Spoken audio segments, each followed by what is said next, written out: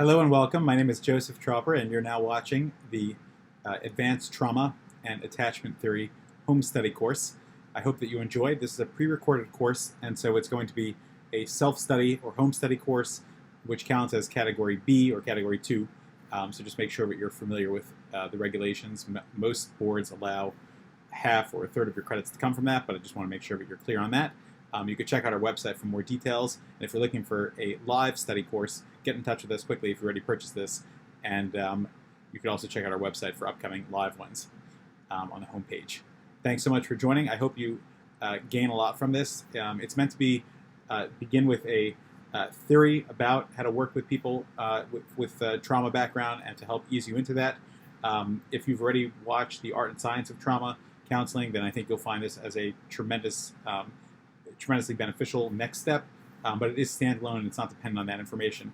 And even if you do watch this advanced one, you could always go back and do my foundational training of art and trauma counseling in our next live one or in our home study version as well. The two have a lot of overlap, but this one is more focused on attachment theory and personality disorders, as well as complex situations, and that one is more of a foundational start for how to deal with trauma, but also has a lot more on the mindfulness part as well, which, by the way, we have a training just about the mindfulness and grounding part as well. So welcome to the Core Wellness family, and I hope you enjoy this training. And you could always email me any questions that you have, and I will try to follow up with you shortly. Thanks so much, and take care. Hello and welcome, everyone. This is the Advanced Trauma Counseling and Attachment Theory 6CE training. And if you're watching this live, then this is an interactive webinar, and that is Category A or 1 or regular, as if you're in the room. And if you're watching this as home study afterwards, then sorry we missed you in person. And of course, you could email us questions as well. If you're in the room right now, then I invite you to speak up and share whatever's on your mind. There's a chat box on the right, and you can type your questions. I will be monitoring that every couple of minutes. So if I see something, I will stop and try to address it, or either talk about it at that moment or tell you that we're going to get to it soon. All right, the Advanced Trauma Counseling and Attachment Theory training is meant to be interactive. And it's also meant to give you a large amount of information about working with trauma clients. When we have clients that experience trauma, it's very overwhelming. And sometimes we just feel like, oh my goodness, how do I help this person? And so my hope is that with today's training, you'll have actionable a game plan about how to go in and assess trauma, understand it, and work with it with sensitivity and with skill. There's a lot to learn in this field, but it is one of the most exciting and most relevant things. I'm a trauma-focused therapist, so everything I do is always trauma and attachment-based. My goal today is to help you become a trauma-informed therapist, which is the first level, just where you're aware of this advent of trauma, because as you and I both know, sometimes trauma is not the primary presenting issue here.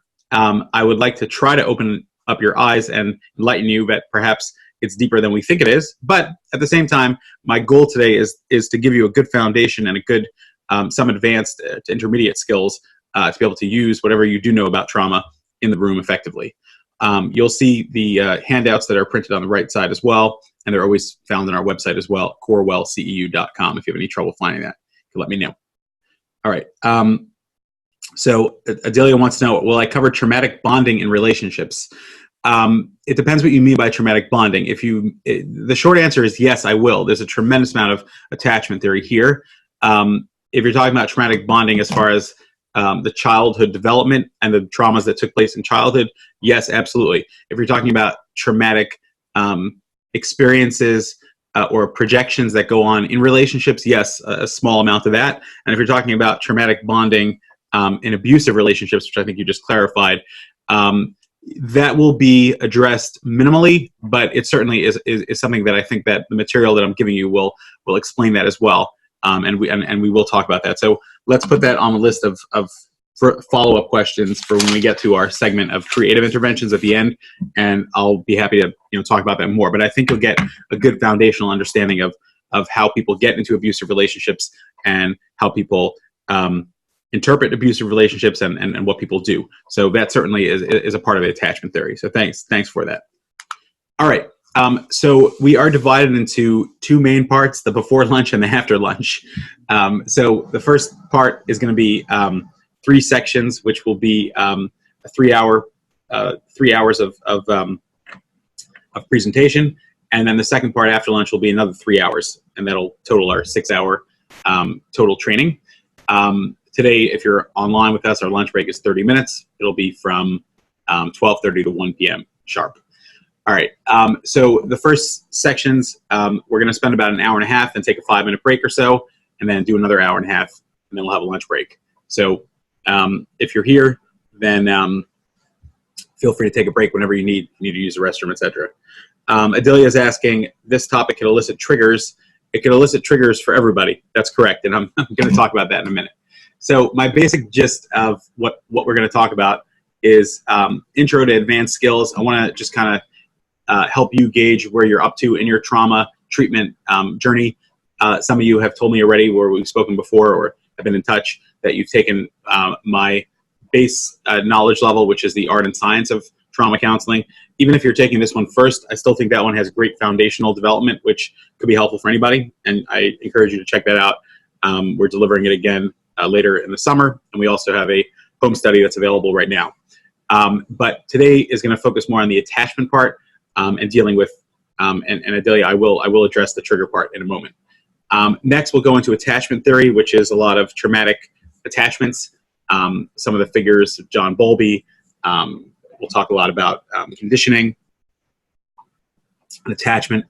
The next, we'll go into evidence-based interventions, and that's when I get really, really practical and say, if you have this situation, do this, do that. Now, there's always creativity when you're working with trauma, which is why the initial course is called the art and science, because there's a science to what we're doing, but there's also an art, and you are an artist, whether you like it or not.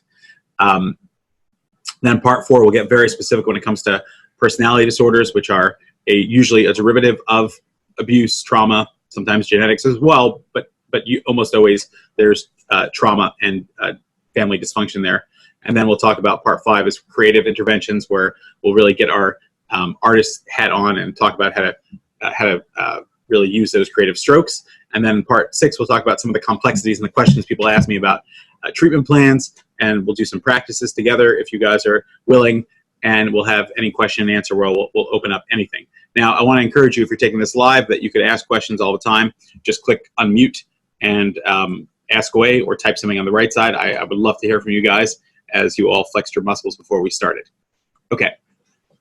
When you see this icon, if you've been here before, you know my style. This is a think and share icon. This is a moment where, if you're here live, I would love to hear about your experiences, and whatever you are happy to share with us, we are happy to hear. And the truth is that I gain tremendously from your insights as well, because I'm also always perfecting my art and my science, quite frankly, but especially my art in treating trauma clients. One quick disclaimer is that I'm going to talk about clients. If it's a very specific thing, then I have their permission, but I still will always cover or change any details that I think would reveal their confidentiality, even if they gave me permission to share.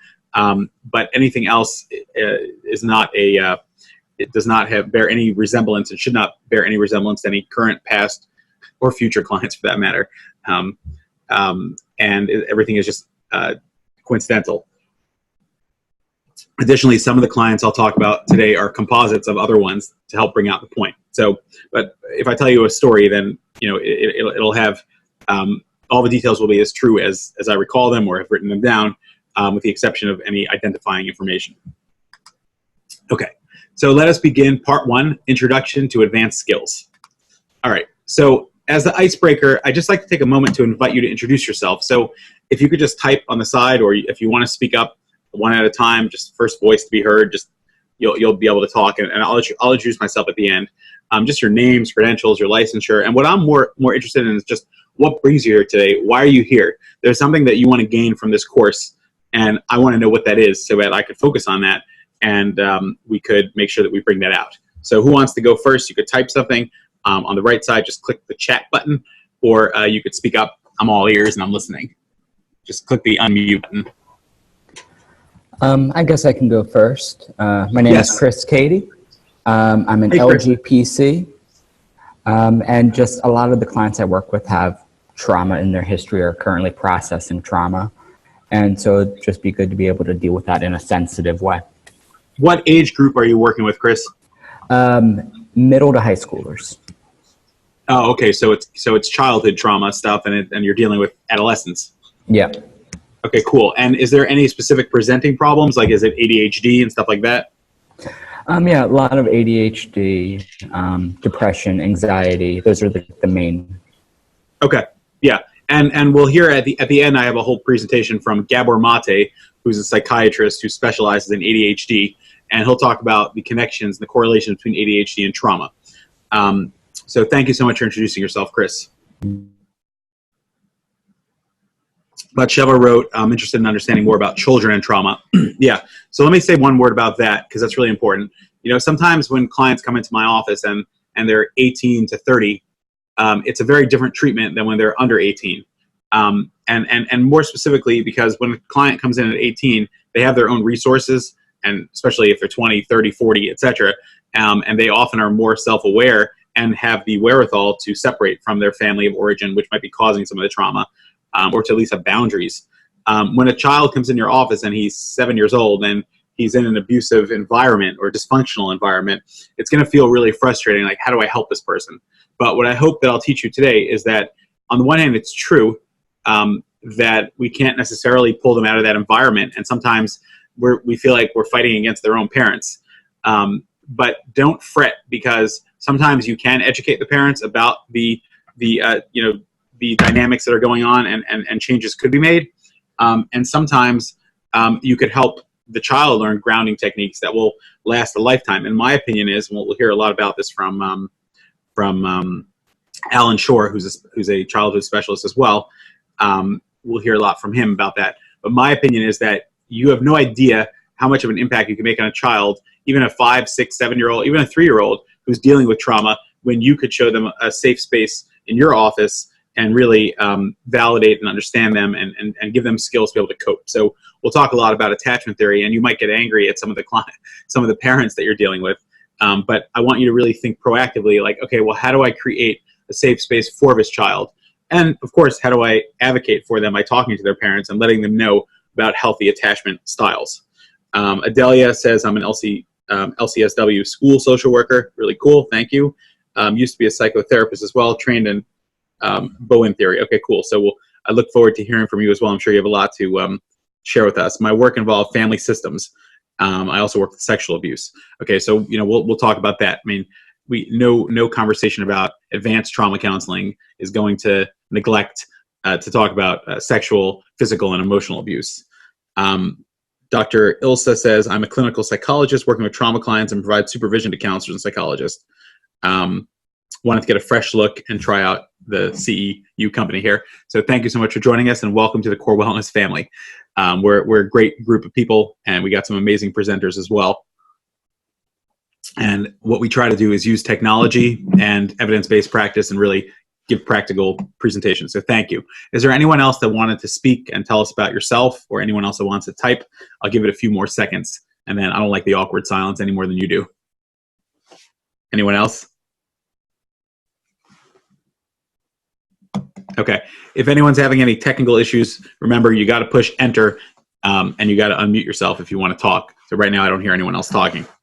All right, just a little bit about me. My name is Joseph Tropper. You could call me Joseph, and I have a master's in mental health counseling. I'm an LCPC clinician and supervisor.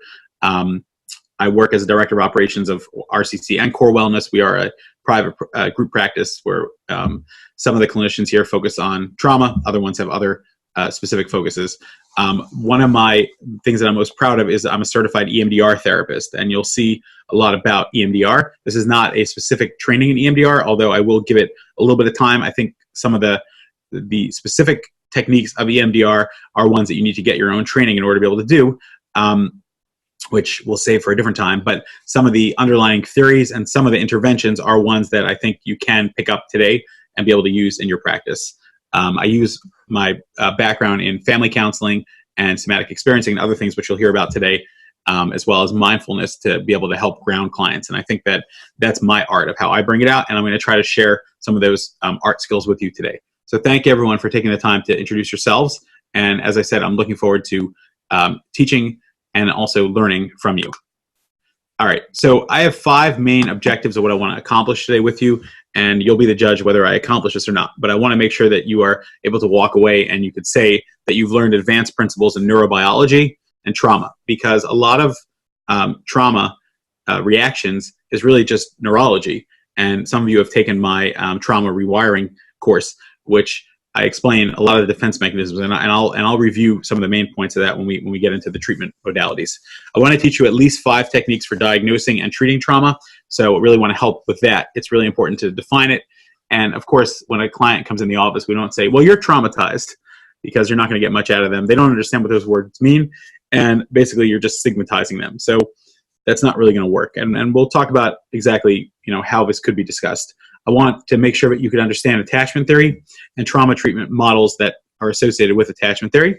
And I want to, number 4 is I want to make sure that you can understand trauma, how trauma manifests itself and creates mental health issues, how the trauma is the cause. In medicine and in psychiatry and psychology, we're always looking for treating the root cause of things and not the symptoms. And I believe that anxiety in most cases, and depression and other things, and oftentimes ADHD and other things like that, are all trauma rooted. And if we could deal with the trauma, or at least focus on some of the trauma parts, I think that we could get a better grip on the other aspects as well. And finally, and I think most importantly, I want to teach you how to stabilize the client and help them move towards self-direction and wellness, which often is at risk when you have a client that experienced trauma. I know that there's some different interests here in children, adolescents, and adults. And the truth is we could even further divide it into elderly people. I'll try to differentiate who I'm talking about. I don't want to be a jack of all trades, a master at none. So I'll just say that probably about a good 50% of what I'm focusing on is that 18 to 50-year-old range. But I certainly will give a large focus, maybe a 40% focus on childhood trauma, especially knowing the background of people that are here. And the principles are really the same. The applications are the same. And I'll also give about a 10% focus on the older population. The reason I'm not giving so much focus to the senior population is because oftentimes, unfortunately, at that point, they're not interested in doing the trauma work, or maybe it's already ran its course in their life to some degree. Which maybe we'll talk about that later if we have a chance. But the bottom line is, I have a friend who works in the VA, and he told me that he does a lot of home visits, and he sees that people have PTSD and other traumatic things, and they say, Doc, we're not interested in working on our trauma part. Just give us our evaluation. Let's talk about some of the pressing issues in our life right now, and let's just make sure that our benefits keep coming. Now, I'm not insulting them, but unfortunately, the oldest client I ever worked with who was actually working on trauma was 91 years old. And he wanted to work on his trauma. And there was a tremendous amount of trauma there. But most people are not in that category. And so we're not going to spend too much time on the older population. Okay. And Alicia brought this up earlier, that some things today might be triggering for you. Most people that are in the trauma field are there because of their own past. Bessel van der Kolk is one of the world's most famous trauma psychiatrists and innovative treaters of trauma. And he talks about this explicitly about his own traumas that put him into psychiatry and made his interest in the field. Irv Yalom talks about his own traumas that made him become a psychiatrist and a doctor. Irv Yalom is one of the greatest thinkers alive today in treatment of clients per se, but the trauma background that put him in the field is also interesting. He writes about this in his book, and I've heard him speak as well. He was living in Washington, D.C., and he came from a very dysfunctional home, and his parents did not get along very well. And one time, his father had a heart attack, and he was lying on the floor dying, and his mother screamed, "Irv, you killed your father. You stressed him out, and you killed him."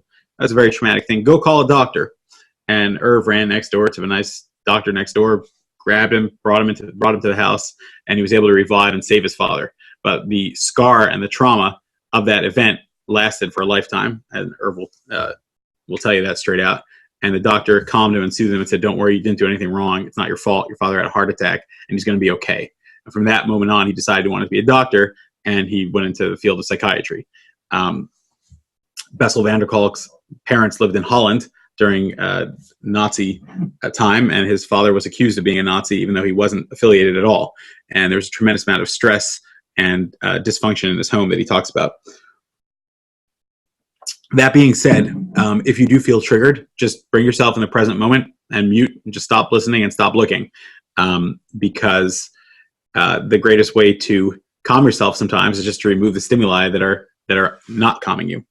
Adelia says, I would like to understand how emotional and verbal abuse in relationships leads to PTSD. Sometimes people don't even know it. Yeah, so we will certainly talk about that as well. One of the things that I always like to say that I've learned from the EMDR community, I'm not sure who the quote is from, but when you're hysterical, it's historical. And what that means is that when someone has a hysterical reaction, which doesn't seem to fit the situation at hand, it's because of historical things that are being triggered.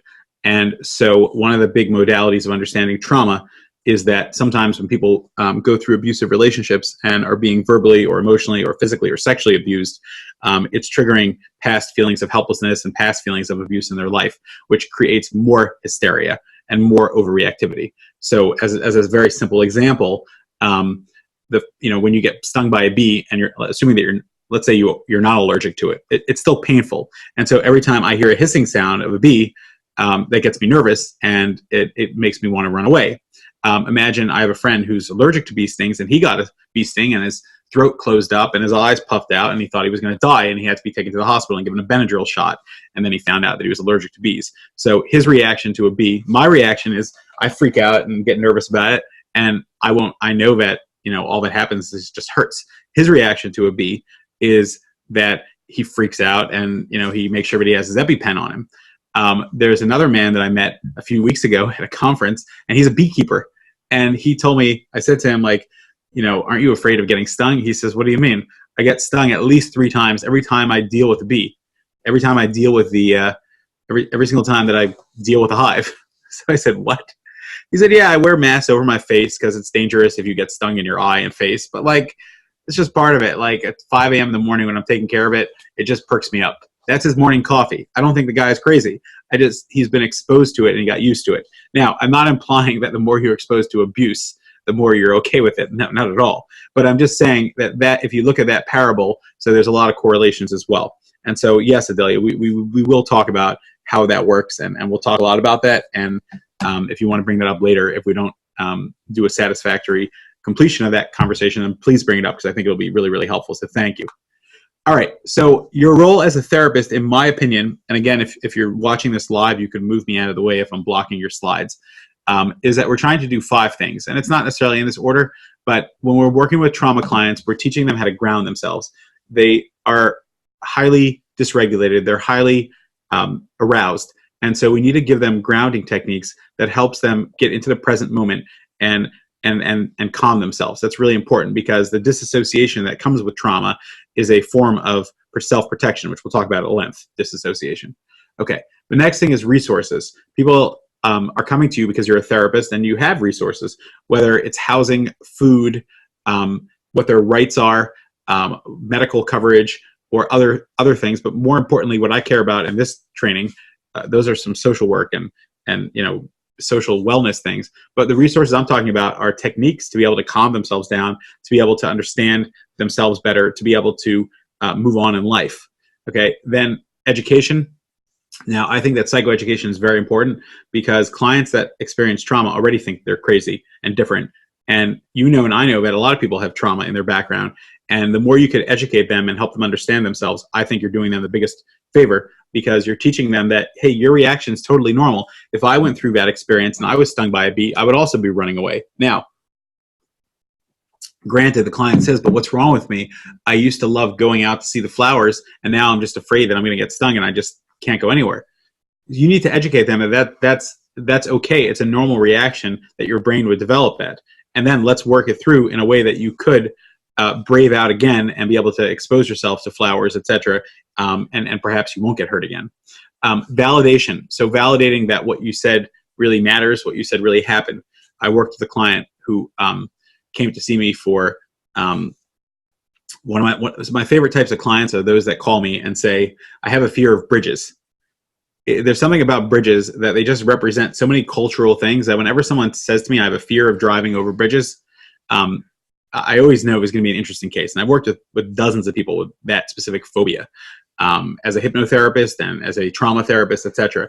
And what I've noticed is that there's something cultural about bridges, that they represent crossing over something, or sometimes they represent death, sometimes they represent life, sometimes they represent just transitions or relationships. They have some very deep cultural references. And often most people that come in that have a fear of bridges, they have very funky rules. For example, it's a bridge at a certain height that's the problem. So sometimes that's just a phobia where they're afraid of heights.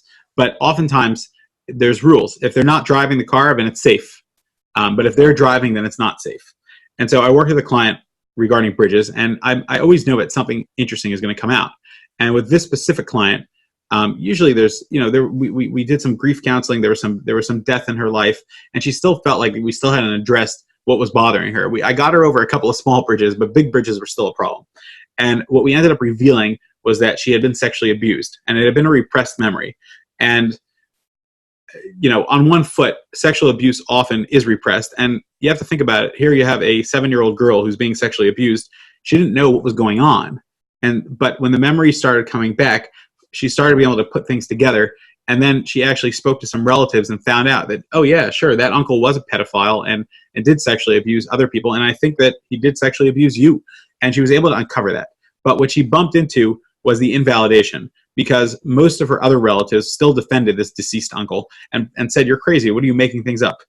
And so she had to do her own work, where we actually did a few sessions, and she was able to reprocess and really remember in vivid memories what happened there.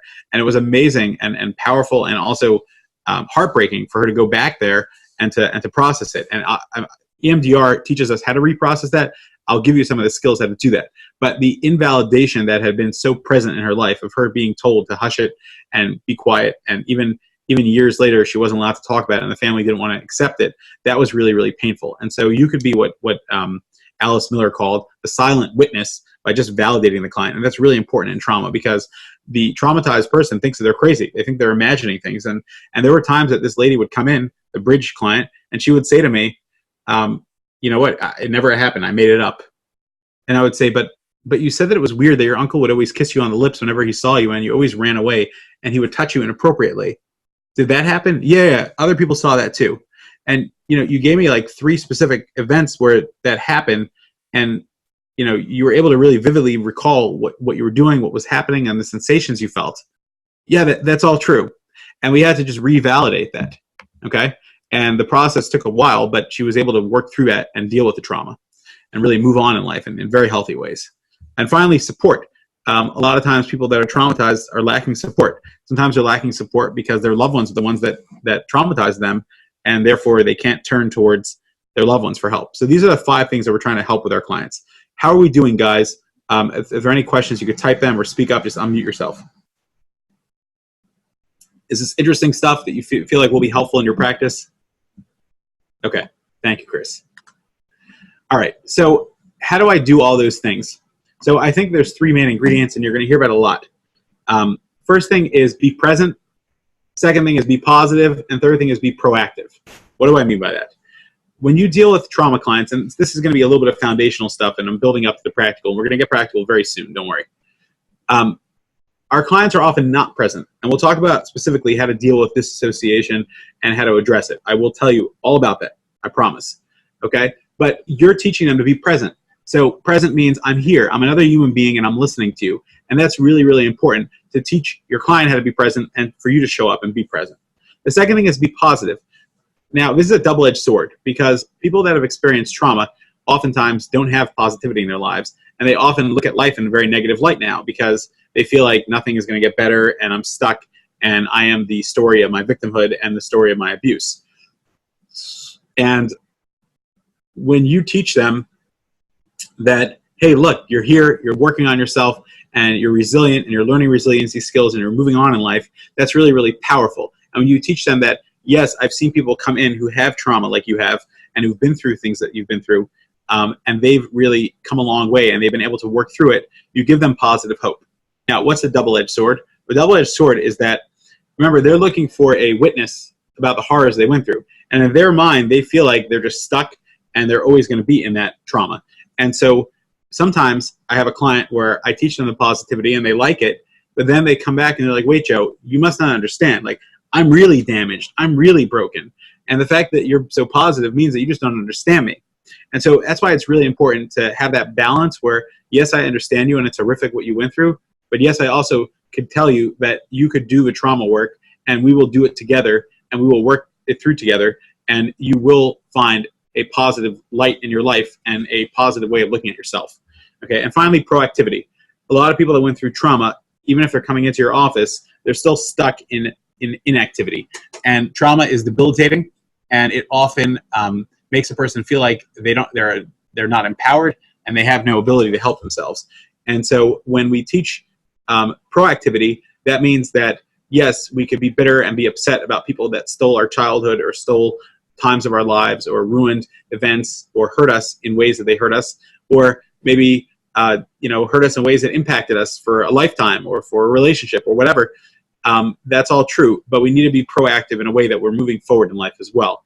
And a lot of trauma victims think that the trauma work is all about forgetting, and I make this very, very clear. With every modality that I use, I will never forget the past. It's always there, but the issue is that it's occupying your space and your time and your emotional space, and that's what's really important here.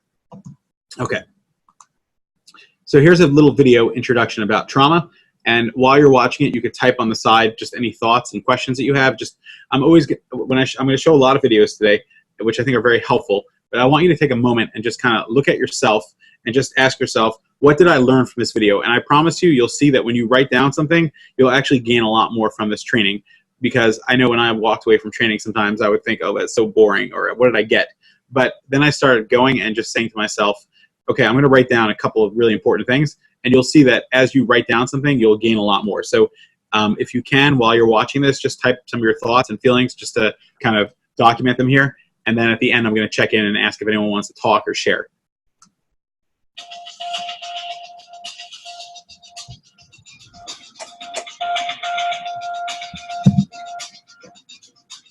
What does your parents' divorce have to do with your risk for heart disease?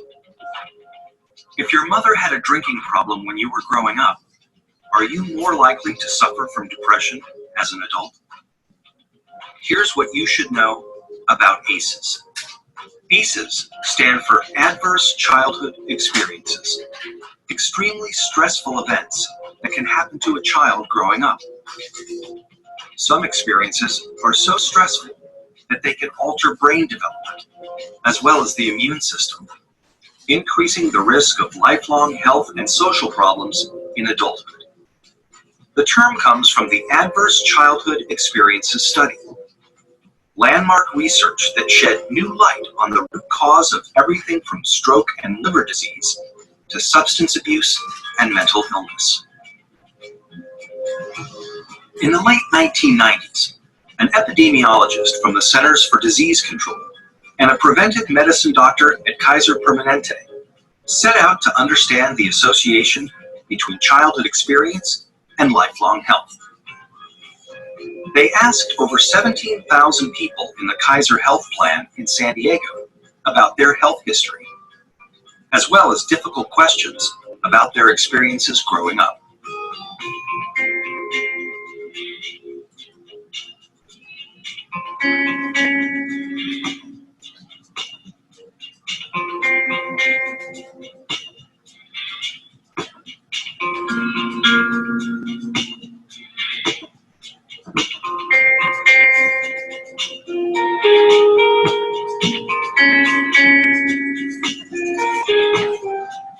Anda and Felitti tallied up 10 different kinds of adversity in this largely middle-class and college-educated population. They were stunned to see how common ACEs were. 21% of all respondents were sexually abused as children. 19% grew up with someone who suffered mental illness. 28% had been physically abused. And 2 out of 3 respondents had experienced at least one ACE. The researchers next looked at how someone's ACE score, or the number of adversities they experienced, related to a wide array of serious health and social problems. They saw that the more ACEs someone had, the greater their risk for poor outcomes compared with someone with no ACEs. Someone with an ACE score of 4 had twice the risk of heart disease and cancer. Someone with an ACE score of 5 had an 8 times greater chance of being an alcoholic. And those with an ACE score of 6 or more, on average, died 20 years earlier. With every major problem they looked at in the ACE study, the risk went up for each additional adverse experience in childhood.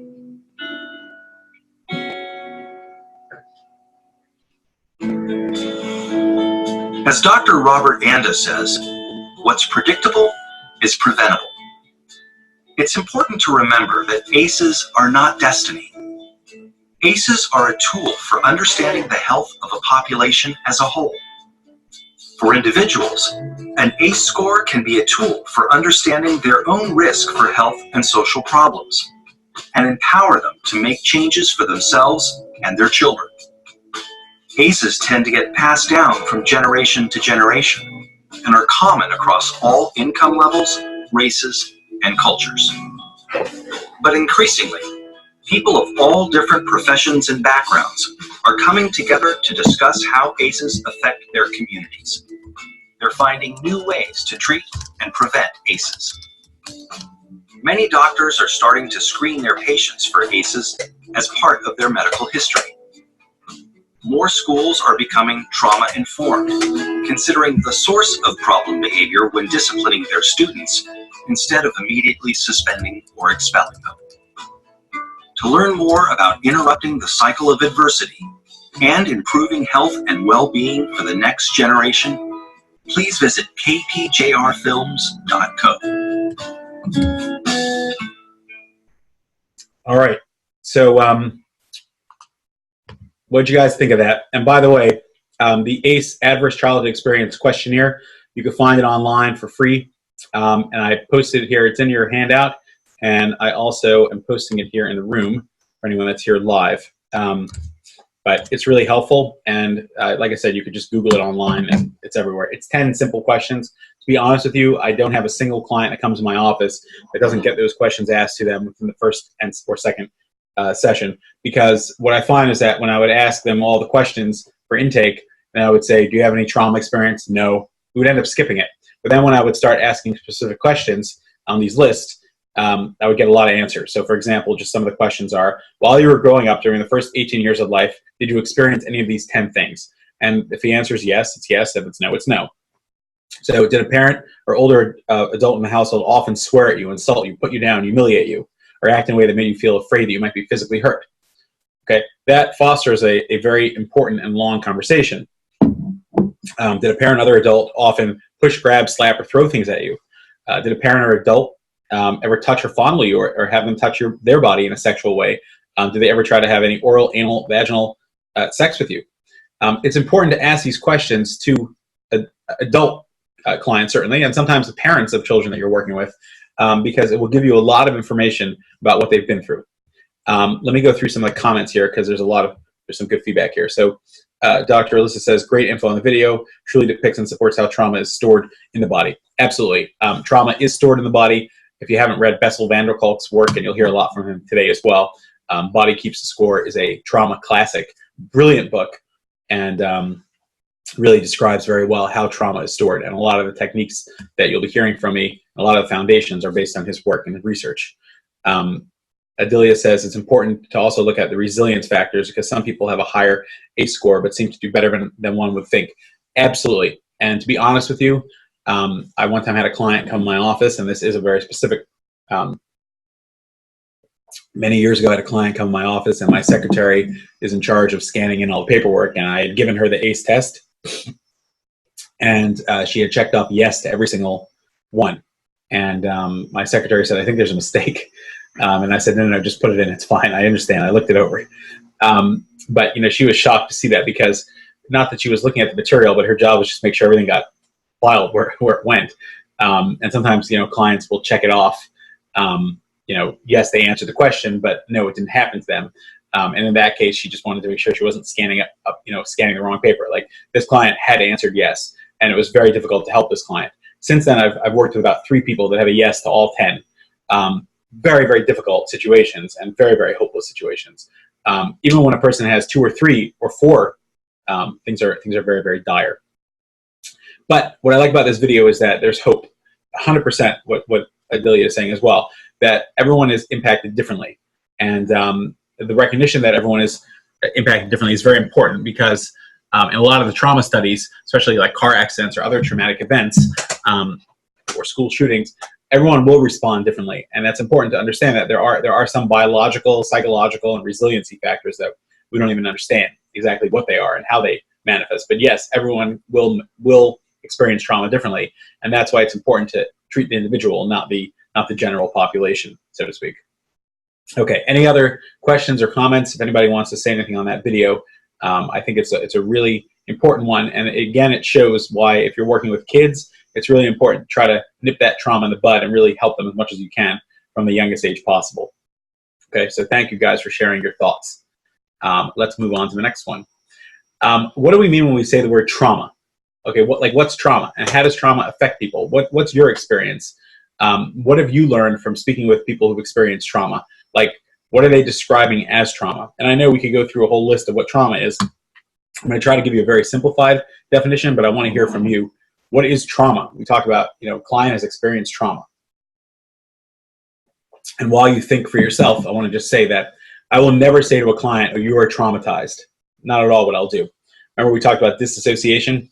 So what I say to a client is, in life we have a different capabilities of where we're focused. We could be focused on the past, we're thinking about past things. We could be focused on the future, we're worried about future things. Or we can be focused on the present, in the present moment of what's going on right here and now.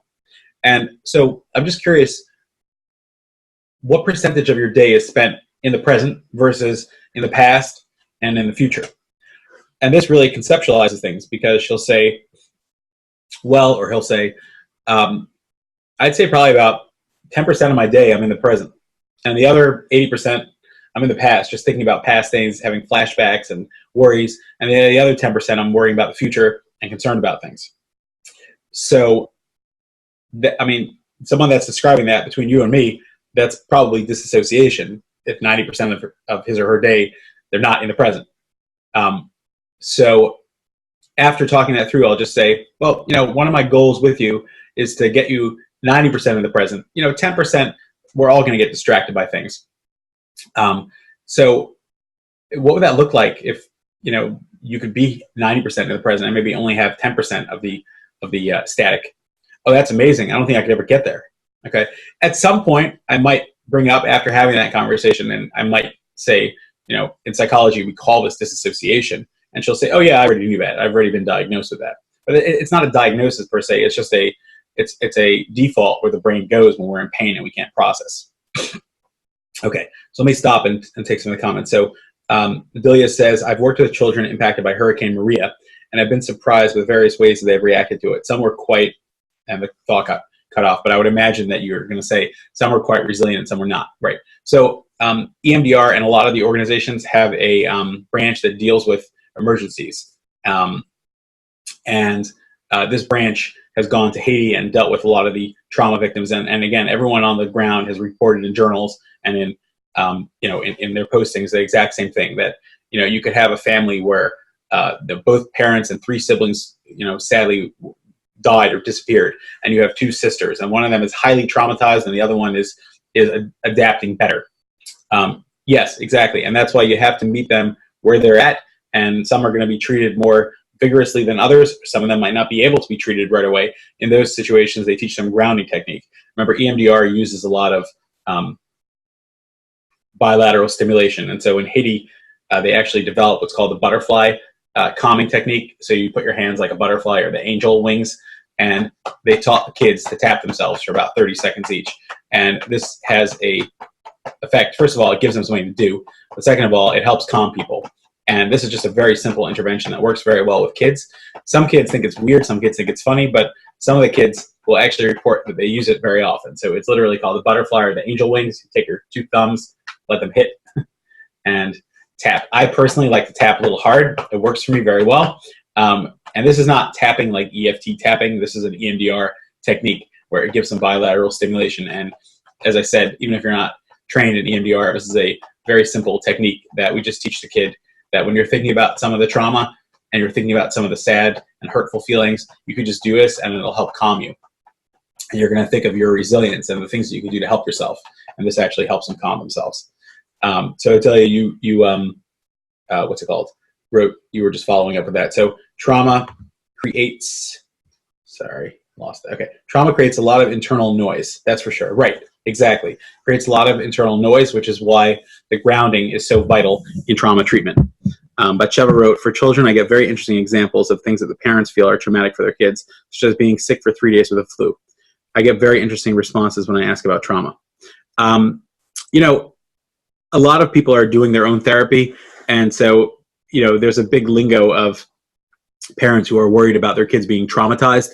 And sometimes the trauma of a highly anxious, highly controlling parent is actually the biggest trauma than them being home from school. Now, I will tell you that when I work with older adults, they sometimes will describe to me that they were, you know, bedridden or went to the hospital and didn't know what was going on. And there certainly is trauma. And more hospitals are hiring social workers and animals and other things to be able to calm kids down. And there are research papers that say that children that go to children's hospitals or even places that specialize in children's appointments are better because they're more equipped to deal with their emotional things. And if you read the work of many of the trauma therapists, so Peter Levine as one example, his main development in 1978 of somatic experiencing technique actually happened with a trauma victim who was a woman who had tremendous panic attacks and anxiety disorders. And what was being described and what was being triggered in her was a recall of when she was a child and she had her tonsils removed and she had been under the knife with ether, and ether doesn't work as well as anesthesia and other things that are used nowadays. And people would actually wake up, but their body couldn't move, but they were fully conscious of what was going on. And she just was stuck in that trauma. So there certainly is a lot of trauma. Peter Levine actually has a number of things. He actually writes about birth trauma, which some people roll their eyes and think, what in the world? But birth is traumatic. And this was a child that he worked with that got stuck during birth. And this happens to a lot of people, but that feeling of stuckness is really, really important because remember, it's a traumatic time. I mean, even on a biological level, the child's heartbeat is always being rated. If you read anything about birth or you've experienced it yourself, you'll know, or firsthand or secondhand, depending on your gender, you'll know that the child's heartbeat does go up during the pushing and sometimes goes up very, very high because there is distress going on. And that's the exact word they use. The child is in distress when they decide they need to cut the baby out.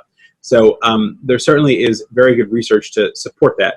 And Alan Shore, one of his things that he conjectures is that when the first 2 years of a child's life are the most important. But here's the catch, though. When his research proves, very fascinatingly, that when he says the first 2 years, he doesn't mean from birth until age 2.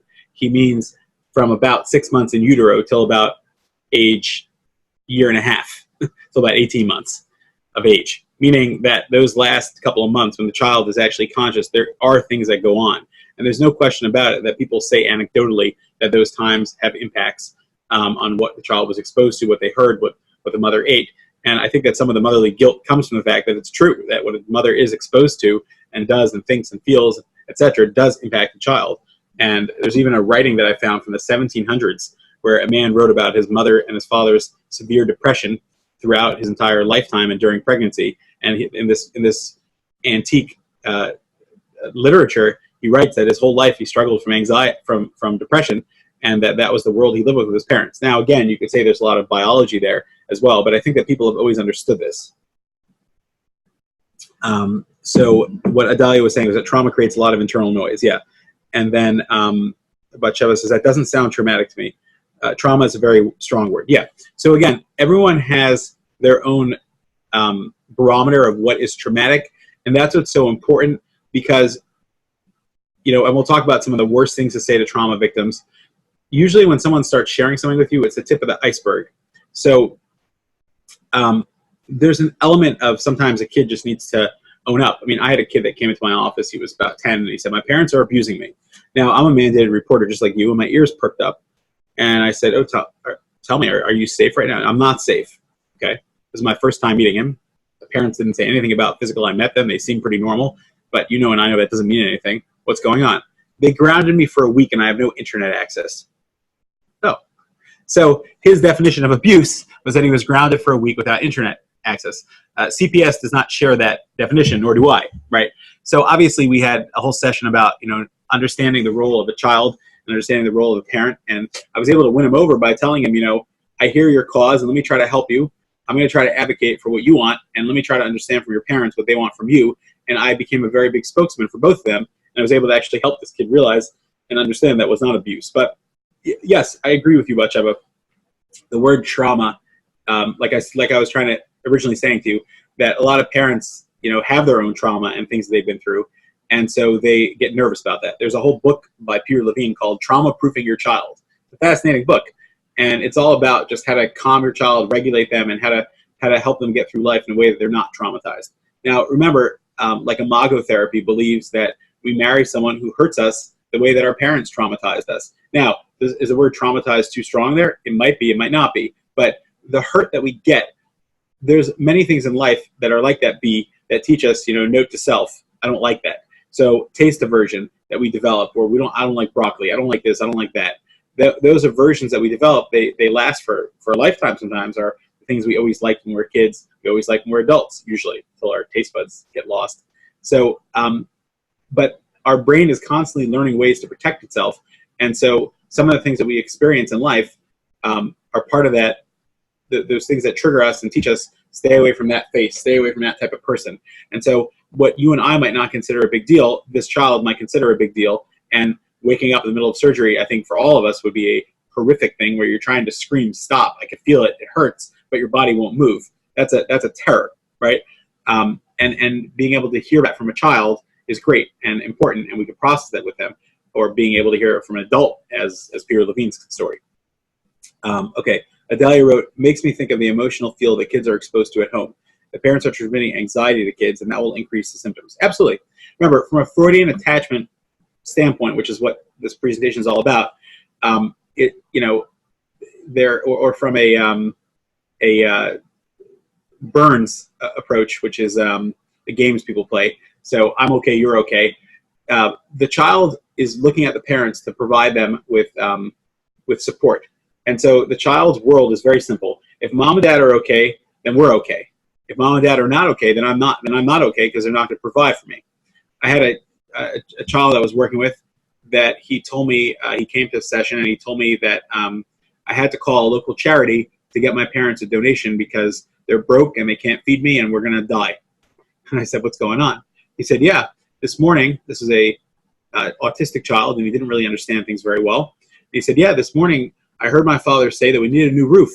Do you understand what that means? That means that, like, I'm not going to have a roof over my head. And then my mother said, oh no, we can't afford that. So I quickly called an organization and I asked them I said, we have a major problem. We don't have any food. So I called the parents afterwards and I spoke to them and they said, yes, we do need a new roof because there's a leak going on in the house and we got it assessed and it needs to be replaced. And the mother said, yes, and it is $10,000 to replace. And we don't have an easy $10,000, but we're not broke and we can afford it and we're going to pay for it. What all that our conversation was that, this is going to be a big financial distress for us. But this child interpreted it as, this is not safe, I'm not okay. And he actually called an organization and they later called the parents and said, is everything okay? You've never been a patron of ours, but do you need money? Are you falling on hard times? And the parents said, no, we're sorry about that. It was a misunderstanding. Okay. So what a child finds traumatic is, yes, it's certainly dependent on his worldview and what he's understanding. Adelia says, I had a client whose onset of schizophrenia was connected to going through a traumatic delivery experience. Okay. So that's a great example of, the cause and effect. So the thing is like this. The research shows that schizophrenia is not developed. It's a genetic thing. Now, the average age of onset is age 24 years old, just like bipolar. So unfortunately, a lot of people could have it dormant, and I know someone like this that I used to be friends with, and then at age 26, he went through a traumatic experience in life, and it manifested. Okay? Now, that's a trigger that helped precipitate it, but it's not a cause. And it's really, really important to understand that it's not that the trauma brought it out, it's just that the trauma exacerbated the symptoms that were bringing out the psychotic breakdown, etc. So that's a really important point. And then Delia wrote that I worked with a family system who corroborated this. Yes. There's all types of traumatic experiences that go on and that trigger us. For example, when people win the lottery, they might make certain decisions about their marriage. Does that mean that the lottery caused their divorce? I don't know. But it just means that at that point they decided that, hey, we're only tied together because of money. I don't need you anymore, whether that's right or wrong. When people go through traumatic experiences of a death of a family member, I had a guy that came in and someone in his family had died, and he told me he wanted to switch careers. And I said, I always said, I just want to screen you. Is there anything big that happened in your life? And he said, yes. My father died. And I said, well, do you feel like you're making a decision that's influenced by that? So he said, yeah, I do, but I feel very strongly. I've always had this push that I wanted to be on my own and have my own free space. And I saw that I wasn't able to provide for my parent while they were ailing, and now they died, and my job is just too restrictive. And he went and he started his own very successful company. Okay. And then he hit on some rough times, came back for therapy, and then kind of stabilized. Does he regret his decision? He doesn't. So we always want to know, is there something that's causing that? That's one thing. Is there something that's triggering it? That's a whole other question. So what is trauma? Trauma are experiences that we go through, but here's the definition that I want to help you guys understand. So it's estimated, depending on how you define trauma, that about 46 to 97% of all people experience trauma. Now, you might say, I experienced that and I'm okay. Fine. That's how you experience it, but that's not how this other client experienced it. Adelia says, the rest of the family's reaction to this family member created more trauma for her. The hypervigilance for her symptoms may have made her very reactive. Yeah. So actually, what's very interesting that you say that is that oftentimes the most traumatic part of the trauma is not the trauma itself, but it's the reaction and the invalidation from family members. So for example, I worked with a woman who was sexually abused, and I've seen this tens of times. And let me just say that I've met with her parents and I've discussed this with her, but she was 16 years old, and she was raped. Very tragic, very sad situation. There's a lot of medical complications and very, very big trauma that happened in that experience. Well, her parents' reactions were very different between the two of them, but her father was feeling, and he explained this to me later, and then this isn't a justification for his response, but I just want you to understand the complexities there. His father felt very upset about the event. He felt like he couldn't protect his daughter, and he felt like he failed her. And I totally don't blame him, okay? So his reaction to her was, it's your fault. You dress like a slut. That was his comment that he said to her, and I apologize for using those words, but it's reality of what he said. And she was just devastated and destroyed by that comment, okay? And mother's reaction was, I don't believe you. You're a liar. You always make things up. And then they did a rape kit, and it was verified. And then the mother turned it into, well, are you sure you weren't consenting? Because you're pretty, you're always flirting with the guys, and I always warned you this was going to happen. Now, both of the parents are not bad people. Okay, but those reactions destroyed this poor woman. Okay, this poor girl, and when I met her at age 22, the lasting impact was tremendous. Okay, I understand where the parents were coming from in that they felt all their triggers and they were not prepared to respond, and they subsequently, worked things. I wouldn't say work things out with her, but at least were able to talk through what happened and apologize, take responsibility to understand.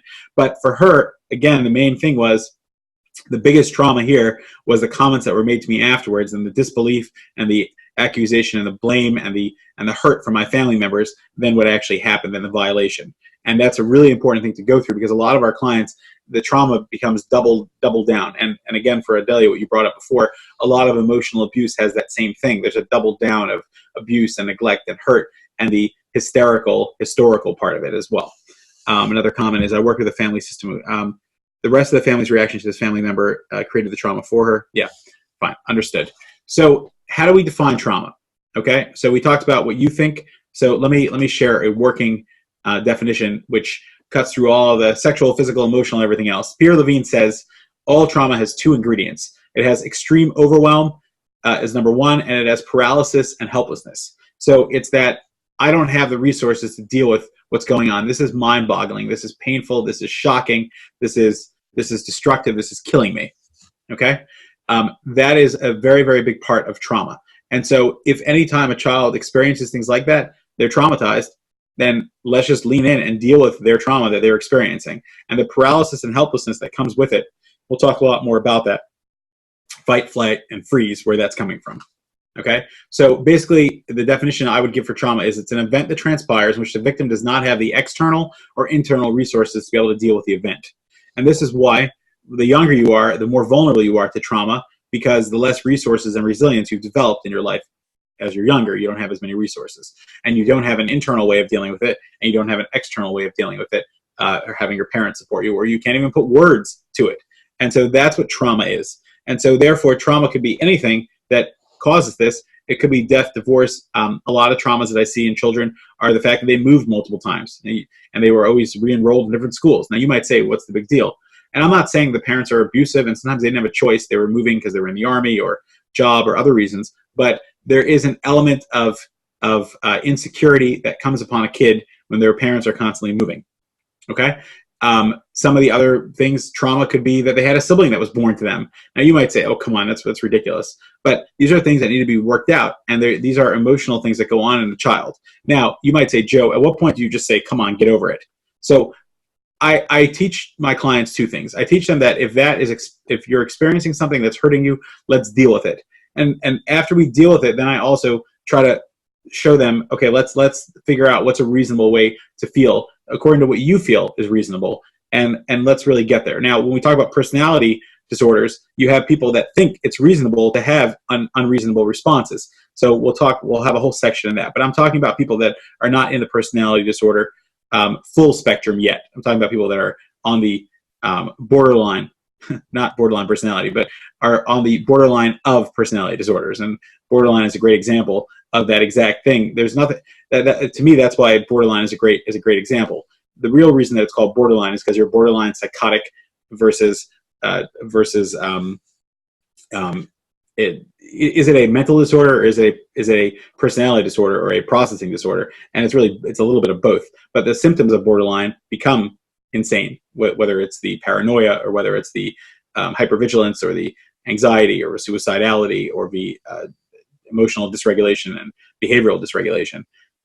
So what I'm trying to say is that borderline has a great name. We'll talk more about that in personality, because that's exactly what it is. You're on the fringe of your reactions are normal, but they're abnormal. And we're going to talk about that at length. Another question here was, it's traumatic because it sticks. It comes back when triggered. Yes, remember, part of PTSD, the diagnosis, one of the three things are that exact point, that there's flashbacks that come back. And Bessel van der Kolk explains it very well. And we'll hear from him from his own mouth as well later. But basically the idea that the traumatized brain is always trying to protect itself from something. And so it sees that damaging force as ever present and ever threatening. And in order to stay away from the B that it perceives, it runs away from that B, even though there's no B there. But yes. Okay, so an event that transpires in which the victim does not have the external or internal resources to be able to deal with it. Okay, and so again, those are the aspects that are there: the helplessness and the powerlessness and the overwhelm and the guilt and the anger and the sadness. These are all mixed into this mix. There are other mixes as well. Sometimes the trauma has happiness in it. Okay, what do I mean? So the trauma is, I'm happy that my mother had a new child, but I'm also sad that a few months later a child died. Okay, or less extreme, I'm happy that I have a new brother, but I'm also sad because I don't get as much attention. Or or here's a case of someone I worked with. His daughter was hit by a car and died on his birthday. So that's complicated, right? So these things become compounded. Or there's another thing. I came back from vacation last year and found out that my spouse was having an affair. So every time I go on vacation, I have a panic attack, because I know when I come back, something bad's going to happen, right? So when I work with a client like that, I have to teach them how to separate the two. But the brain just, works by association, because association works really well. It's like YouTube. It knows what you're going to watch next by what you've already done. Your brain has that same exact algorithm, even better. So it protects itself by working with creating its own playlist, but that playlist is sometimes very, very wrong. And so a lot of the trauma work that we do is to help reprogram the playlist algorithm, putting it really oversimplifying it.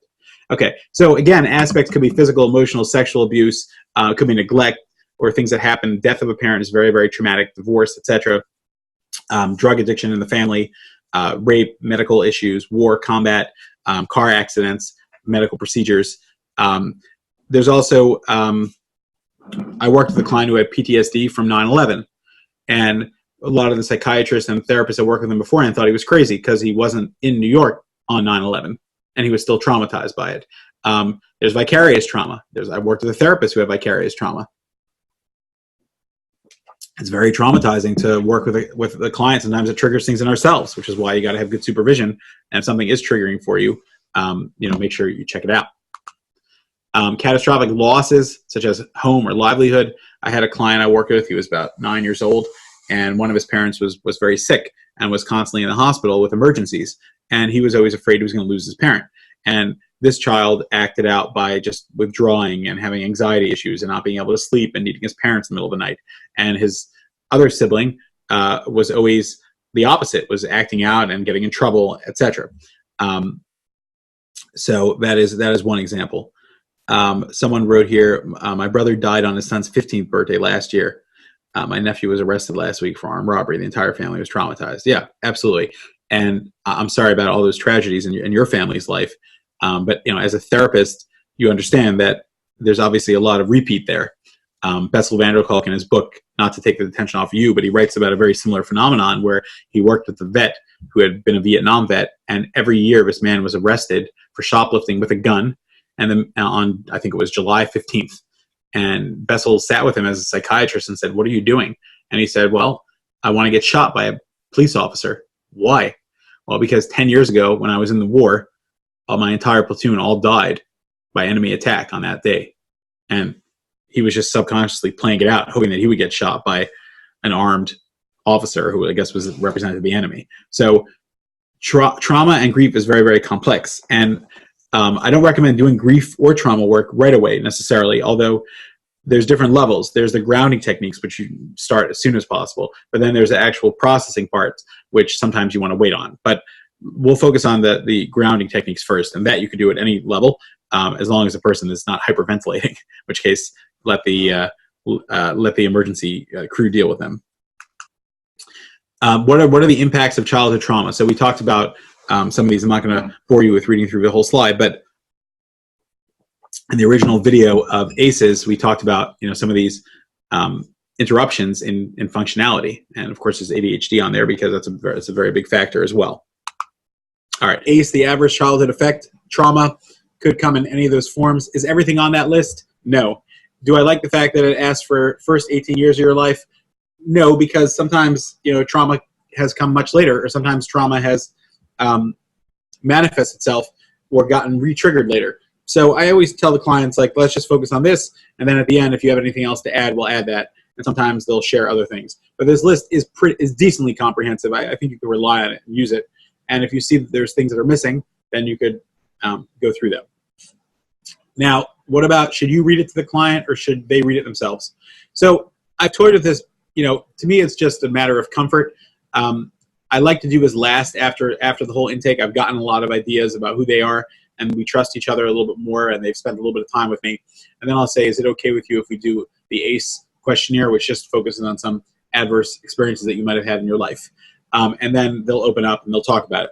If they say yes, I'll just write down yes, and I'll say to them, which part of that question, because some of the questions have a couple of parts in them. And then if you're comfortable, we'll explore it more. We'll talk about it. If not, we'll just make a mental note. This is something that's here. Maybe we'll come back to it. Okay? So I use that ACE, like I said, with every client that I work with. And there's no limit to what can be traumatizing to people, but there's also no limit to how much help we can help with clients with. Okay? And we talked about the ACE where it tested out the Kaiser Permanente lab medical center in California, 17,000 people. So about 1 in 4 people had 2 ACEs, which might be pretty similar to what your experience is in the trauma in the tranks working with in the trenches working with clients. 1 in 16 were exposed to 4 or more. I think it's a lot more than that. And then 66% of the women experience abuse, violence, or family strife in childhood. And women were 50% more likely than men to have experienced 5 or more ACEs. Is that a cultural thing? Is that just a vulnerability thing? That is up to you to interpret. But the bottom line is it could be that a lot of men were just not reporting some of the trauma they went through, or just repressing it in the way men sometimes do react. Any questions or comments on anything we talked about until now? Feel free to speak up or type over here. Trauma manifests itself in many, many ways. The clients might be, coming in your office with anxiety problems, but it very well could be trauma-based. Physical health problems, like we talked about the ACE, how it actually impacts their life. I had one client who said, the reason I came for therapy is because I don't want to die early. That's great. I respect that. And I said, these are all statistics. There are people that smoke their whole life and they, live longer than other people. That doesn't mean that you should smoke. And there are people that experience trauma and they can live very long and resilient lives. But the sooner we work on these things, the better and more enjoyable your life could be now. Emotional problems, feeling numb, disconnected, feeling overconnected, dependent on others, memory issues, a lot of repression that happens with trauma, and sometimes the flashbacks. Other manifestations are substance abuse, weight issues. I've found this a lot with people that have been sexually abused, often put on weight in a way to keep other people away from them as one defense mechanism, or other ways as well. Obviously, heart issues, heart disease, promiscuousness in sexuality. Some people will report, and again, I was talking about this dichotomy of different feelings. Some people will feel guilty because they enjoyed some of the sexual part, or maybe the sexual part turned non-consensual at some point and the person didn't stop, or maybe their physical anatomy reacted sexually to someone who was abusing them, which is totally normal, especially when the body's in fight and flight or freeze mode, where it's just trying to survive and I don't want to die. But sometimes clients need to work that through with you. And what we do with every modality is just break it down, just deal with all the emotions, all the feelings, as contradictory they are. Let's just focus on the anger. Let's focus on the vulnerability. Let's focus on the frustration. Let's focus on the confusion. Let's focus on the pleasure. Let's focus on the guilt. And of course, the promiscuity sometimes comes with it as well in a way to cover it up. I've had clients that report to me that they find it sexually arousing when they think back to the traumas that they went through. That's very normal. You're trying to survive and you're still stuck in survival mode. And the more we validate and explain that, the better. There's a great book I do with a lot of sexual trauma victims. I tell them to read it on their own. There's a number of great books, but one of them that I've recommended highly for women is called Come As You Are. It's a book written by a great female therapist all about female sexuality. And it gives a lot of things that she could do to practice, but also a lot of validation. And so a lot of times I had a client that was sexually abused and her mantra in life had developed, which was, I'm dirty. I'm dirty. And so therefore sexuality was off limits for her. And it was a point of major contention in all of her relationships since that abuse at age 18. And when we were able to identify that I'm dirty feeling and empower her to be able to move past that she didn't make any choices and she didn't create anything dirty, we were able to really have some powerful interventions that I use, which I'll talk about in the next part. Trauma impacts every system of your body for a very simple reason. Your fight and flight and freeze mode take over every system of your body because the purpose of your body and brain is to keep you alive. And so if there's a traumatic experience that's going on in your life, your brain and body needs to get out of there and needs to save itself as fast as possible. And so the way it does that is by shutting down and moving forward in every which way possible. And so all these components need to be thrown into action and need to take over the situation in a way that you can move and react as fast as you can to get out of danger. Here's another example of those aspects: your eyes, lungs, bowels. Now, bowels is very interesting. A lot of times when people get scared, right? You say, "You scared me. I almost made it my pants." Right? So actually, that is a trauma reaction, and someone's highly traumatized. Sometimes they do, go in their pants. For example, I have a friend who's a cop, and he told me that he doesn't know if people do this on purpose or if they do it unnaturally, although usually they could tell. But people sometimes go in their pants when they're about to be arrested, and then, of course, they have to clean them up, and they don't want to put them in the car that way.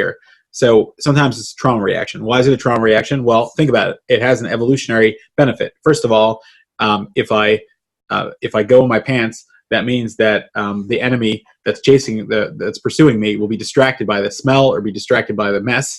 So it has that benefit. And second of all, my bowels throw into action and say, wait a minute, I'm trying to run away and I am carrying around all this extra weight. Let out everything in my body so I can run faster.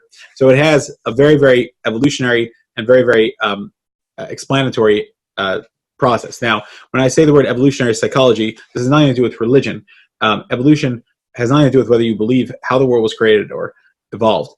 It just has to do with you evolve and you develop knowledge. So, for example, when you're a child and your mother says not to touch the fire, and you touch it and you get burned, then you evolve and you learn that fire burns, therefore don't touch.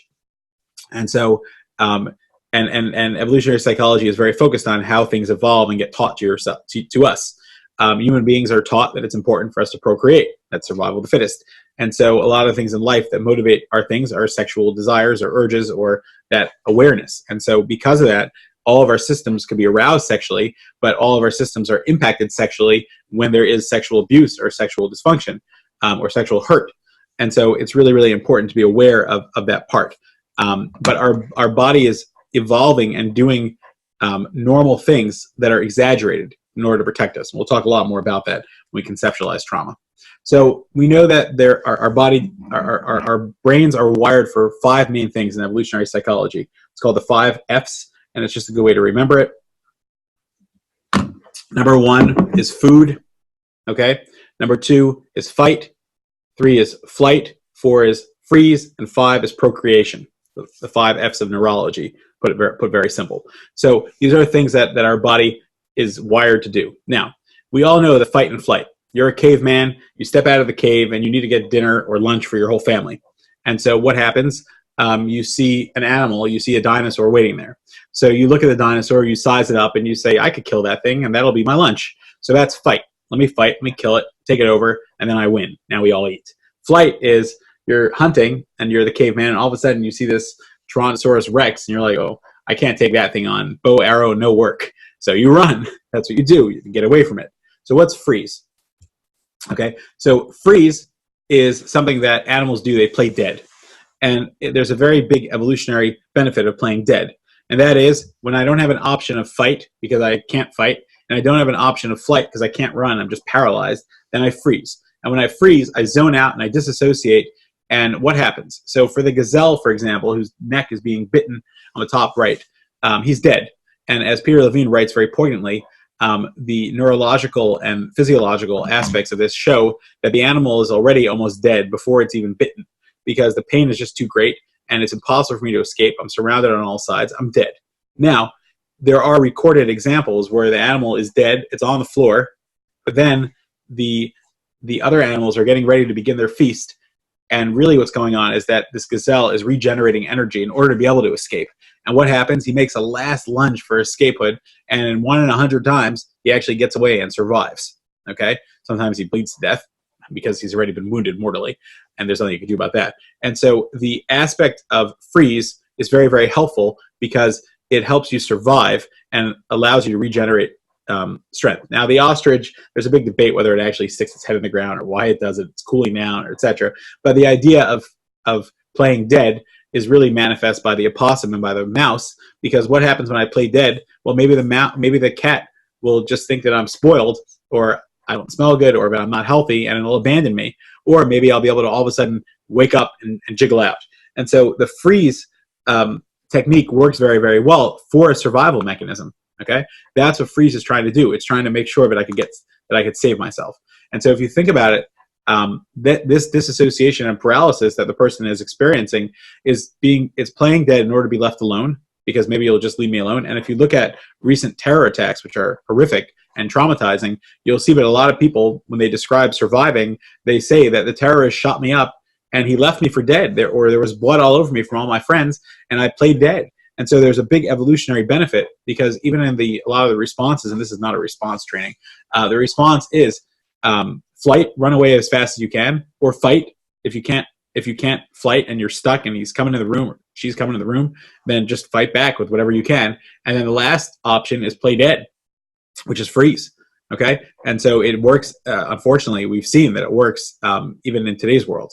The second benefit of freeze is that it helps you rest to regain the escape strength, which is an amazing thing, and it does happen once in a while. And finally, the third thing is that it zones me out of the pain. So the client is doing these things subconsciously as an evolutionary process to be able to alleviate pain. Now, how dare you come and say that you're going to put me in the present and then I'm going to have to experience the pain. So what we need to teach the client is that they don't have to be carrying around this pain. And all the techniques we're going to do are going to help them with grounding and mindfulness and other techniques to be able to process the pain itself. Okay? And any questions? I'm about to move on to the adaptive system, which is part of the introduction. This is finishing up the introduction to trauma treatment. Any other questions or comments, feel free to unmute yourself and speak up, or if you want to type. How are we doing? Is this interesting and helpful to conceptualize what trauma is and some of the basics of how we're going to be treating it? Okay, thank you, Chris. Appreciate it. All good. All right.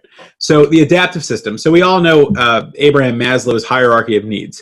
And as a teacher, I've always said, and I think this is important, that when a child is misbehaving in class, usually their needs are not being met. So, and it's usually somewhere on the bottom of the totem pole, their basic needs. So they don't have enough air. They're thirsty. They're hungry. They don't have shelter, sleep, clothing, reproduction. Maybe they have hormones that are raging. And so what I would do when I was a teacher many years ago is that I would rarely send a kid out of class or punish them because it just backfires. But what I would say is, you look like you need a 2-minute break. Why don't you go get a drink? And then the student would be like, I'm not thirsty. I'm okay. I would just say, why don't you just you're not in trouble. Just take a 2-minute break and decide you want to come back in and learn, and you're welcome to come back in the room. You're not in trouble. You didn't do anything wrong. And my students learned that, hey, I needed a drink. I needed some air. I needed to go to the bathroom. So that hierarchy of needs is really important. Now imagine if you grew up in a dysfunctional home and you didn't know where your next meal was coming from, or you didn't know if you're going to have a roof over your head. These psychological needs cause us to have to adapt to be able to get them. And we do maladaptive things in order to be able to get them. We might steal in order that we could have food.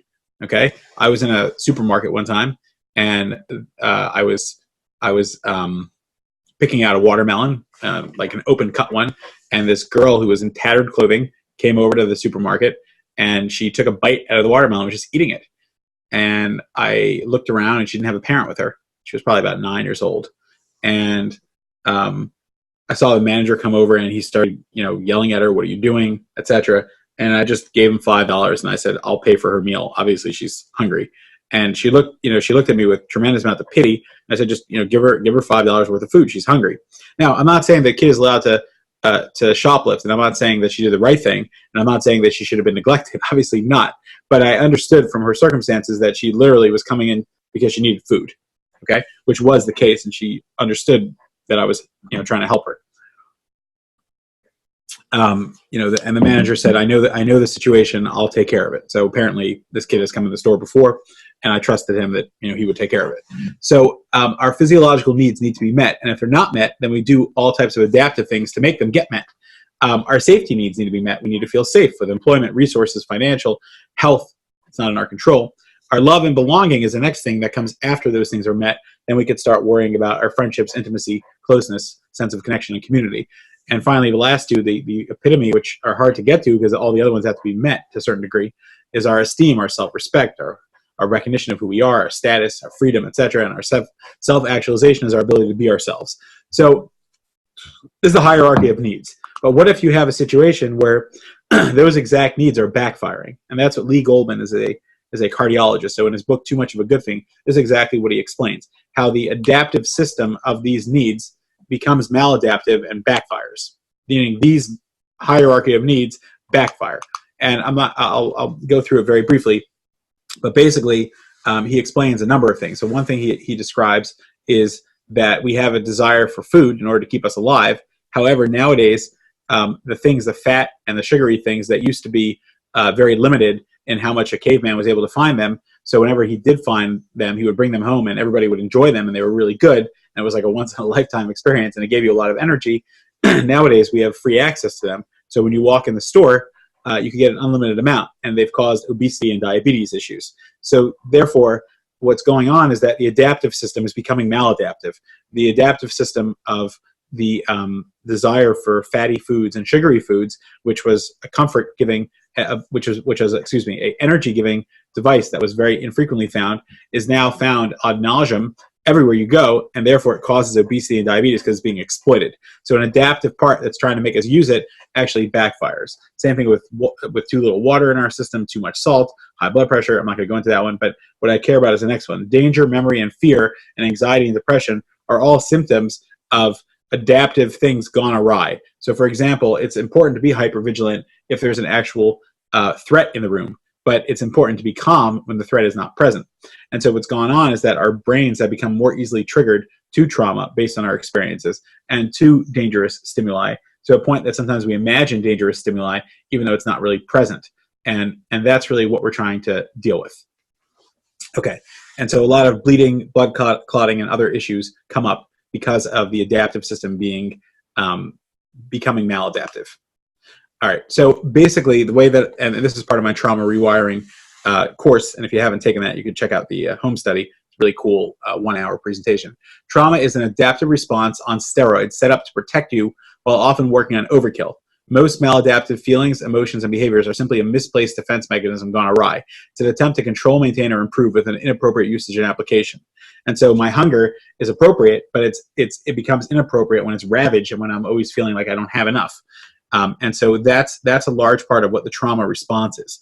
And when you start conceptualizing it as that, your clients feel a lot more human. So it makes sense that you're craving attention.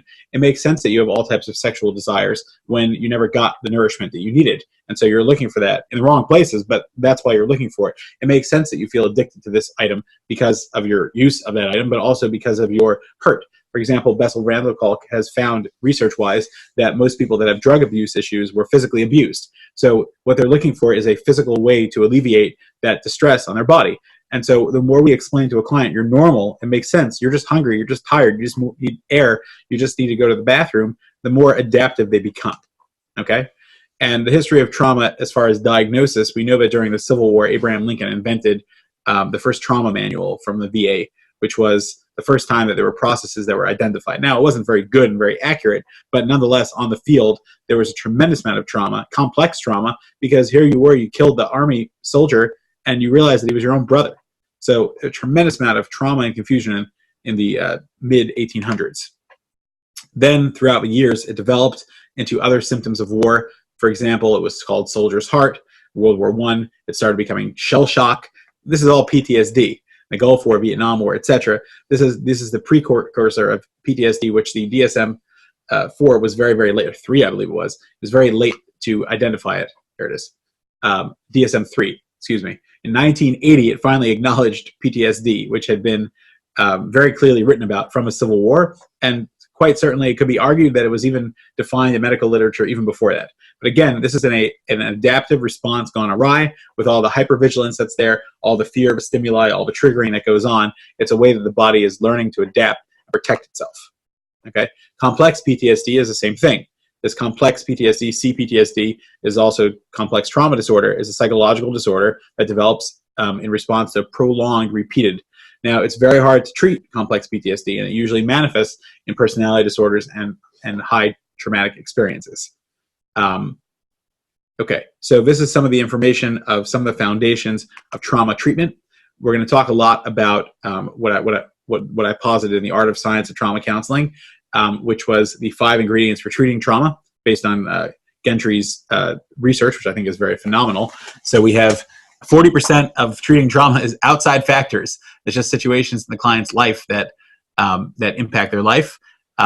15% of it is techniques, which you're going to have some. If you haven't already developed a foundation and theoretical orientation, you're going to get some very practical techniques. The other 15% is positive expectancy that he found. And again, it's very hard to measure this, but he does talk about that, how to measure it. And I'll share some of that research with you as well, of just having, yes, I'm hopeful this clinician can help me. And finally, the therapeutic relationship is 30% of the trauma treatment. So if we can focus on those things, we could really help the client. And the backdrop that I add to this is using mindfulness and grounding techniques. Now, mindfulness is something that can be taught very easily, and I'm going to be teaching it to you now. I have a whole training on mindfulness, client interventions, but in how it relates to trauma, I will explain much of it. Okay, we're going to take a 5-minute break now. Everyone, welcome back. So just a quick, want to make sure, could you hear me?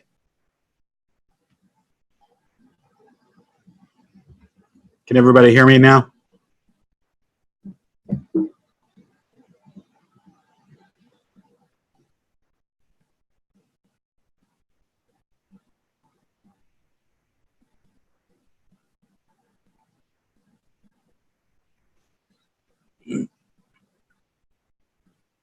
All right. Okay. So we're just a quick check-in. So basically, we're running on time. We're great. We're going to do another hour and a half and finish up part 2 and 3 in a moment when we'll start part 2 and 3. And then we'll take a lunch break from 12:30 to 1. And then we will resume from 1 to 4. The same thing. We'll do an hour and a half, take a quick break, and then finish the rest. We'll be finished. Right now, we're scheduled to be finished at about 3:50 or so, and then you'll have a couple minutes to fill out your evaluation forms. All right. So you guys hear me now? Okay, great. So top 10 worst things to say to someone who's experienced trauma. And we're wrapping up part 1, which is the introduction to trauma treatment. All right. So, and this is just my arbitrary list. So tell me all the details. Now, on the one hand, as a therapist, you want to be checking in with them and telling them all the details. The other hand, be careful, because if it's premature, then they might just think that you're just being voyeuristic and, you know, listening to their stuff, and they won't understand that it's for a therapeutic value. So make sure that you, you know, establish rapport with them and trust before you start asking them for all the details. Okay, I think that's better. See me now. All right. Next one is, that's not a big deal.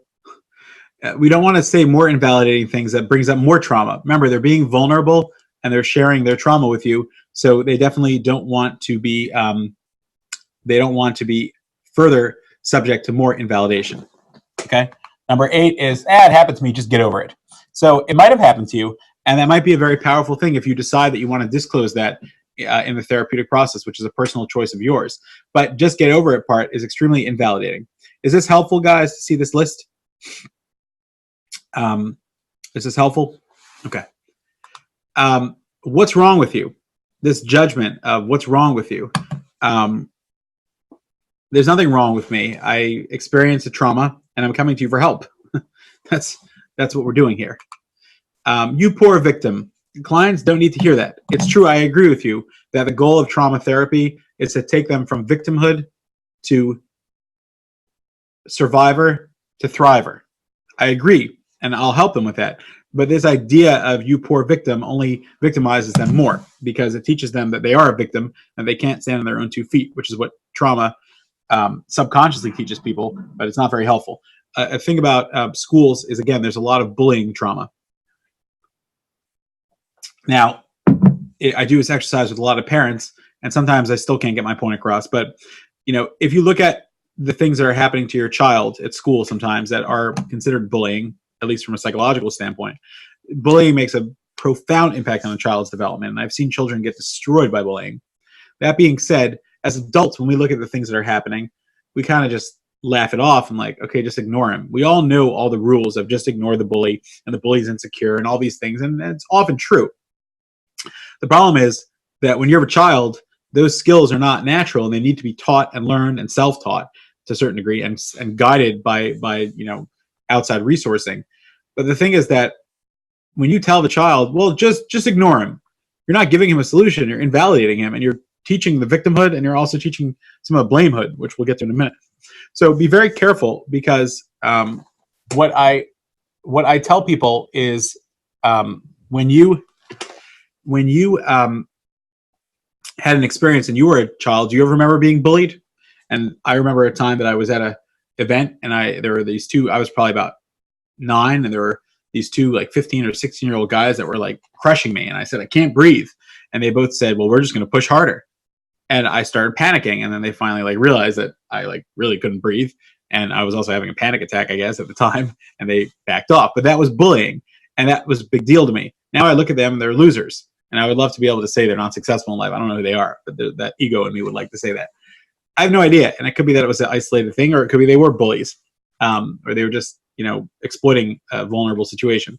But the point is that for me, that was real. Okay.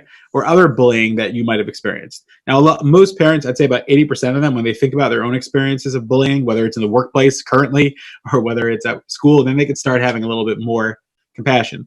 About 20% of them, like half of them will, like another 10% will respond, no, never happened to me, I can't relate. And the other 10% will respond, well, it's not true, because at work it is a big deal and I am being bullied because this and this and this reason, but at school it's very different.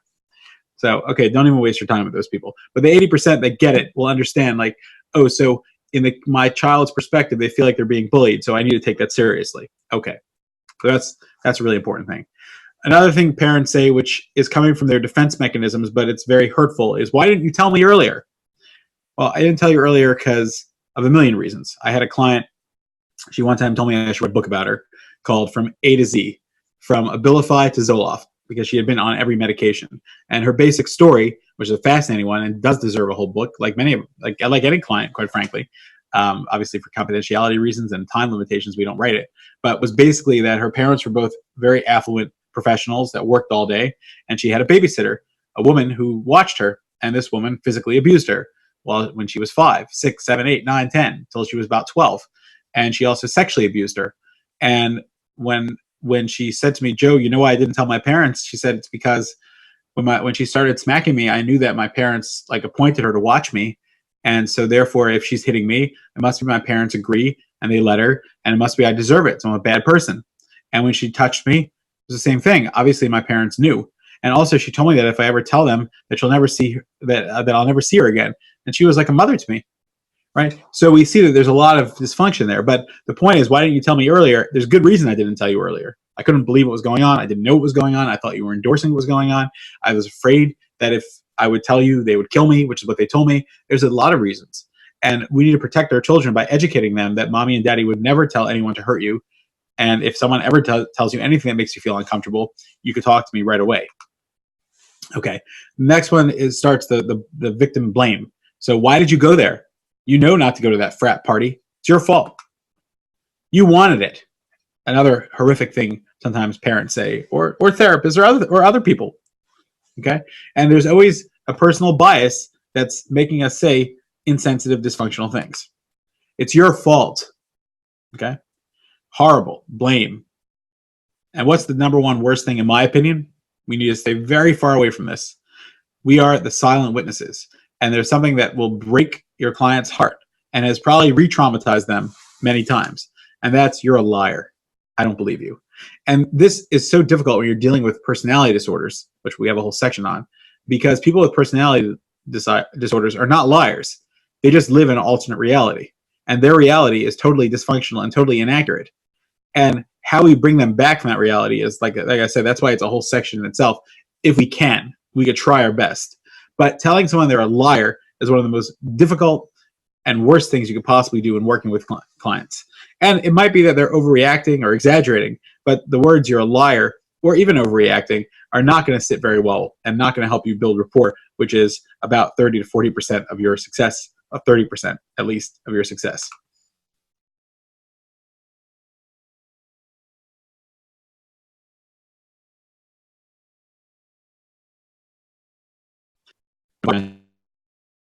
His promotional stunts. So I love showing this to my clients, and I show them these 5 slides. And by the way, someone asked about sending bigger slides. So during the lunch break, I'm going to have a secretary post that, and we will post that. I think that we have a slide which has all of them, but just the graphics are so rich that it wouldn't upload. But we're going to upload that now, and we'll send that out. And on the home study course, we'll print the larger one because we have a lot more capability of sending that. So I will send that link, and you'll be able to see the slides bigger. Sorry about that. So Rob Greenfield, can everybody hear me, by the way? Just want to make sure you hear me and see me, and you can see the screen. Just a quick check-in. Okay, fine, perfect. So Rob Greenfield finished his MBA in the early 2000s and was doing a desk job marketing, and he got bored. And he said, this is stupid. I could sit here my whole life and do nothing. So he decided that he wanted to use his actual marketing experience. And remember, I use this with all my clients to help them conceptualize their trauma. Okay, so just remember that's what I'm aiming towards. So he took out a big billboard that said, "I will not shower for 1 year," and he put it on Times Square, and everybody went to his site, and he got a lot of promotions. And he put out all these videos and all this cool stuff about what he learned from not showering for a whole year. Now, don't worry, he didn't smell, because he would go to national parks and landmarks, and he would shower there, and he would bathe in the natural springs. And he was trying to bring awareness to how much people waste money on water. And he was also selling promotional items, which made him a millionaire. So, but anyway, he's an environmentalist and he has a good heart. And so that was the first stunt that he did. And he learned a lot from showering and, like I said, posted all types of environmental stuff. And he's a pretty cool guy. He's also a minimalist, so he owns like 233 items only. One of them is his credit card, which has a couple million on it. But anyway, but he has like, a couple of pairs of pants and things like that. And he has pictures on his site about his 233 items that he owns or something like that. So over the summer, last summer, he got bored and he wanted to do a promotion to help bring awareness to how much garbage people waste. So he made a YouTube video, which you can watch. I don't think it's worth watching, but it's called Trash Me. And basically, he decided that he wasn't going to throw anything out in the garbage for 1 month straight.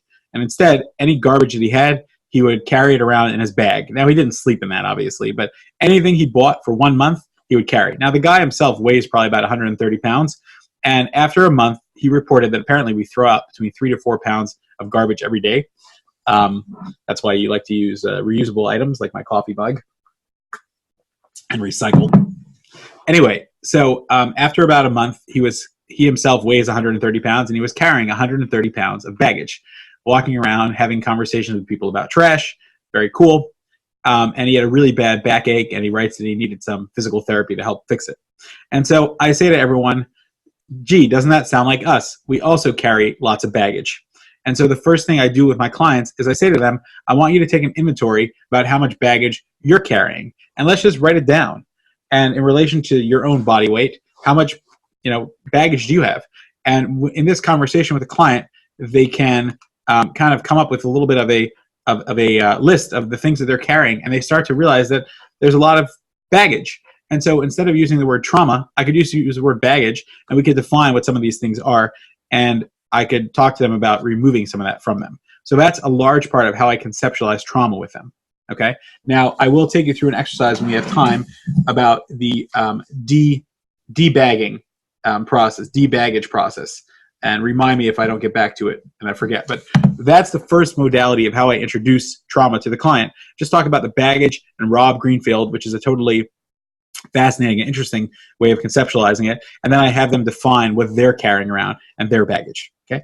Any questions or comments? And we'll talk about the debaggage process a little later. I'll take you through that process yourself. Okay. Any questions or comments before we move on? And I want to invite you to unmute yourself and feel free to speak up if you would like as well. Okay. All right. So that concludes part one. That was the introduction. Now we're going to do some foundational stuff for attachment theory. And again, what I invite you to do is that as we watch the videos, if you could type in just what you've learned, or if there's a specific lesson there, it's really helpful for everyone else to see it, and it's also helpful for you to conceptualize what you're trying to pick up today. So let's talk about attachment theory, and we'll do a couple of basic to advanced understandings of what attachment is. And it all comes back to the monkeys, like so much of psychology. Ivan Pavlov, classic conditioning. We all learned about it. Around the turn of the century, the great Russian physiologist Ivan Pavlov made an accidental discovery that was to become a landmark in the field of learning. Pavlov was studying the salivation reflex in dogs as part of his research on digestion. He noticed that after the dogs had been brought to the laboratory many times, they would start to salivate even before food was given. What had altered the dog's inborn salivation reflex? Pavlov was fascinated and changed the direction of his research to focus on what he called conditional reflexes. Pavlov knew that placing food in the dog's mouth naturally caused salivation. The unconditioned stimulus food produced the unconditioned response, salivation. Through a series of ingenious experiments, he found that if a new and unrelated stimulus, like a bell, was repeatedly sounded before the food was given, the dogs would learn to salivate when they heard the bell, even when no food followed. The conditioned stimulus, the bell, produced the conditioned response, salivation. Moreover, almost any type of stimulus when paired with food could produce salivation. This process of learning by association became known as classical conditioning. Pavlov's contribution in introducing the concept of classical conditioning was to bring to us an understanding of how we learn by association, how we learn that one thing leads to another. This has been particularly important in helping us understand how certain autonomic or automatic physiological responses come to occur in new situations in which they didn't normally occur. One practical application of classical conditioning is the work of Dr. John Garcia, who confronted the problem of coyotes who would attack farmers' livestock. Destroying these predators upsets the delicate ecological balance, but how else could these animals be controlled? Psychologists John Garcia and Carl Gustavusson developed a new strategy based on the concepts of classical conditioning. Lamb meat is laced with lithium chloride, a chemical that produces nausea when eaten. The treated meat is then wrapped in sheep hide and put out as bait near grazing flocks. When the coyotes eat the bait, they immediately become sick and vomit. The predators quickly learn to associate sheep with nausea and actively avoid the animals. More and more, ranchers are using this approach to protect their flocks while preserving the delicate ecology of the rangelands. Okay, so imagine if relationships had the same impact on you, right? So that's what Pavlovian psychology is all about. It's the idea that there's stimulus and response, and a lot of attachment theory is based on classic conditioning. Any questions or comments before we move on to the next video, which will focus more on the attachment aspect and application? Okay, interesting. Never heard of Garcia. Yeah, but this is an older video and older research, but the idea is very simple. It's that we pair things up. I had a client that had an aversion to pizza that him and his parents thought was weird, but what we discovered was that he was at a picnic and he actually got stung by a bee, my bee again, while he was eating pizza. And so his brain started associating the two and he just stopped liking them. Unfortunately for some cancer treatments, people get an aversion to food because the treatment makes them feel nauseous, and the food that they eat becomes paired up with that nausea. And there's one hospital that actually started doing research about this. They actually serve nauseating or odd flavored ice cream to the patients before and after the cancer treatment, in order that their food aversion should only apply to that item. So for example, they'll serve very odd flavored ice creams that will allow the patient to develop a taste aversion towards that ice cream, but not towards other food that they love and still want to be able to eat as their comfort food. So just being aware of that is really, really helpful. All right, so here's some more on attachment theory. And this is the classic monkeys. Conquest. The search for new knowledge about our universe, our world, and ourselves. This monkey is an orphan, separated from his mother since the day of his birth. Literally, his life hangs by a thread, a soft cheesecloth pad that is his only companion, his only comfort. Once a day, the pad is removed for cleaning. This is the laboratory of psychologist Harry Harlow. Distressed, permanently depressed. He is studying monkeys to better understand human relationships. He may die for want of love. Harlow believes he can use science to study love. With a series of pioneering experiments, he explores territory where few scientists have ventured. Harlow said that there was such a thing as a science of love. For example, that love, the kind of intimacy that characterized relationships between mothers and infants, although in his case he studied monkeys, could be the object of science, that you literally could move love into a laboratory, put it under a microscope. Harlow is studying love because he believes it makes an indelible impact on a young life. The relationship between a mother and her child, what Harlow calls our earliest social environment, could hold the key to explaining behavior throughout life. Harlow designs a set of ingenious experiments. He raises a baby monkey, allowing it to choose between two surrogate mothers, a wire mother that feeds it, and a cloth mother that doesn't. A cloth mother that Harlow thinks might provide something else: comfort and love. Here's baby 106. Reading on a wire mother. He's going to the wire mother. But this infant quickly runs to the cloth mother, where he will stay for the next 18 hours cuddling.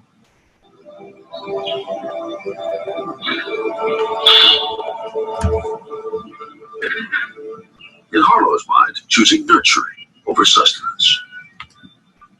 In another experiment, Harlow creates a fearful situation. Whom does the infant turn to now? Let's find out what his reactions to his mother are when we frighten him. He's scared, all right. He does what any child will do in a similar situation.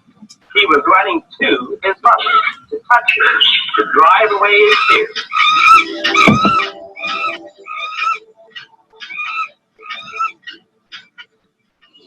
To Harlow, there is something about the experience of comfort and love, even more than food, that seems crucial to all these monkeys.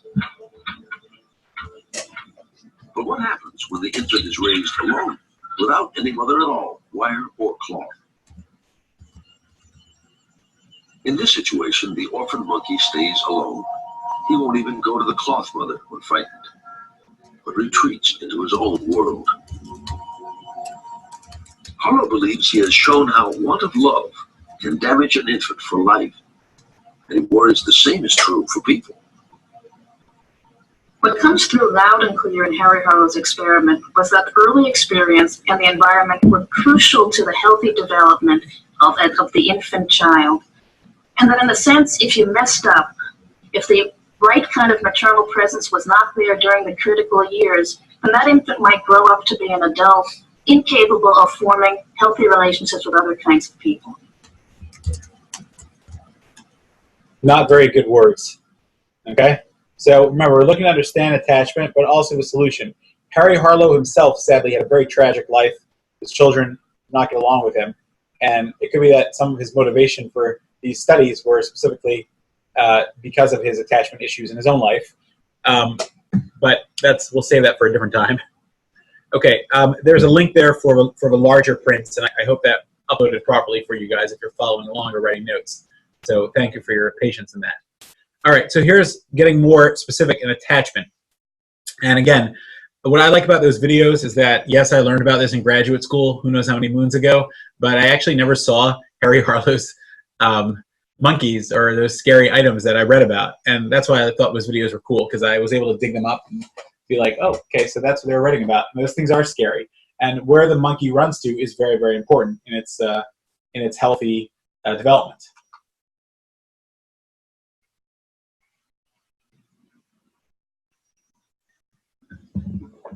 Researchers organize their research by formulating and answering a question. This helps them focus the research process so that they can draw conclusions reflecting the real world in the best possible way. An aspect of the attachment theory that highlights the importance of methodology is John Bowlby's maternal deprivation hypothesis, or the theory that breaking the mother's bond with the child during the early years will have intellectual, social, and emotional effects. An initial study undertaken by Bowlby at the time of the Second World War, commonly referred to as his study of 44 juvenile thieves, investigated the effects of maternal deprivation on juvenile delinquency. He interviewed 44 adolescents who were referred to his clinic in London because of stealing, and to act as a control group selected another group of 44 children with emotional problems, but who had not committed any crimes. He interviewed the parents from both groups to state whether their children had experienced separation during the critical period and for how long. Each child had their IQ tested by a psychologist who also assessed the child's emotional attitudes towards the tests. At the same time, a social worker interviewed a parent to record details of the child's early life. The psychologist and social worker made separate reports. The findings showed that more than half of the juvenile thieves were separated from their mothers for longer than 6 months during the first 5 years, and that 32% were affectionless psychopaths, a term coined by Bowlby, meaning that they were lacking guilt or remorse. As a result of the research, Bowlby concluded that there can be little doubting that for the affectionless thief, nurture, not nature, is to blame. There is a very strong case indeed for believing that prolonged separation of a child from his mother or mother substitute during the first 5 years of life stands foremost among the causes of delinquent character development. Contemporaries of Bowlby working in the United States and also interested in the effects of maternal deprivation were René Spitz and Catherine Wolfe. They observed 123 babies for the first year of their lives who were being cared for by their unmarried mothers in a prison. When the infants were between 6 and 8 months, the mothers would temporarily move to another block and the infants looked after by other people. During the 3-month separation, the child either did not see its mother at all or at best once a week. Each baby was looked after by the mother of another child or a girl in the later stages of pregnancy. Spitz and Wolfe noted that the babies cried more, they lost their appetites and failed to gain weight. When they were reunited with their mothers, their conditions returned to what they were before the separation. The researchers concluded that these reactions were the result of being separated from their mothers. Harry Harlow, working with rhesus monkeys, wanted to study the cupboard love theory, or the idea that we attach to the person who feeds us. Now here are 106's 2 mothers. As you can see, it was weaned on a wire mother. Here's baby 106. Wow. He's going to the wire mother. Got to eat to live.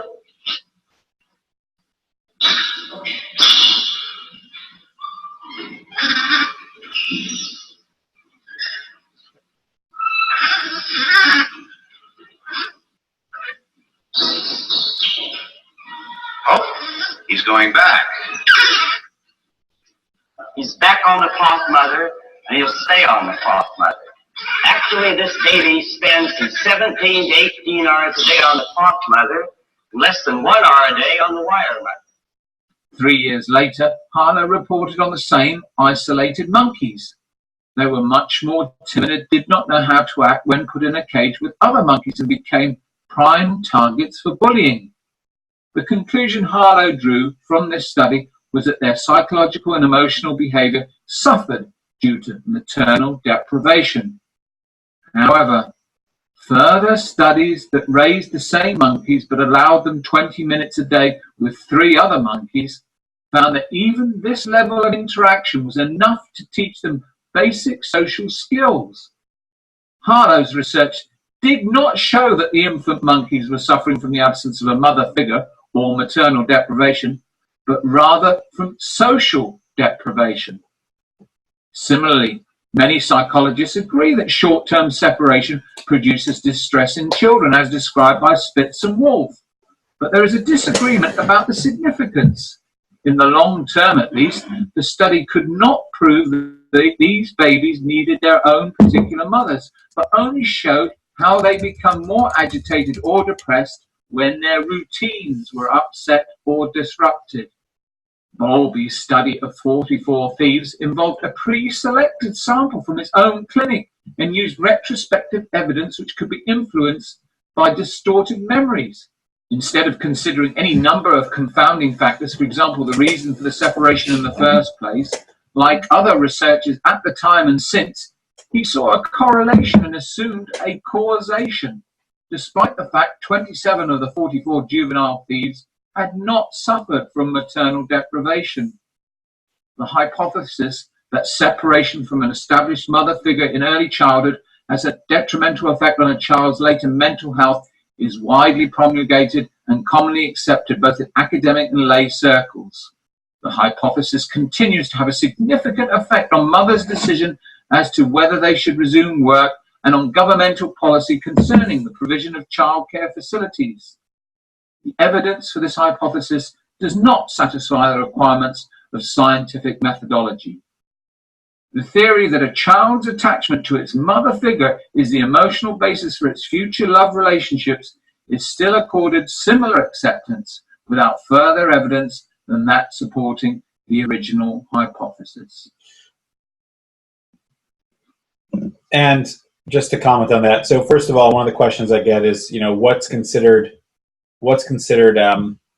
parental absence, and there are some experts who want to say between 3 to 7 days of not seeing someone. It could be very, very damaging. Everybody agrees that the more of a child understands, daddy's going on a work trip and he's going to be back in a week, and the more contact that's there, so the more prior notice and the more contact that's maintained, and the better the reunion, the least the problem. But you could have a shared custody case where you would want to make sure that the kids know what's going on, what to expect. Some people have been mentioning, border, some politically charged topics. So obviously everyone has different opinions, and as mental health professionals, our goal is to help promote the wellness of people. But from a psychological standpoint, without getting involved in any of the political implications, it's certainly not a healthy thing for a parent to be separated from their child, a child to be separated from their parent and not knowing whether they're safe and okay. And Bowlby's research, this video is a little bit older, but his research has been substantiated very significantly. And his advent of his hypothesis of failure to thrive of the children in orphanages after World War II, whose parents in Britain had been killed by bombing and who were put in orphanages, and these kids were dying because of what he defined failure to thrive, is very, very well supported. And the idea is that when a child lacks connection with emotional attachment figures, they die, literally. And a child is a very helpless being and needs to be nurtured and loved. Any questions or comments, anything until now? What I was building up with the Pavlovian and then the monkeys, which we always heard about, and this is the importance of attachment, which is what's going to take over the conversation now. If you have any questions or comments, feel free to write that. All right, let's go into a little bit more of attachment theory, how it relates to relationships as well.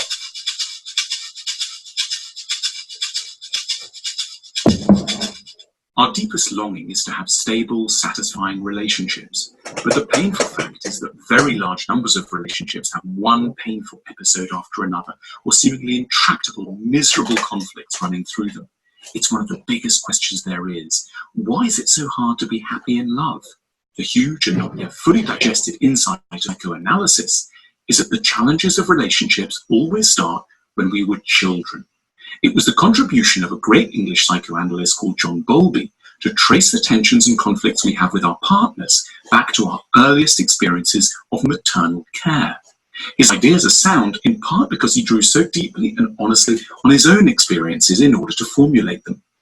Born in 1907, Bowlby had a quintessentially upper-class British childhood. Young Bowlby hardly saw his parents and was looked after by a nanny who was let go when he was just 4, leaving young Bowlby bereft. At 7, he was sent off, in line with the conventions of his class, to boarding school. He hated it and later declared, "I wouldn't send a dog away to boarding school at the age of 7. Bowlby became a brilliant medical student and an imaginative researcher. When he was a consultant to the World Health Organization in the early 1950s, Bowlby wrote a report, Maternal Care and Mental Health. He attacked prevalent assumptions and argued that kindness doesn't smother and spoil children. It's as if maternal care were as necessary for the proper development of personality as vitamin D for the proper development of bones, he wrote. This insight initiated a wave of reform.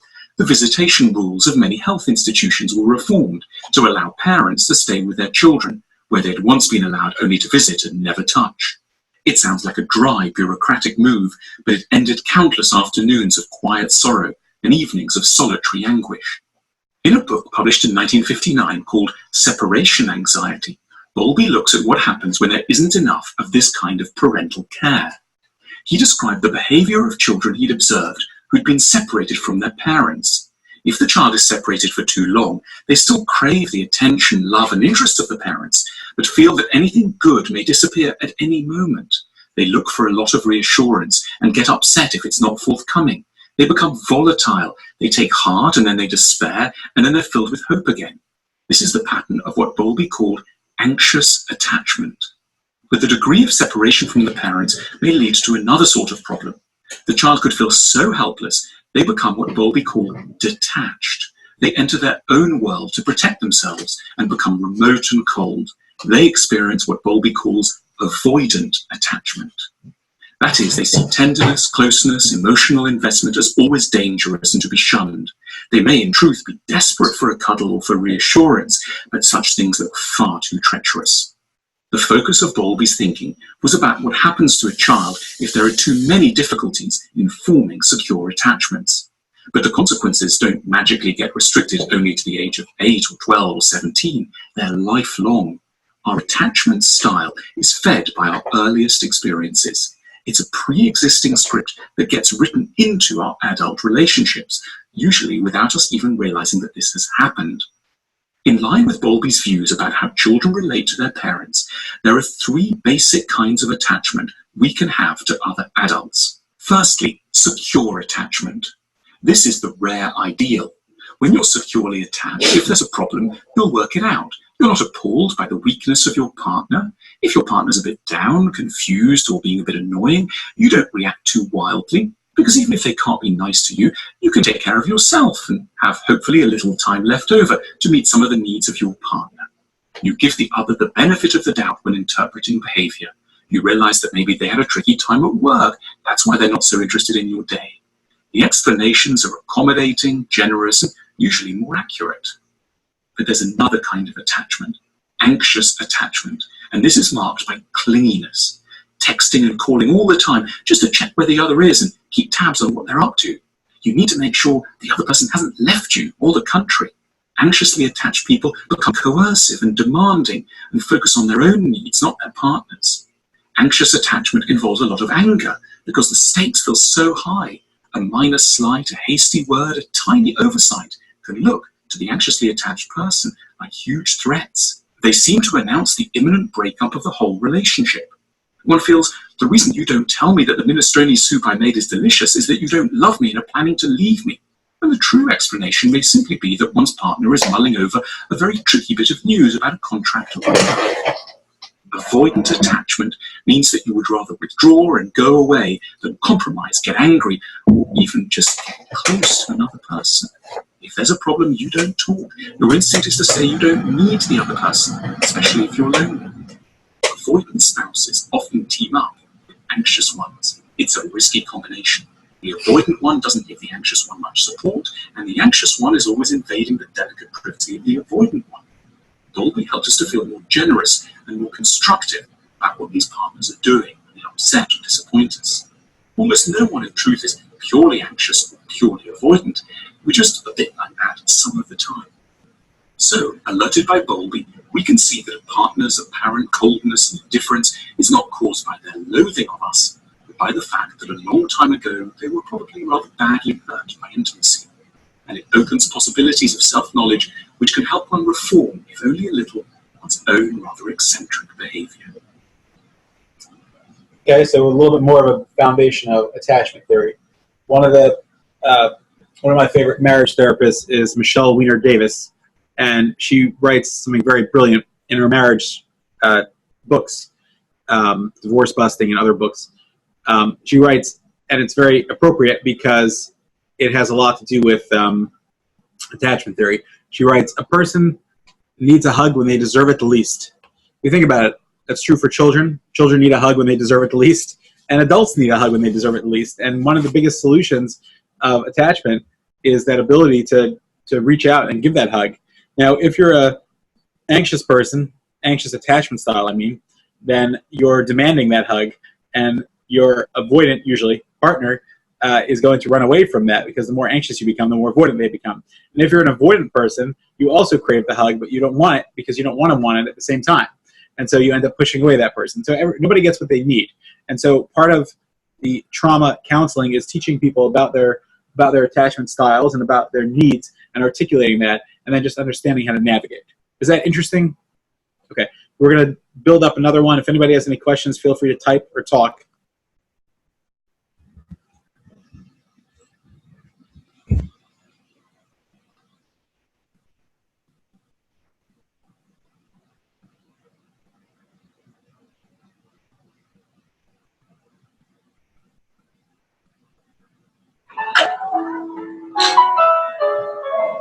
How do children learn? New scientific findings suggest that the process isn't what many think it is. You see, most people believe that intellectual learning, reading, counting, and the like, is separate from emotional and social learning. But that's just not the case. Emotion is critical to learning. Trey. Babies process sensations from the moment of birth, and even in the womb. They sense that a light is bright, or that a parent's touch is soft. They immediately attach values to those sensations, emotional reactions. A loud noise hurts, a caregiver's bedtime lullaby, soothing. It's through these emotional connections that a baby's brain begins to learn about and organize the world. Even more, researchers have found that it's connection to the people in a baby's world that makes the most difference. Children are wired to learn through their important caregivers. What's this? What? And we as adults are wired to teach them.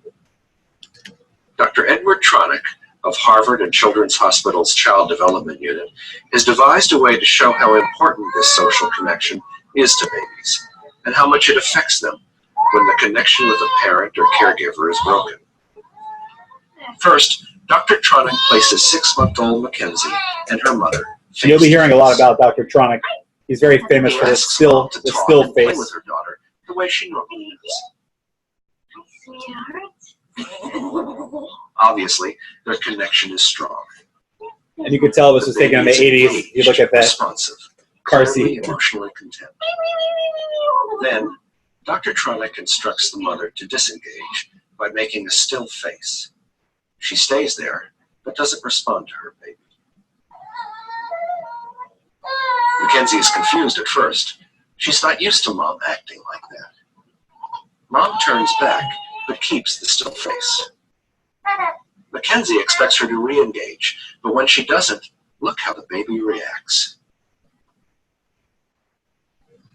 Even at this young age, she tries to entice Mom to interact with her.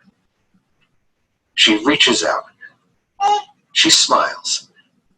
She flails her hands. All strategies for getting Mom's attention. Sometimes they scream. When that doesn't work, she becomes fussy, emotionally agitated. Sounds like some of our clients, right? And finally, she just gives up. The meaning of the event is this emotion that the infant is experiencing in relationship to this breaking of the connection in relationship to the mother. And that's a fearful, frightening thing. And the infant will do a lot to try and overcome it. You'll see Dr. Tronick 20 years later. They fail with a sense of helplessness and a loss of control. Dr. Tronick then asks Mom to re-engage. It takes a moment, but soon the world goes back to normal. Child lost a little bit of faith in Mom. This striking dynamic happens not just with parents, but with any close caregiver, and at any age, like with 2-year-old Michael and his mother. Mom puts on the still face, and Michael tries everything he can to re-establish connection.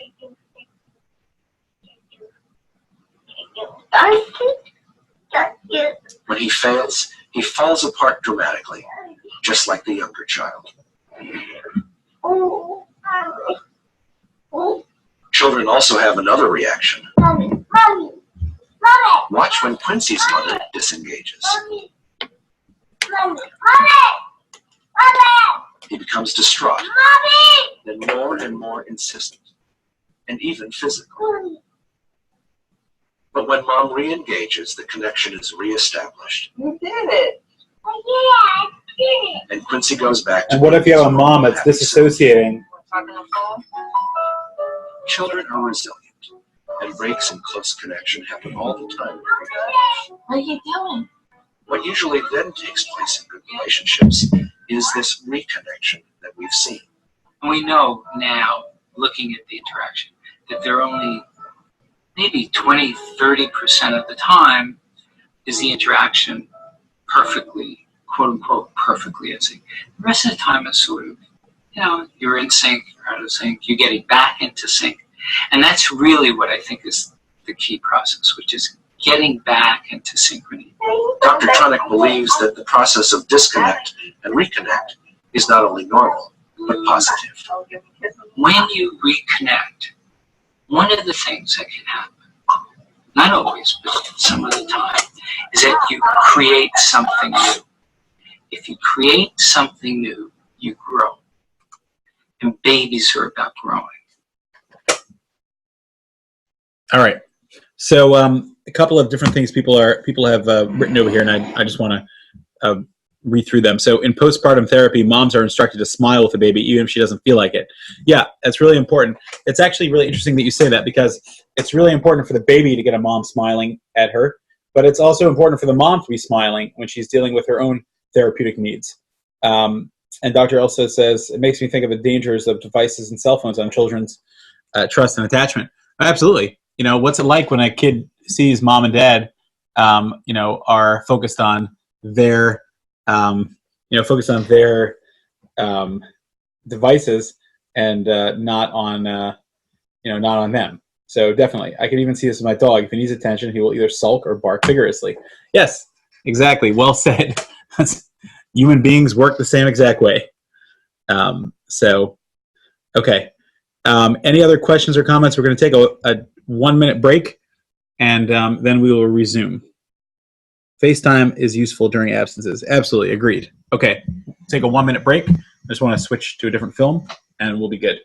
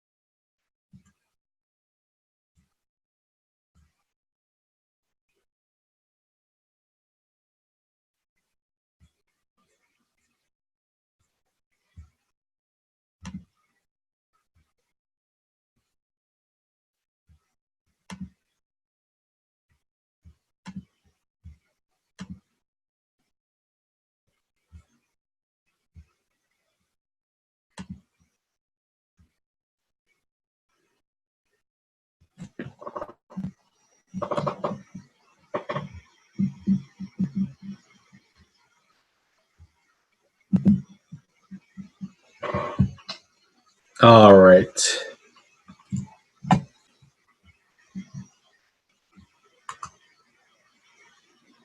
We're back.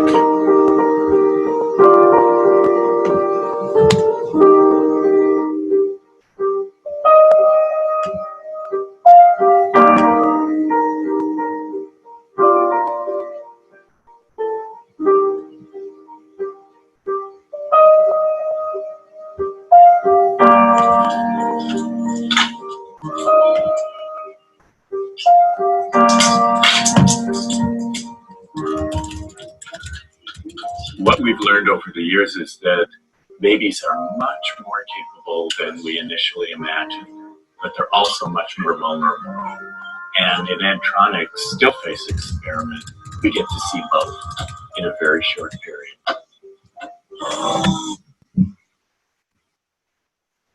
All right. Give me 1 second. I see the problem. Sorry, let me get back to screen sharing.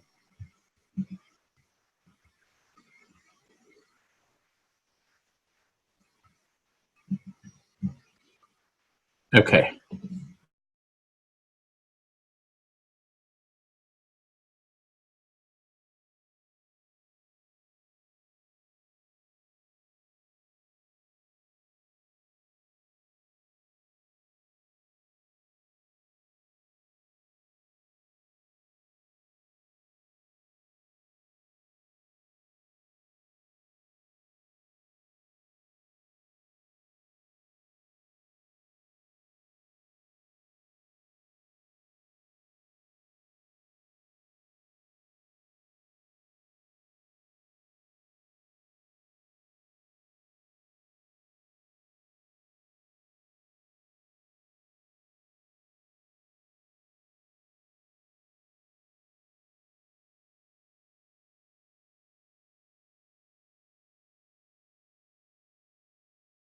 I'm going to unmute that. Could you hear me now? Okay. So we're going to go back to screen share.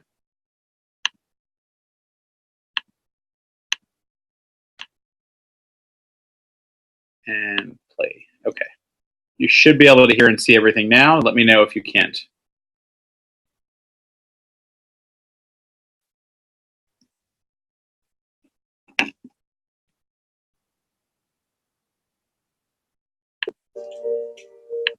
I'm going to start the video from the beginning again if anybody missed that.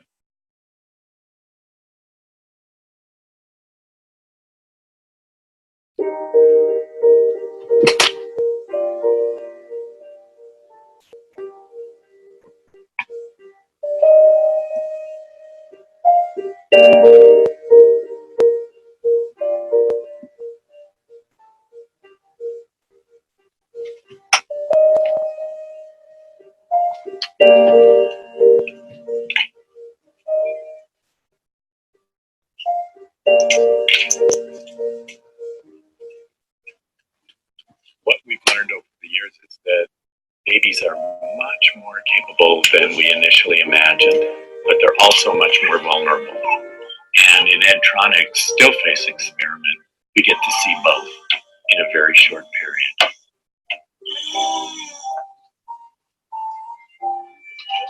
We see the baby and the dad playing together in their routines. There are things that they know about each other and things that they do together, and it's fun. And then we ask the dad to turn away, and when he turns back, to keep his face completely still and not respond to the baby. And the results are almost immediate, and they're devastating. The baby looks to the dad and tries to get the dad to get back into those games. Hey, we were just playing just a minute ago, weren't we? We were having fun. What's going on? And then the baby starts to get frustrated when that doesn't work. So she'll have to look away and look around the room and find something else and then look back and say, now can we play? And within 3 minutes, the baby has really dissolved.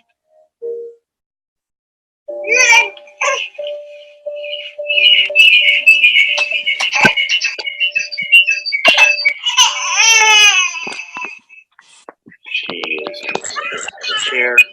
She's uncomfortable. She's reaching out to dad, crying. And then we ask the dad to turn away again.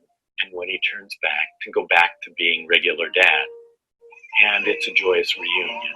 They get back into their routines, the things that they do together, the things that they were just doing 3 minutes before. And the baby settles down and gets back to the comfort zone that she's developed with the dad. What we see in the still face experiment is how able the child is to initiate and be part of the relationship between the father and the child, but also how much she depends on that relationship in order to keep an even keel. And when she's grounded and comfortable, she can explore the world. She can meet new people. She can try new things. And she's got that safe base that she can always rely on. And there's a trust level there. We can only begin to imagine what it's like for babies whose life is like that 3 minutes all of the time. And they don't get that responsiveness. And they don't get any help getting back to an even keel. And the results can be very tragic. They can have trouble trusting people. They can have trouble relating to people. And they can have trouble being calm enough so that they can explore the world and take part in the world. So we know that those initial relationships, that initial responsiveness and interaction between the father and the baby are keys to the baby's success as a child and as an adult.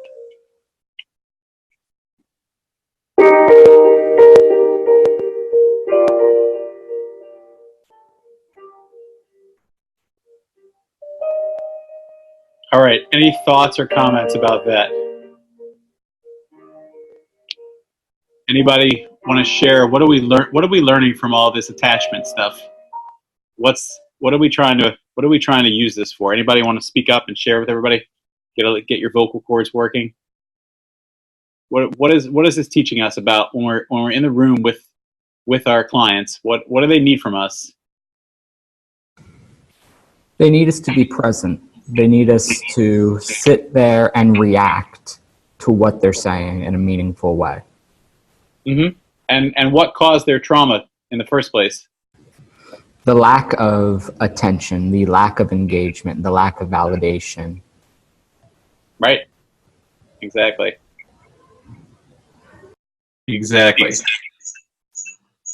And what's our job in the therapy room? It's to teach them that validation once again.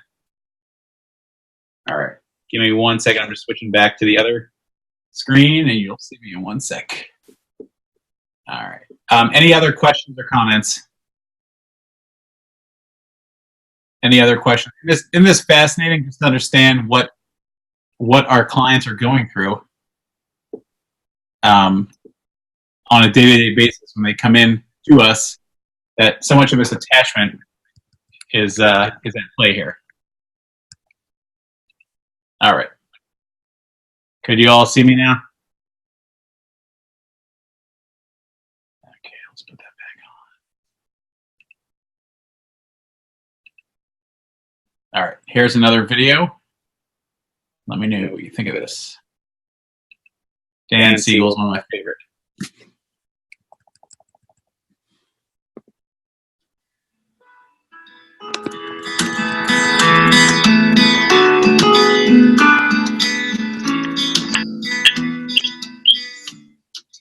But when you look at the details of how these neurons, the system of neurons, how it works, then the exciting discoveries unfold. So if I were studying your mirror neurons, what would happen is if I did an action that was just totally random, your mirror neurons would not fire. If I did an action which had kind of repetition to it even, you may not be able to figure out what I was intending to do after just 1 or 2 repetitions. But if I were to take an object that would signify to you what I was trying to do, like this bottle of water, just notice what your feeling is.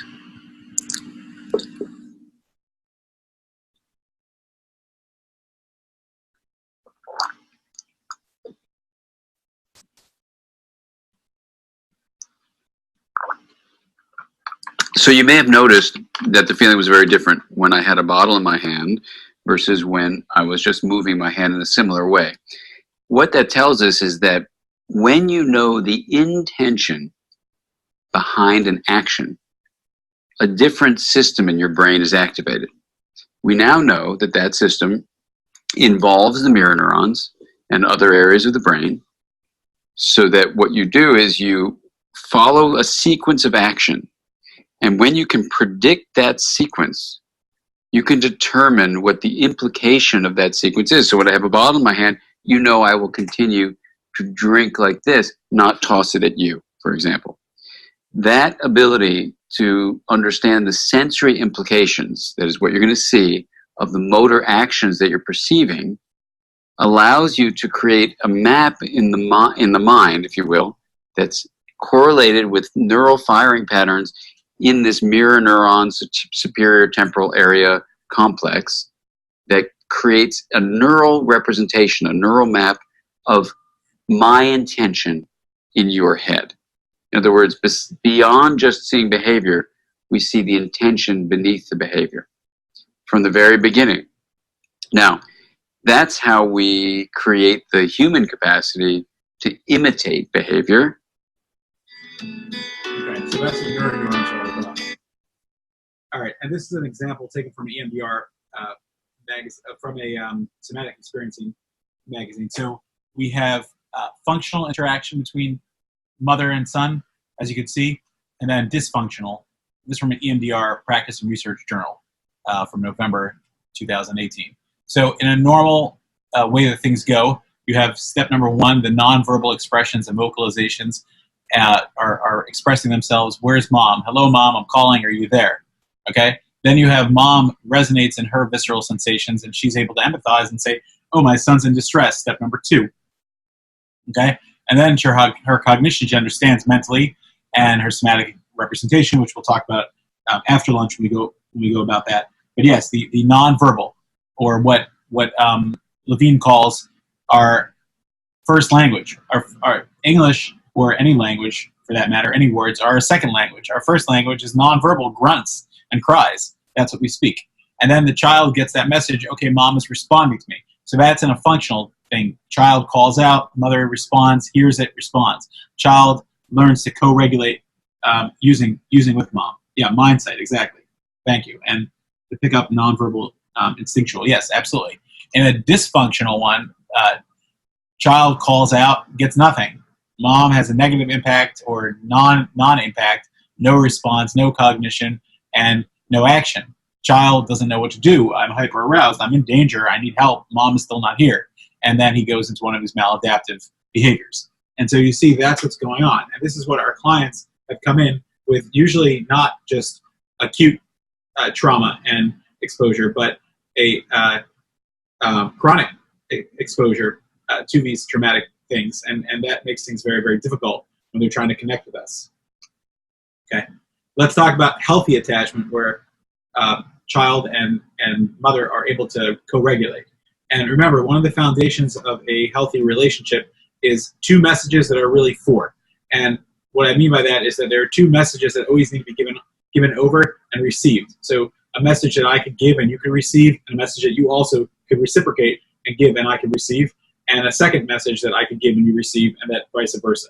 What does that mean? The two messages are the same two messages of childhood, and they're the same two messages of any healthy relationship. And remember this well. The messages are very simple. They are, I love you, and I'm sorry. The mother is able to say, I love you, and the baby is able to respond, to receive that and feel that and experience mom. That's amazing. It has to be reciprocated. The baby says back, I love you, and the mother is able to receive that. And when the mother disappears or isn't there, there's a hurt that happens. There's an emotional hurt that happens, and the parent and child need to repair. And the mother needs to say, I'm sorry, or I'm sorry, I hurt you, I made a mistake. And the baby needs to be able to receive that and feel the apology and repair. And also, when the baby hurts the mother at times when appropriate, then the baby could say, I'm sorry, and the mother could say, I received that and I forgive you, which doesn't usually happen because children are not really held responsible for their actions until they get to age 2, 3, 4. But the child might bite the mother or smack the mother, and the mother will ask for an apology, which is appropriate. Now, fast forward 15, 20, 30 years later, in relationships, it's the same thing. The success and the failure of your relationship depends on those two messages that are four. Your ability to give and receive those messages, and your partner's ability to reciprocate and give and receive. And in all dysfunctional relationships, especially ones that are trauma-informed or trauma-hijacked, there's going to be some disconnect in that. So when you're in a romantic relationship and you could say, I love you, but what if the person has a basket that has no bottom to it and the love that you give just falls through and they can't receive it? It doesn't feel good for either of you. They're convinced you don't love them, and you're convinced that they don't feel that you love them. That's a real big problem. Or what if they can't say I love you back for whatever reason, or whatever emotional, or you can't receive their I love you back? We got a problem. What about when you try to say I'm sorry for something that you did wrong, or you can't say I'm sorry? Or what about if they won't receive your I'm sorry? Or what about if they'll never apologize? So or you will never receive their apology. So that is exactly where the repair and the connection take place in a relationship. Adelia is saying when a child cries, and for example, the parent says, I'll give you something to cry about. Right. That's invalidation. That's disconnection. And that is the dysregulated mother, dysregulated child. Okay. So that ends part 2, which is attachment theory. And there's been a lot of theories and underlining stuff. And now I want to get very, very practical with evidence-based intervention so that you can actually apply this. Now, you can take whatever you learn now and really apply it to your clients, but I want to get as specific as I possibly can. So let's start with part 3, and that'll lead us into lunch. I think we should be able to do it before lunch, but if not, we'll pause in the middle. We'll come back, but we're fine. We're still on track. All right. So let's talk about evidence-based. So we talked about this pie chart where 40% of trauma treatment is outside factors. So console yourself and say that I only need to learn the other 60% that are my responsibility. And what are those 60%? No, the first and most important is a therapeutic alliance. If the client believes that you can help them and you believe that you can help them, and the client feels respected and heard, this is a large part, the largest part that's outside of your control, the largest part that's in your control of whether you're actually going to help this client or not. 30% of what's in, which is about half of what's in your control, is can we establish rapport with one another? That's the most important thing you want to establish with your client. The other two factors are positive expectancy, where you have hope for the future and you can express that hope to the client, and the techniques that you actually use, which you're picking up today and which you're using already with your artwork and your science knowledge. And finally, the backdrop is all mindfulness, teaching the client how to ground themselves. Okay? So let us start with some of the interventions. So this is, Peter Levine's approach is called titration. And it's basically, if you have two highly toxic materials that you want to try to combine together, so if you combine them together all at once, they just blow up.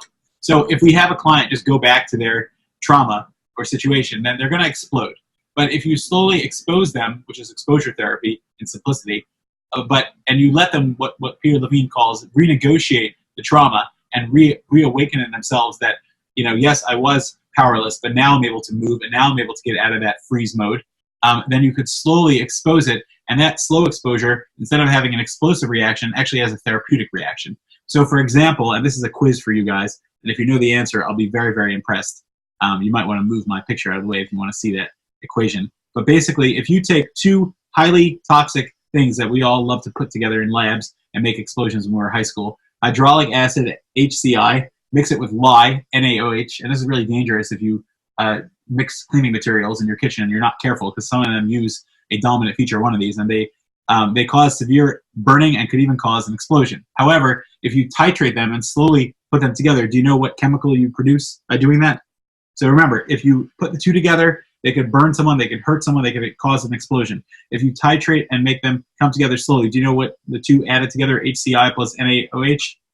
Well, it's a formula. Let's see how well you know your chemical charts. See who said that psychology doesn't involve chemistry. So much of our trauma work has to do with a lot of chemistry, and so much of our relationship counseling revolves around that. So this is a very fascinating one of our trauma counseling. It produces salt. That's what the equation is. And salt is a very productive item. It's one of the most important items in the entire world for all of mankind. It's a preservative and a flavor, and it has tremendous amounts of flavor and helpfulness for us, of course, in moderation. So that's what titration accomplishes. It accomplishes that we could actually use the trauma to be able to ground ourselves. Isn't that cool? That's what titration is all about. So same thing with our client. We want them to renegotiate their trauma in a way that they're safe, in a way that they're grounded, in a way that they can teach their body that they are now calm and safe and don't have to worry about being hurt. Did you know that? That's our goal when we're working with trauma clients. Okay? So after you've established that your client is holding some of this baggage, I'm going to do a little exercise with you now. If you give me 3 minutes and you do it with me, you'll be able to do it with your client as well. So you could just close your eyes and get comfortable, or you could leave it open. I always close my eyes along with you if you close your eyes. So right now I can't see you, and I'm assuming that your eyes are closed. So remember, we started off talking about Rob Greenfield, and Rob weighed about 130 pounds, and he is carrying baggage, okay? And he was carrying 130 pounds of baggage, and it was causing a lot of pain for him. So what I want to help you do, and you could share whatever you're comfortable sharing with me, or you could just keep it to yourself. But what I want to do is, you were born in X year, I'll just say the client's year, let's say 1980. So what I want to do is just go through your life in a couple of stages and just help you gather some of the information. So I want you to just think about your life from birth until age 10, just some of the trauma and baggage that you're carrying from that time. Just try to get some of that information for yourself. And I'll give the client a few seconds to do it. You can do this yourself with me. And then I want you to think about some of the baggage and trauma and things that you're carrying from age 10 to 20. So just take that in and just notice it. And then 20 to 30. And whatever age the client is, just keep going until you get to the last 10 years, then break it up into 5 and 5. So let's say the client is 50. I'll show you what I would do. So, and now from 20 to 30, just think about some of the baggage you're carrying. And it might be a little triggering for you. You don't have to think about the actual baggage, but just kind of the general gist. And then 30 to 40. And then 40 to 45. Just take that in. And I'm noticing your body's reacting a little bit. And then 45 to present. And that's just a certain amount of trauma. And it might just be kind of the tip of the iceberg getting started. But I want you just to define in your mind how many pounds you're carrying. Because my goal with you today is that I want to help you shed even 1 pound. You know how they have like those big containers that get shipped, those shipment containers that come on boats, and you know one of them gets shooken up, and then all of a sudden they start having this torrential downpour. So what I hope to accomplish with you is 3 things. Either one of 3 things. Either we'll knock off some of the trauma by doing the procedures that we do today, by doing the interventions we do today, or we'll at least stir it up, or maybe we'll just shake it to a point where you see, okay, it's possible. We're gonna shed some of this trauma. So that's the first thing that I do with the client, just to define what their trauma is. And the client might come and say, I'm carrying 100 pounds of trauma. I'm carrying 100 pounds of baggage. Fine. Now I'm going to give you an intervention that I use with them, and you can do this for yourself as well to help you. And I want to help you shed some of it. So while you're just thinking about some of that the baggage that you're carrying, I'm going to give you the top 5 reasons why people carry baggage. And I want you just to kind of give yourself permission to release some of that baggage if you can. And just notice to yourself, we're starting off with 100 pounds, and by the time I finish in the next 2 minutes, I'm going to ask you how many pounds you're carrying, and you'll tell me. And just as a pointer from Joe, sometimes I could do this with a client over the course of 5-10 minutes. I'm just trying to do it more quick here, but you could do it along with me, and you'll see a difference, because if you started off with 100 pounds or whatever number you started off with, you might end up with 99, or you might end up with 50. So just hear me out. So out of those pounds that you're carrying, I'm going to give you the top 5 reasons that people carry their baggage. And as you do that, you're going to give yourself permission to let go of whatever you can. Okay? So the number 1 reason people carry their baggage is, imagine this kid, he gets off of the train and he starts picking up all the baggage of everyone in his family. He's picking up all their luggage. And you go over to him and you say, hey, what are you doing? And he says to you, oh, this is my family's baggage. I need to carry it. So you say to him, whoa, you're tripping over your own feet. You don't have to carry all of that. It's not your responsibility. And he says, whoa, I didn't know that. I thought it was all mine. And so the number 1 reason why people carry baggage is because they thought it was their responsibility. So I want you to just give yourself permission that it's not my responsibility to carry some of that baggage. Just see if that shakes some of it off or has a big impact on you. Number 2 is, so the kid says, oh, I didn't know that. Okay, I'm going to put it down. But here's the problem. I've been holding it for so long that it's like melted onto me. It's like glued on. So give yourself permission to rip it off if you need to. And you could just rip it off. It's been there for a while. You've been carrying it for a while. You now know that you don't have to carry it. And you could also just rip it off. Whatever it takes, you're going to slowly rip it off, and we're going to get rid of it. So just give yourself permission that even if it's stuck and it feels like it's glued, you could still take it off. That's fine. So number 3 is, I feel guilty because if I'm letting go of it, then who's going to take care of my mom? Who's going to take care of my dad? Who's going to take care of my brother? And so it's really important for you to know that it's not your problem, okay? And you don't have to carry their baggage, and you don't have to carry the baggage of anyone else. You're responsible for yourself. So you have permission to put it down. You can pull it off, and also that guilt that you have, it's very normal. People feel that, but you can give yourself permission to let go of it. Another reason people carry their baggage, number 4, is because I have mixed feelings. I remember my dad beating me in that story, but I was also getting his attention then, which I never had. And so if I let go of that baggage, then I'm letting go of that memory. And so I want to let you know that you could take the positive memories of that time, whatever is positive there, and you could hold on to that, and that you could still hold on to. But the negative part, you could let go of. And that's an important thing as well. And the last thing, the reason why people hold on to baggage is because I'm not going to endorse you and let you get away with what you did. I'm holding on to the baggage until you apologize. You need to say, I'm sorry for what you did and admit that you hurt me. If I let go of and I'm endorsing what you did and I'm just condoning it and agreeing with it. So I want to make it clear that usually if you're dealing with someone who's not well and who's not functional that hurt you, unfortunately, they're probably never going to apologize to you. And it's going to be a shame because your whole life you could spend carrying their baggage. And so what I want to give you permission is that just because you let go of it doesn't mean that you're endorsing what they did or approving it. But in fact, I disagree with what they did, and I condemn it, and it's wrong. But I recognize that they're not functional, healthy people, and they might not take responsibility for it, and that's still not my problem. And so what I'm responsible for is my own behavior, my own action. And so these are 5 things that could help you put down your baggage, and I'm just going to review them very quickly. So number 1 is you don't have to carry it; you can put it down. Number 2 is even if it's glued on there, you could still pull it off. Number 3 is that you have that you have permission. You're not betraying your parents or the person that hurt you, or disappointing them by not carrying it. You have a right to put it down. Number 4 is the mixed feelings that you have, positive and negative. You could hold on to the positive and put away the negative. And then number 5, the last one, is that you're not agreeing with and accepting what they did. It's not acceptable what they did, their behavior. But you carrying around with trauma is not helping you. And so what I want you just to notice that we started off carrying 100 pounds, and now just notice to yourself if we've dropped any or at least shook up some. And that's the intervention. And you guys could use that with your clients. I think it's very helpful just for conceptualizing them. And I'll tell you about some of the things that follow up. But first, I want to get your comments. Like, was that helpful for you? Was that something that you practiced yourself, or is it something that you've intuitively done yourself? Adelia wrote that the feeling of lightness can be disorienting. Yeah, it's so weird. I'm so used to carrying all this baggage that I feel like I'm empty. I'm missing something, which is reason number 6, because I'm used to it.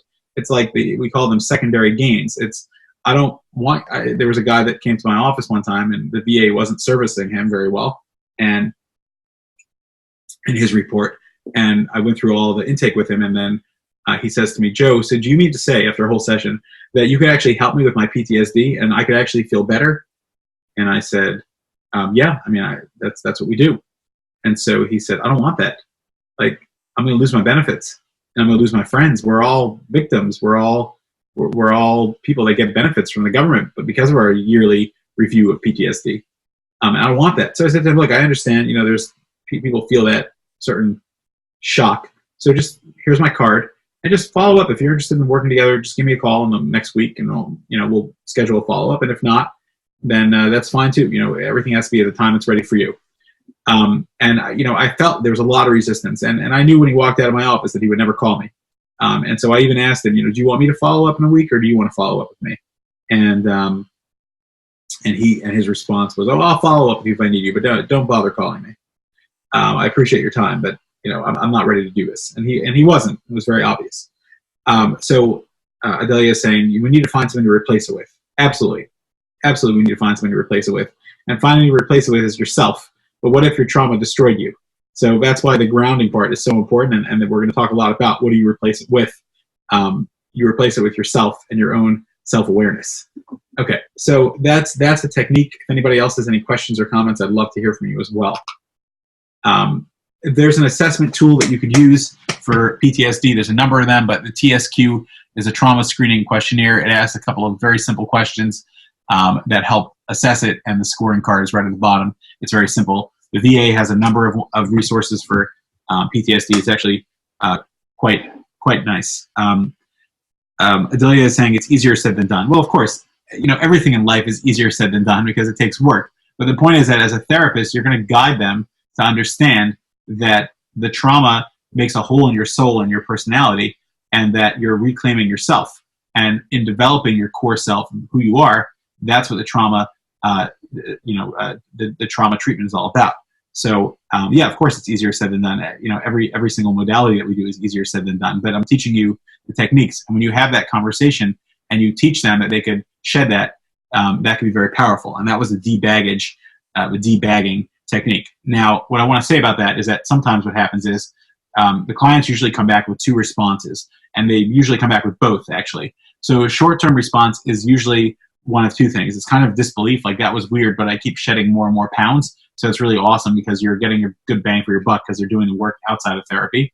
But also they'll come back and they'll say, yeah, it's like really cool. Like certain things just don't bother me about, anymore. But they'll often come back and say, I didn't even realize that I'm carrying other baggage as well. And then they'll go through, some other baggage that they were carrying. And I'll just say to them, in this process of cleansing yourself, there's some repressed memories that sometimes come back, and it's very normal for new things to come back. And remember, you were able to get rid of those other, using that technique, you were able to get rid of them. So we could do some more processing and get rid of some of that baggage as well, as you're comfortable. So that's really important. Okay, so let's talk about a little bit of some of the modalities. So DBT is a very powerful modality that is used for teaching the emotional regulation, and I'm very into making sure that we have skills and techniques. So we're going to borrow some DBT skills, which have a lot of mindfulness and etc. I would ignore the treatment numbers because there's no real answer as to how long it is. But in the stages of DBT that you're doing, there's the pre-treatment where you're trying to just orient them to what DBT is. I don't usually spend more than a week doing that, 1 or 2 sessions just orienting, because I need to get to the stabilization or they're never going to come back. The insurance companies would like it to be quick and out as fast as possible, and the clients also. But the commitment, safety, and stability are the first place we start with, especially if there's suicide ideations or larger or self-harming things going on. And we talk about the quality of life interferences that the trauma is causing. Then we try to focus on stage 2 with symptom reduction. And again, you could borrow some of the DBT skills that we'll talk about here as well, or you could apply it yourself. And then finally, the regulating part is really, really helpful. So we'll talk a little bit about how to use those techniques. When clients resist doing the difficult work in therapy, how do we help them keep moving forward? Well, according to Dr. Marsha Linehan, it requires a new shift in focus, and this often starts with a simple question. Generally, when a person really is unwilling to do the therapy itself, okay, as opposed to a person's willfulness in their everyday life. And in their everyday life, what you're going to really be focusing on is wise mind and effectiveness. Is this really effective? And then you have to get a person to do another skill called pros and cons, which is, let's look at the pros and cons of continuing to fight this particular battle.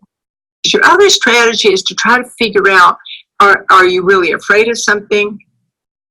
Are you avoiding this for some reason? What do you think is going on? And to do more of a clinical assessment of what the controlling variable is. In other words, what is it that's pushing them to avoid doing things? And sometimes they're afraid. I've had many clients who are unwilling to experience the emotion of of sadness.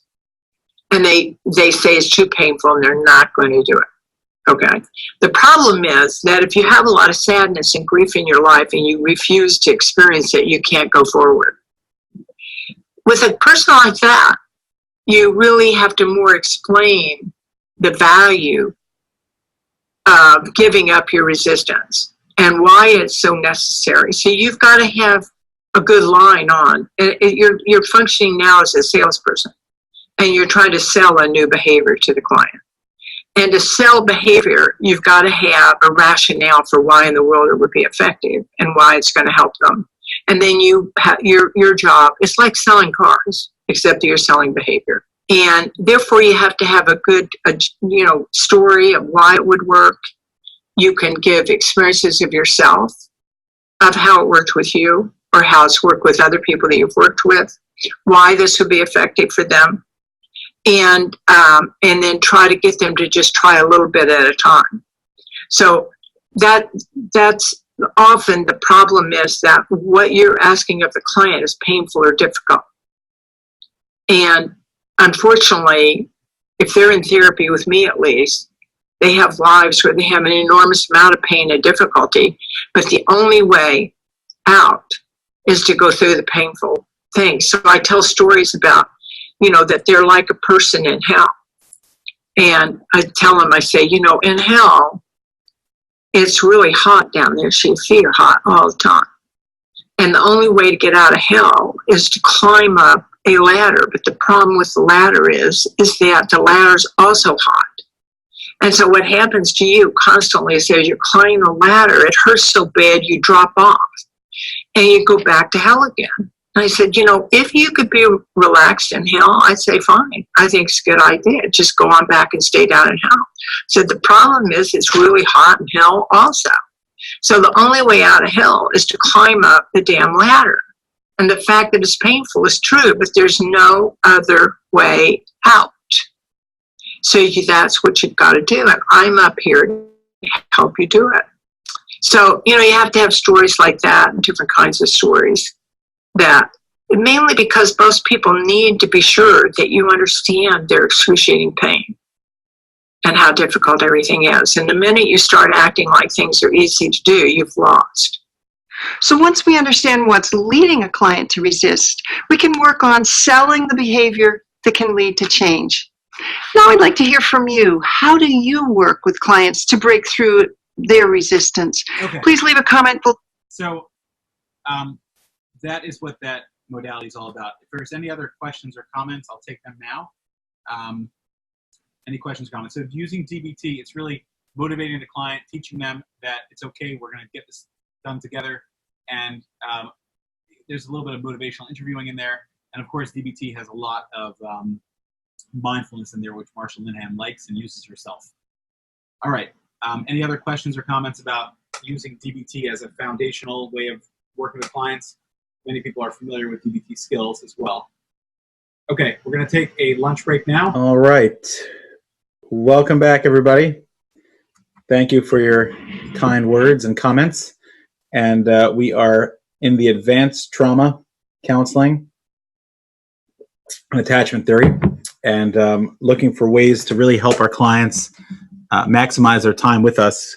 They're trusting us to treat their trauma, and we are here to help them. So just to review very briefly, we're looking for ways to establish rapport with them, because that's really a big foundation. We're understanding some of their attachment wounds that created more trauma for them, and we're certainly making sure that we're not adding to that. We talked about using some DBT skills and motivational interviewing skills. Someone has a question? Oh, okay. Sorry. Now we're going to talk about EMDR, which is one of my favorite ones. And again, if anybody has any questions, I would love to hear from you. And it's always great to hear from you guys. All right. So EMDR uses a number of techniques. And the first one is a history-taking technique, and this is part of the process. So we're looking for just what have you been through, identify some of the recurrent issues, and develop a treatment plan about what we're going to try to accomplish together. As you know from psychology, it's really, really important to get a treatment plan in place. I spend the last section, part 6, specifically on treatment plans directly, because it's really important. I get a lot of questions, and they could be boring, but we'll try to make it interesting as well. We prepare them there's a number of stages for EMDR, but this is just kind of an oversimplification of the 4 main things that we try to do. We prepare them to be able to trust us and work together, connecting with internal resources for regulating their emotions and learning how to self-soothe, and teaching them secure bonds. And then, of course, we do the assessment. We define an event that we want to focus on, and we believe that there's cluster events. So one event, again, is a hysterical reaction with a historical background to it, and then we actually do the desensitization processing by using bilateral stimulation and having them go back to that moment, and also helping them reprogram their belief system into more adaptive ones. So here's a little video just describing what EMDR is, in case anyone's not familiar with it, and just a little bit of the next steps. In the late 1980s, an American psychologist named Francine Shapiro noticed that if she thought about disturbing memories while walking through the woods, the thoughts would dissipate without her actively trying to do anything about them. Eventually, she realized that when she recalled the traumatic memories as she walked, her eyes were moving from side to side, and that when that happened, it felt like the memory would bother her less the next time it came to mind. She started looking into the idea, and soon, eye movement desensitization reprocessing, or EMDR, therapy was born. But as promising as some research makes it sound, EMDR is actually pretty controversial, and there's a whole lot of back and forth about whether the eye movements that set EMDR apart really do anything. And I would argue with that. Post-traumatic stress disorder, or PTSD, which can happen when someone hasn't been able to process and recover from a trauma they've experienced. Even years later, the trauma can affect their life in all kinds of ways. They might have flashbacks, sleep and concentration problems, persistent feelings of anger and shame, or any of a whole bunch of other symptoms. As the name suggests, suggests treating PTSD with EMDR therapy centers around those side-to-side eye movements. Its proponents think that by moving their eyes back and forth, patients can reprocess traumatic memories that have basically gotten stuck because the usual ways the brain deals with trauma didn't work. In each session, you're told to focus on a specific traumatic memory, the details, the emotions it brings up, and your reaction to it. While you're doing that, the therapist holds up a finger in front of you and moves it quickly from side to side for about 15 seconds while you follow the movement with your eyes. You'd almost expect them to start saying, "You are getting sleepier," except that this isn't hypnosis and you're not on a Hollywood set in the 1940s. The hope is that as you recall different details related to the memories, they become less sensitized. Something like, "That wasn't my fault," or "I am a good person." The concept is so simple that it doesn't even seem like it should work. And yet, meta-analyses of the research on EMDR have consistently shown that it does improve PTSD symptoms, at least compared to no treatment at all. The thing is, there's no real consensus about how it works. Almost all effective therapies for PTSD involve reprocessing traumatic memories in some way, since those stuck memories seem to be the main cause of the disorder. With EMDR, researchers think that eye movements allow the brain to do that reprocessing, but there's some debate about the exact mechanism behind it. One possibility is that performing an extra task, moving your eyes back and forth, overloads your working memory, which handles everything you're consciously doing at any given time. Your working memory can only deal with a few different things at once, and the idea is that if you start filling it up with tasks, there's less room for the negative stuff that would normally be triggered by traumatic memories. Other researchers think that the eye movements mimic what's known as an orienting response, what your brain automatically does when you're exposed to a new environment or stimulus in order to process and understand it for the first time. Or EMDR could improve communication between the hemispheres of your brain, or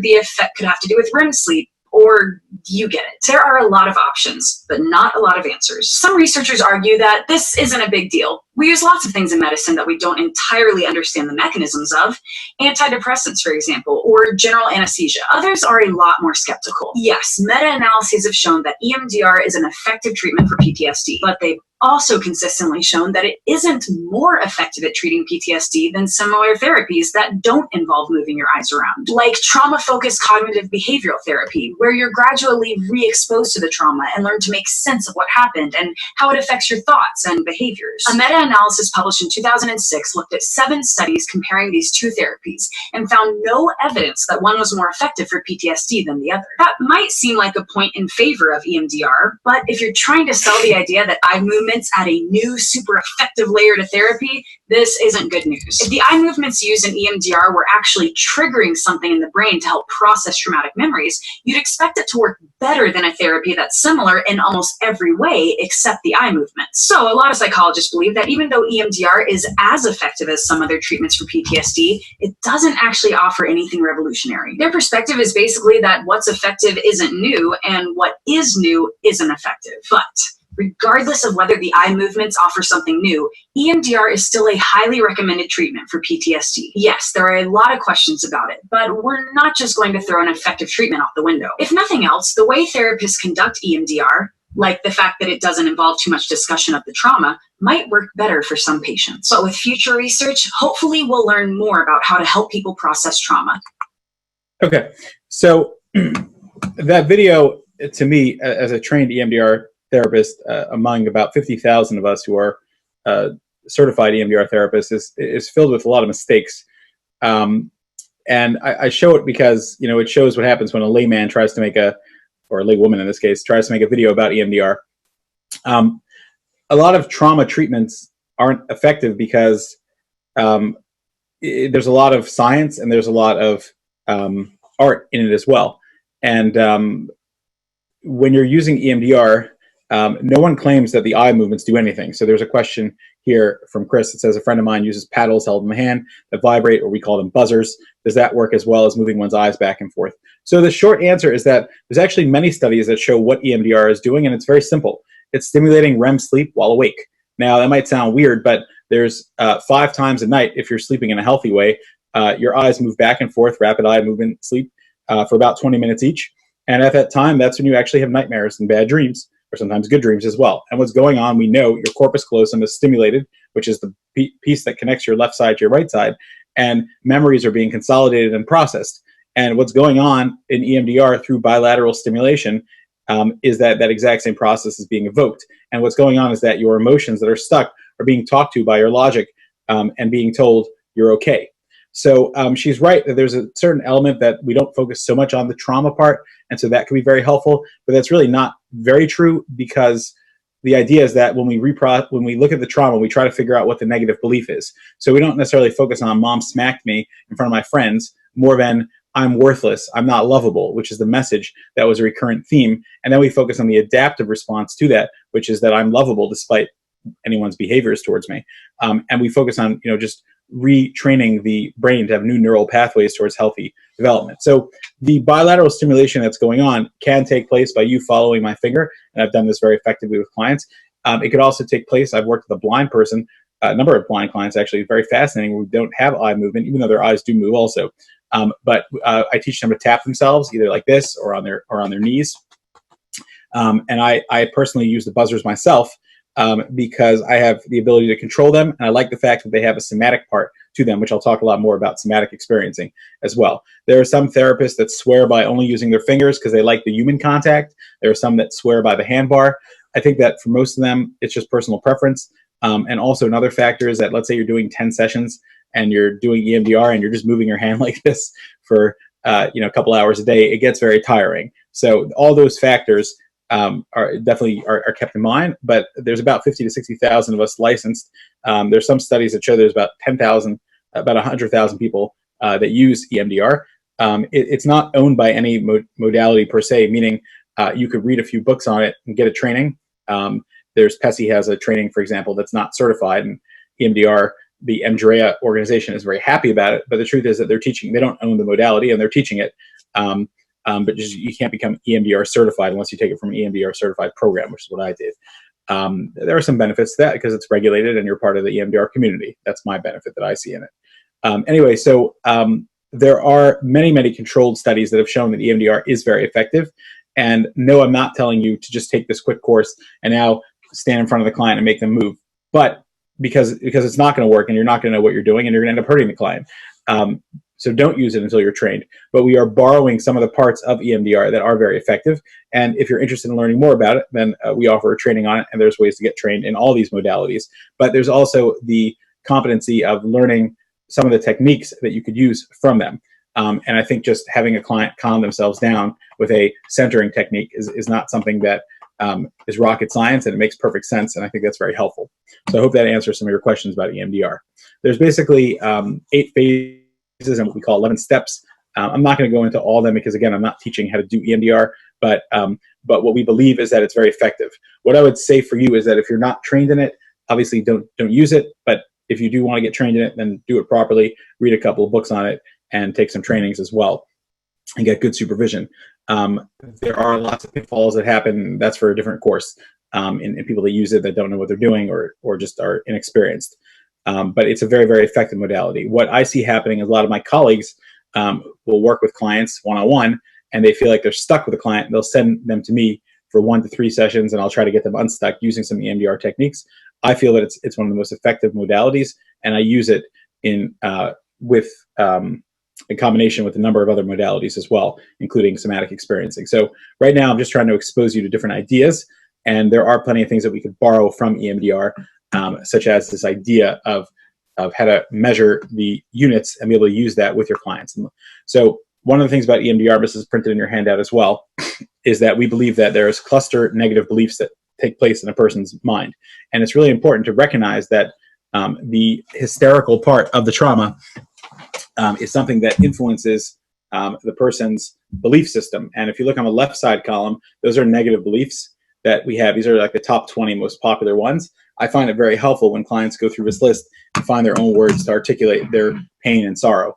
And I think this is really, really important. Their traumas are usually represented in one of these 4 or 5 main categories, but also these 20 things. And sometimes it could be a good conversation starter for understanding of trauma. And then we move on to the right column. That's the adaptive response that we're trying to replace it with. That's really, really powerful. You could print that out. You could just get to know it. I have a couple of laminated ones. I give it to the client to look at even, and just kind of talk about some of these negative feelings we have. It's not at all comprehensive, but it's the idea that we have these negative beliefs that we're carrying with us, and there's a way to let go of it as well. Okay, so one of the techniques that, again, you could borrow is using a timeline, defining a negative belief, and the SUDS, which is the subjective unit of distress, and then coming up with an adaptive belief and how strong you feel it. So what do I mean? So when you work with a client, you could use a timeline. So you write down, their birth. They were born in 1978, and then the present date, 2019, 20, whatever year it is. And then you just go through different events. What are some significant happy or significant sad events in your life? And they'll go through it. When I was in 1985 or whatever age they write, this and this happened. My dog died. My parents got divorced. We moved to a different state, and I was bullied at school.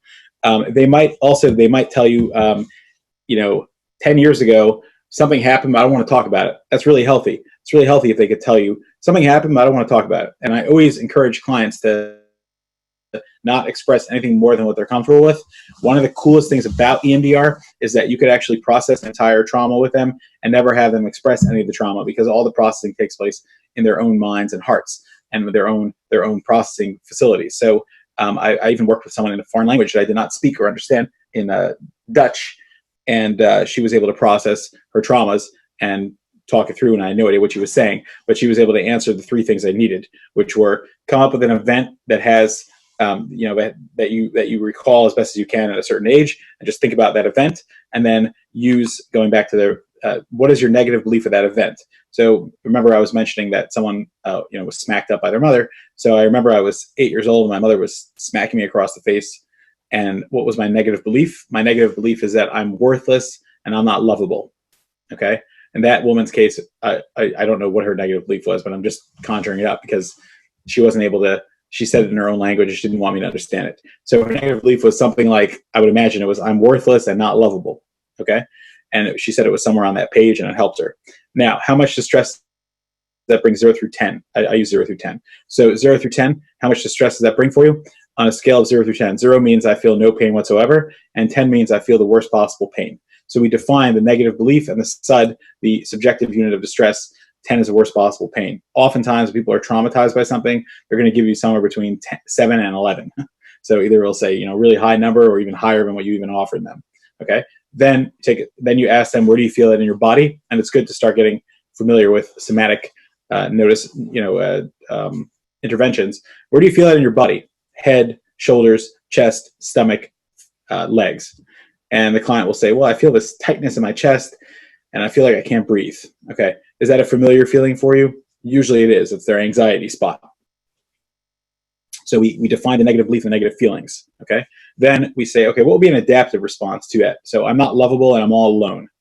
What would be your adaptive belief? Well, my adaptive belief is I'm lovable and I have people in my life despite what I've been through. And then I say to them, on a scale of 1 through 7, how true does that resonate with you? 1 means I could say the words intellectually, but it has no meaning. And 7 means I feel it deeply and emotionally. And usually if there's a disconnect and the client is having distress, then obviously it's going to be somewhere on the lower end, 1 to 4 usually, but they don't fully believe it. And then when we process with the adaptive, with the processing, and again, you'll use whatever modality you're using that you're trained in, but when I use EMDR at that point, after doing all the steps and getting ready, I'll process with them, and after a few minutes or after a session, as I check in with them, I'll notice that their negative SUD, when it comes to when you think back to that a negative event, how much distress does that bring up now? It'll drop from a 10 to a 7 to a 6, 5, 4, 3, 2. My goal is to get it between 0 and 1, preferably 0, as close to 0 as possible. And sometimes we get stuck along the way, but that's a whole modality of how to use EMDR. Remember, even when I'm using that technique of the debaggage, which I taught you, you could do the same thing. How distressful is all that baggage? It's 100 pounds, and it's like an 8, and I feel it in my chest. Okay, let's do the process where we're going to let go of it all and just believe that I'm lovable and I have other people in my life despite what I've been through. And again, we'll see as that adaptive belief gets stronger and stronger.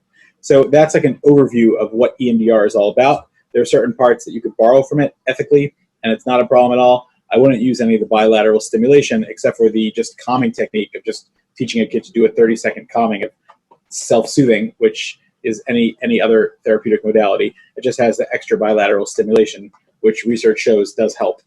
Okay, and I've done EMDR with kids very, very young, and I'll have the buzzers. Another reason I like the buzzers because I can put them in their shoes, or they could sit on it, and it's fine. Okay, so we use that timeline, and we really could focus on what the client has been through. Let's move on to somatic experiencing. If anyone has any questions, feel free to speak up or type away. Okay, so for somatic experiencing, this is the belief that trauma gets stuck in the freeze mode, and we're trying to get it out of their body. So here's a National Geographic's video that was used by Peter Levine to illustrate that just like this lion had a reaction and had to shake it out, so too that's exactly what we're trying to do. Sorry, not lion, this polar bear. And if someone is bothered by animal torture, if you consider an animal being tranquilized and being researched torture, which I can understand why, then I would suggest that you turn off your video screen and don't watch. Oh yeah, another pretty big bear. Another 8cc, or do you think, Dennis?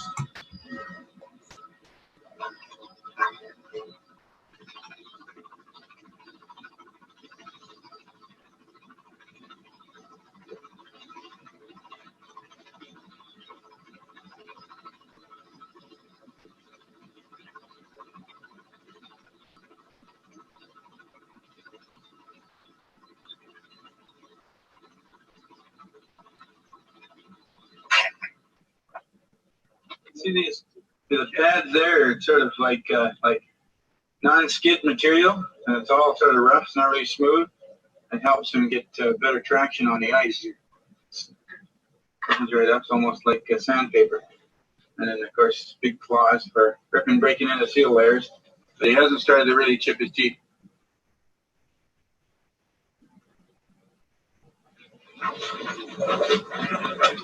If you watch that animal after he finishes convulsing, you'll see, because he's aware of the fact that we're all around him, and it's a very stressful experience for an animal like a polar bear. And after he settles down, and then he'll start doing a couple of deep breaths, and then he'll breathe really nicely, and it'll really, like, look, here he goes. See how he's breathing there now? You see, so even though it looks a little unpleasant, it lets off all that stress, and he then is able to relax and sleep the thing off. So that's a large part of trauma. If you watch what happens, that's what's going on in the trauma process of somatic experiencing, where his body is releasing all that tension. One of the places where you see this very clearly is after a woman gives birth to a baby, which is a tremendous emotional force and trauma to her own body. There's a tremendous shaking period that usually takes place. And the woman is not cold. It's just that her body is reacclimating to calming itself down after a 5, 10, 20-hour marathon. Okay, and you can see the bear is shaking. And what somatic experiencing does in the session is it introduces a lot of shaking, which Peter Levine says has to do with your feet, because a lot of trauma situations you want to run, and you don't have the ability to run. And so by having that ability to shake it off you, and to even have a therapist teach you how to exaggerate that, that will help you remove it from your body. And again, another reason I use the buzzers is because I think that I could kill two birds with one stone, no pun intended, and get some somatic feelings as well. So that is one of the foundational parts of somatic experiencing. Okay, there's a number of founders that have worked on it. Today I'm going to focus on Peter Levine and Pat Ogden because I love them, and they're amazing writers as well. Okay. Here's a little bit of information. I believe this is Pat Ogden we're up to. Peter Levine was at a trauma conference in the Middle East when someone in the audience asked a question. Is it possible to work with a trauma if you don't know what it is? So Peter threw the question back and asked if anyone in the audience had a particular symptom that they'd like to work on. One man raised his hand. It was Hein Oxberg. He just happened to be an expert in the field of treating trauma. And Peter shares his story now. He was the leading person on pioneering psycholytic treatment for Holocaust survivors. And he came up and said that he had severe back pain for 30 years, non-remitting back pain. So next, Peter did a pain assessment with Hein. Hein turned out to be a 9 on a 10-point scale. That's pretty harsh pain. What Peter did next was to draw attention to the area of pain in Hein's back.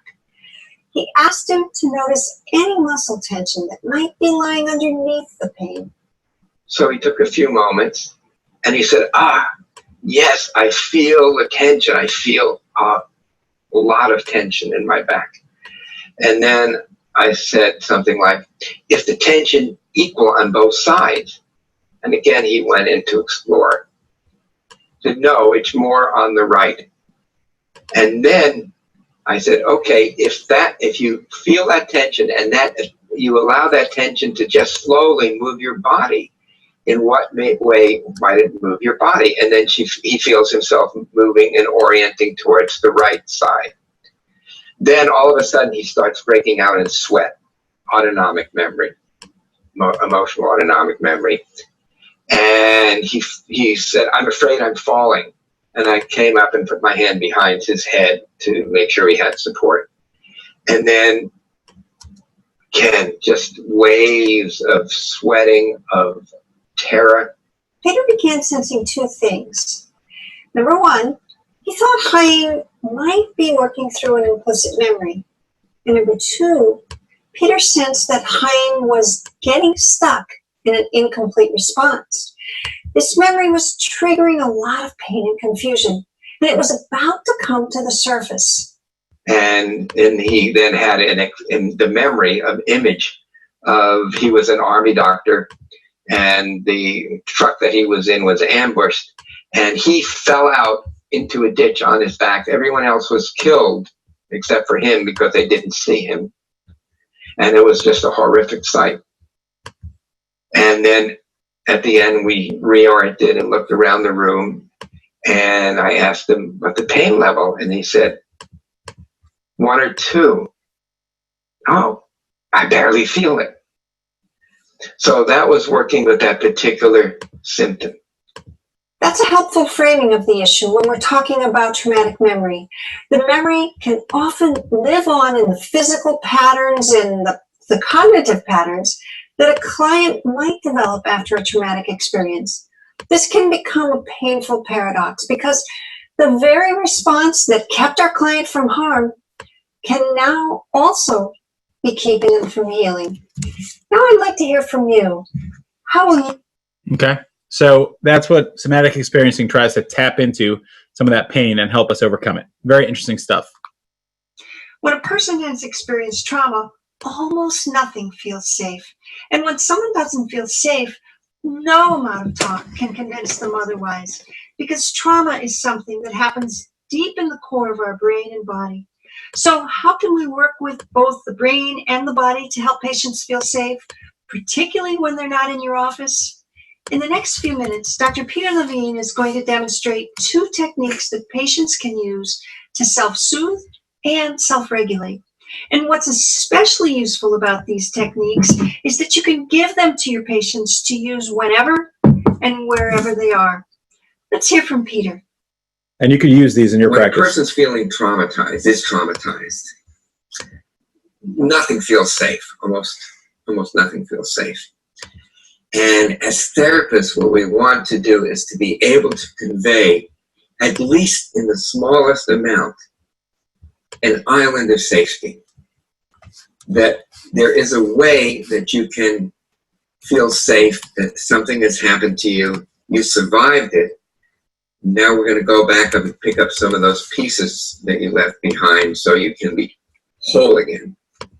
The other thing that's important in trauma therapy is that as soon as possible, that the therapist also provide tools, help the client learn tools that they can use to help them feel relatively safe. Because if the only place they feel safe is with you, the therapist, then when they leave and then they start feeling, horrible again, terrified, helpless, then sometimes, very frequently actually, they'll kind of shame themselves, what Fritz Perls called the top dog, because you're not able to, they're more dependent, they're completely dependent on the therapist. And so if we can give them even the smallest tools for self-soothing, for self-regulation, and I mentioned a number of them, I demonstrated a number of these with a person, with a client.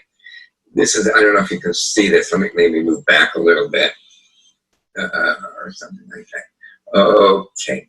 I'm gonna get up on my haunches here. Okay. Here, you take your right hand and you put it here under your left arm, on the side of the heart. Yeah, got it. And the other hand on the shoulder. And just to get a feeling, Ruth and everybody else who's watching, what this feels like, what the sensation is like, not just of your hands, but of what's going on inside of your body. Most people report a settling. What this does, I believe, is it helps us become aware of our container. See, and we'll probably get into this a little bit more, the body is the container of all of our sensations and all of our feelings. It's all in the body. And this is the container of the body, is the kind of the outside of our body, our shoulders, the sides of our thorax and so forth. And when the person can feel the container, then the emotions and the sensations do not feel as overwhelming because they're being contained. Another very simple thing people can do, usually I suggest they do this one first. The second one is just putting their hand on their forehead and the other hand on their upper chest. And just to wait, they can do this with their eyes open or closed, whatever they feel more comfortable with. A lot of people like to do it with their eyes closed, or others don't feel safe enough.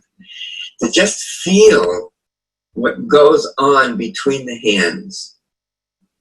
Sometimes they'll feel like an energy flow or a change in temperature or a feeling. And I just ask them just to keep their hands there. It could be just a few moments. It could be 5 or 10 minutes until they feel some kind of a shift. And then to take the upper hand here, keep the lower hand on the chest, and then put this hand on the belly. And again, just wait until there's some shift, till there's some flow. And sometimes people, if they're unable to sleep or they're afraid they're going to have nightmares, if they do simple things like that, they fall into sleep much better, and often the dreams are much more useful dreams. There are other techniques, the tapping, the energy, psychology kinds of things. For some people that works very well. Other people, you can use like tapping. Another thing I suggest is actually literally tapping the skin all over so you get a sense of the boundary, because traumatized people, there's a hole in their boundary. So as you kind of help the body remember that it is the container, then they feel more able to deal with their sensations and their emotions. Also squeezing the muscles, different parts of the body, also helps with boundary, sense of boundary. When the nervous system has been... So that's the part I wanted to add there. And somatic experiencing is all about that physical sensation. And again, you could teach the client how to do it themselves.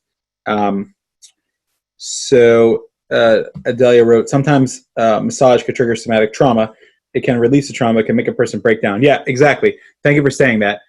So that's exactly the importance of titration. Titration is about doing it slowly, the renegotiation process, and not all in one. So that person that has physical trauma certainly should not be doing that high energy tapping, but this relaxation tapping can be a lot better as well. And again, even if they're in the office and you just say, let's take 1 minute, and let's just talk about what you've experienced. That's important, because a lot of people that have experienced trauma don't know where they start, where they end. And so that's what we're trying to teach them. These are all grounding techniques that can help them feel more human, feel more present in their own lives. Okay, so there's a lot of research done on somatic experiencing. Uri Bergman is a somatic experience and EMDR practitioner, and he writes specifically about the fear system that we have, which is the fight and flight, flight and freeze part, and then the rage system, which is the fight, And the panic system, which is a distress vocalization and social attachment, which again, we're trying to establish that with the client so they can feel safe, at least with us. One of the great things about Darwin's research is the vagus nerve, which the polyvagal theory, which you might be familiar with from Stephen Porges' work, is phenomenal. He was a University of Maryland researcher who since then has moved elsewhere, but he's an amazing person. And his research shows that this gut reaction that we talk about, our brain capacity is actually in our stomach, and our gut reaction actually makes up for 9 out of 10 decisions that we make. So that's really important. That visceral nerve is in fact our gut brain that's functioning and telling us how to save ourselves and how to move. And this is a really, really important part of trauma treatment, to be able to help the client ground and get used to their own body, literally to be safe in their own skin. In fact, Pavlov's dogs were themselves traumatized, which is very interesting because if you're talking about conditioning, classical conditioning, they were conditioned to be traumatized. In October 1916, he didn't have any money, and he stored them in his Russia University basement. And there was a massive flood there that impacted the dogs, and they literally had a paradoxical phase of response, which is very equivalent. We see this in trauma victims, where they responded to weak stimuli of connection, even more than strong stimuli. So basically, they were doing what traumatized people do, which is they were refusing people to be able to soothe them. That's a phenomenal thing. And Ralph Waldo Emerson, one of my favorite philosophers, writes, "What lies behind us and what lies before us are tiny matters compared to what lies within us." And that is certainly a very important part about the trauma treatment. What lies within us is sometimes what destroys us, but it's also what helps make us the best people we can be, which is what the trauma treatment is all about. Okay, any questions or comments on anything we talked about? So what we're trying to get is real strong approaches to how to help people, how to help our clients when they're going through trauma. Sensory motor psychotherapy is the goal Van Kolk has taught us is to restore a sense of safety in the body itself and complete the unfinished past. That's what we're trying to look at, and that is something that can be very, very effective. Pat Ogden has a number of books. They are very well written, in my opinion, and they have lots of interventions. You've learned a few here, and you'll hear about a few more. But basically, the attachment system is the foundation of all the other systems because its role is to detect safety. So it controls your defense, attachment, exploration, energy regulation, caregiving, sociability, play, and sexuality. And that's why people that have trauma are impacted in all of those levels. And like she says on the second to last quote here, like the caregiver, the therapist must provide the ability to weather the storm and bring interactive repair when the inevitable emphatic failures occur. And that's part of learning to say, I'm sorry, and learning to repair. Because inevitably, as I tell many of my clients that have trauma, there's going to be a time when we're working together, but I might miss one of your cues and I might misunderstand you and I might make a mistake. And I want you just to bring that to the table because that'll allow me to take responsibility for my mistake and it'll help me understand what you need in order to continue on your journey. And when we make mistakes or when the client, feels that we made a mistake, we want to thank them for bringing it up and we want to acknowledge it. Now you might say, what about boundaries? What about the client being dysfunctional? I understand that. I'm well aware of that, and that's a judgment call that you have to make because there are times, especially when you're dealing with personality disorders, where that is a big factor, and we'll talk about that specifically. But in cases where it's not an extreme personality disorder, there is certainly a benefit in thanking them for bringing it up in the room and showing that it's a safe place, and you will see a lot of therapeutic benefit in apologizing to a client and thanking them for bringing up their needs. Okay, here's Pat.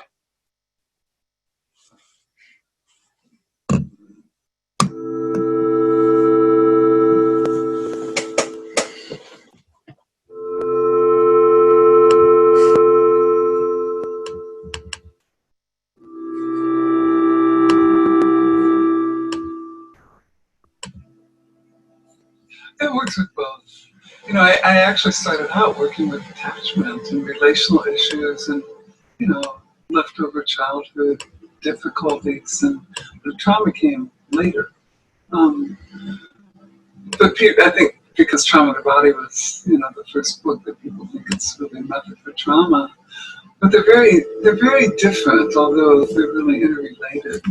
So, you know, with trauma, there's often dysregulation in the nervous system, where people get either hyper-aroused or hypo-aroused, and there's all this work with animal defenses, like fight, flight, freeze, and pain, death response, that people develop habits and responses, and those defenses that we have to work with and develop more flexibility among those defenses. And with attachment, it's really different,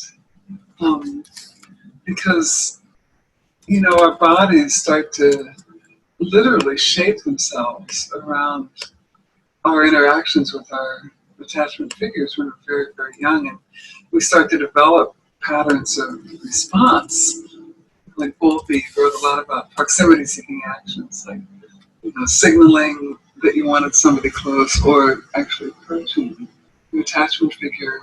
And for kids who've had difficulties, even if it's not abuse or trauma, those difficulties can be pervasive in their lives, and they can have trouble in relationships when they get older. So we work a lot with just reaching out, because adults and children, they'll reach out in different ways depending on their confidence that their attachment figure will respond to them in the way that they need. So, like, somebody might reach out like this and say, well, attachment figures, they kind of expected me to be independent, so they don't have that reach. And we look at how the beliefs, from the childhood live in the body. Like if someone grew up thinking they have to perform to be loved, their body might be mobilized, If somebody grew up thinking that, feeling that they didn't have quite the right kind of support, the body would have different patterns. So we work with this leftover wounds from childhood, even when they're not experiences in life. And those trauma and attachment, they always overlap. So, everybody's had trauma, whether they're traumatized or not, and everybody has attachment issues. Okay, so that was Pat Ogden. Any questions or comments are always welcome. This is Bessel van der Kolk. He is, the difference between him is that he uses all the modalities. So Peter Levine is very focused on sensory motor psychotherapy.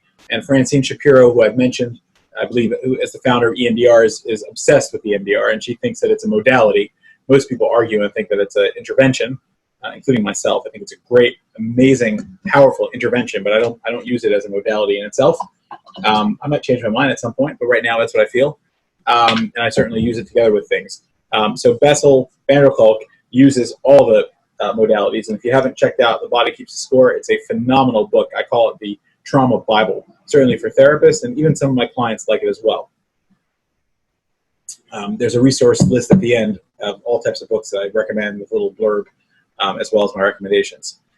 So he has argued very, very eloquently that developmental trauma disorder should be included in the DSM-5, and he proved very clearly that it exists, but unfortunately there's a lot of political reasons to keep it out. Here's Bessel talking for himself. Remember, he's from Holland originally. He's a psychiatrist. Trauma is about heartbreaking, gut-wrenching feelings. It's not about thoughts. It really is about your body getting stuck in a state of sensations that are basically intolerable. That's sort of different from how people out there talk about trauma. It's like they say it's about a memory that needs to be digested. I don't agree with that. It's about how your body gets stuck in being frozen or in heartache and gut-wrenching feelings, and you need to really reclaim your body. It's a very central issue of overcoming trauma. Emotions are our physical sensations. So you feel joy in your chest. You feel joy in your movement. When your heart is broken, you feel it over here. When your gut is wrenched, you feel it over here. So emotions are really about physical sensations. Trauma is about having unbearable physical sensations. So you can go to your psychologist and yak about what has happened to you. But the core issue is not what happened to you, but the fact that your body got stuck in heartbreak and gut wrench. And so somehow you need to be helped to learn to re-own your body. We did a study on the immune system and trauma and saw that basically when people get traumatized, their immune system starts overreacting and starts attacking themselves. And I think that is a very good metaphor for people's bodies getting stuck in a state of terror. So I've explored many different methods of dealing with trauma. I found that yoga has had the best reception. When you're a traumatized person, it feels like nothing will ever change. When you do yoga, you notice you can put yourself in some damn uncomfortable pose, and before too long, it's going to be over. And you get that sense of time, which is a very important thing in helping to overcome trauma, because sucky things happen to people all the time. And the way you move through life, you say, okay, today it sucks, but tomorrow is another day. So you have this sense of time that allows you to have that perspective. And you get traumatized, that perspective of this too shall pass disappears. And so reestablishing that sense of time, which yoga does so well, is another very important part of the yoga can do for people. Yoga really helps people to really contain themselves and to safely experience their bodies. It makes it possible for people to feel things that they may be very afraid to feel. And so that's just really much of my attraction to yoga is the understanding that when you get traumatized, you don't really want to feel what you feel and know what you know. And that really is part of at the core of the problem. And then how yoga really makes it safe for you to experience yourself, even though what you experience may not be all that great. And one thing I particularly like about yoga teachers, for example, you'll say, hold this pose for 5 breaths. And the first breath you say, I'm not going to do this, or you say, I'll try it one time. And then you know that everything is going to come to an end. And this very, very nice contained way that yoga allows you to do things that you ordinarily wouldn't want to do or dare to do. So I'll just try it for a few breaths. So that's what I wanted you to get at it. This is really his masterpiece. Just taking a synthesis of all the different trauma trainings. If you've ever taken any trainings with him, or like I said, his book is phenomenal. And he's a great speaker. He's very engaging as well. That one was a little bit too much of an advertisement for that center as well. But yoga is something that he writes about in his book as a very, very effective modality for treating trauma. And it helps the client get used to their own body, literally be in their own skin. And that's a really, really important part of it. I want to talk about Stephen Porges and his work because it's really a tremendous contribution to our field. And it's the polyvagal theory, which basically helps our body calm itself down. And I'll let him explain it as well. Our nervous system is functionally a triangle upside down. Okay, the point. This is the brainstem. I'm talking about the circuits that are being regulated in the brainstem that regulate our underlying state, percolate information up to the brainstem, and the brainstem literally is transmitting that information to higher brain structures, enabling access to different brain areas. So that when we're in safe states, we can access higher cortical functions. But when we're in dangerous states, those systems turn off and we're defensive. If we think of this triangle, each time we get higher and higher, we have greater diversity of expression and outcome.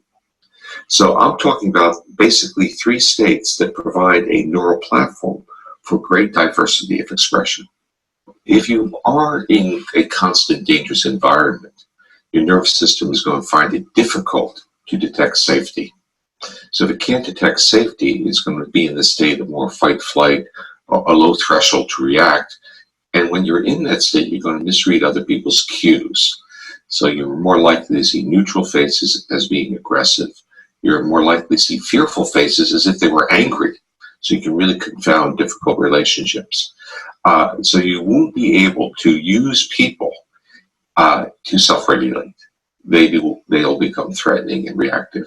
So if you have a history in which there is no experiences of using people to regulate in a very pro-social positive way, people will then become threatening or damaging to you. And what I always want to emphasize is that the social interactional behavior is a neural exercise. It's a neural exercise of using newer mammalian structures, it's evolutionary newer structures, to inhibit very primitive defensive systems. So if we feel that we're in safe environments, we'll use our face, we'll use the intonation of our voice, and we'll negotiate a relationship or maintain safety by doing that. And this is what friends do, this is what lovers do, this is what supposedly teachers are supposed to do in therapists, right?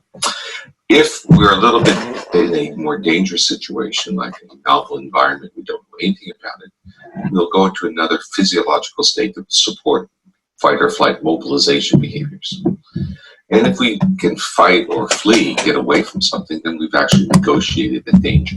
But what if we can't get away from the danger? What if we're held down, or we're in a confined environment? What if we're trapped in a car or a plane or in a bathroom and someone is now going to hurt us? The possibilities that we could trigger a third circuit which shuts us down. And it's that shutdown circuit that makes it so important in understanding trauma. And the polyvagal theory articulates that shutdown circuit, while most other theoretical models of trauma and what people would call stress disorders only talk about a fight-flight system. Okay, so that's the core of what I would tell a person about the polyvagal theory. And the second component of that core is that these responses are not voluntary. Our nervous system is picking up information in the environment and evaluating that information, not on a cognitive level, but on a subconscious, we want to bring back that term, but on a neurobiological level where we're picking up features of risk or danger. And our nervous system puts us into those different states. And we can become aware of that because when we're in certain environments, we may feel our heart pounding. We ask the question, why is my heart pounding? And then you'll say, well, something in the environment must have triggered it. But often we don't know the cues that trigger these things. So the point I want to make is first that the polyvagal theory provides us with an understanding of three neural circuits that support different types of behavior.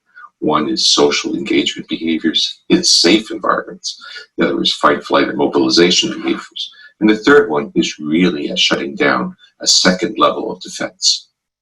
Okay, so just very briefly, I've been to a training by him as well. He's a phenomenally engaging speaker, although he sounded very academic.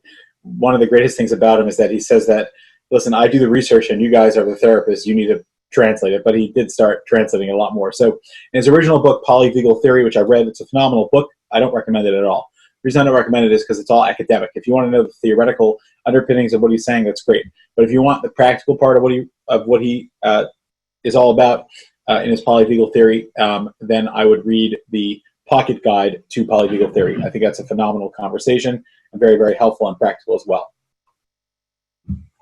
Here's a little bit further on using the polyvagal theory with your clients, but it's basically the shutdown mode which the clients experience and how we have to help them get out of it.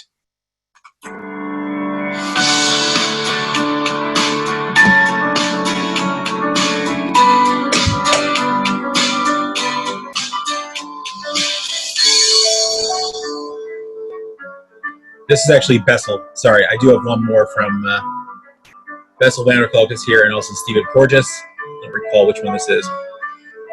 I believe it's focused on the polyvagal. Good morning, Steve. Yeah. I'm very glad that I have the opportunity to interview you. We are here on the Congress Reden reicht nicht, where you are one of the main speakers because of your so important work with the polyvagal theory. For my own work as a psychotherapist, but also counselor and organizations, your theories and your research work have been very important over the years. So I would ask you to just, in a sense, draw what is the main issue of your theory in this short? Well, first, thank you for inviting me to the Congress, and thank you for interviewing me. Now, whenever I'm asked the question, what is the polyvagal theory? My eyes open up and my eyes roll back because I first ask, how much time do we have? Yeah. And then I creatively will try to summarize it in a few sentences. The polyvagal theory really is the understanding of how our body reacts to various challenges, and that our reactions are really based on the evolution of our autonomic nervous system. And what that really means is that our evolutionary history as vertebrates, during that history, the autonomic nervous system changed. And as it changed, it created different circuits. And those circuits function in a hierarchy, meaning the newer circuits can inhibit older circuits. But the older circuits were circuits of defense. So in terms of models of psychotherapy or psychosomatic medicine, what we start understanding is that most diseases, including chronic diseases of physical health, are really diseases of the autonomic nervous system. And the autonomic nervous system changes with mental health as well. So what we find with polyvagal theory is that our reactions to the world follow this evolutionary pattern in which the newest circuit is a circuit of social interaction, which is linked to a uniquely mammalian vagal pathway, which is a nerve going from the brainstem to the heart. And this nerve is linked in the brainstem to the muscles, the nerves that regulate the muscles of the face and head. So when you invited me to talk at a conference that was called When Talking Is Not Enough, it was really, to me, an opportunity to talk about the polyvagal theory and the social engagement system, which really is the neuroregulation of the muscles of vocalization, the muscles of listening, the muscles of facial expressivity, and of gesture, like we're doing right now, gesturing to each other. And these are linked to the nerve regulating the heart. So it becomes a co-regulatory, interactive regulation of autonomic state that enables our bodies now to be in states that support health, growth, and restoration. And when that system doesn't work, then we start seeing the behaviors and the symptoms associated with mental health issues, which will be mobilized behavior, rage, tantrums, anxiety. But what polyvagal theory really got its name for really was that when you study the evolution of the autonomic nervous system, you identify another defensive system, which is shutting down, which is passing out, which in mental health is often dissociative states. So this physiological immobilization with fear was not really acknowledged within psychiatry or psychology. They try to fit everything into a fight, flight, stress. And when you study trauma, that was the issue. It's all in the So that's freeze. it in Okay.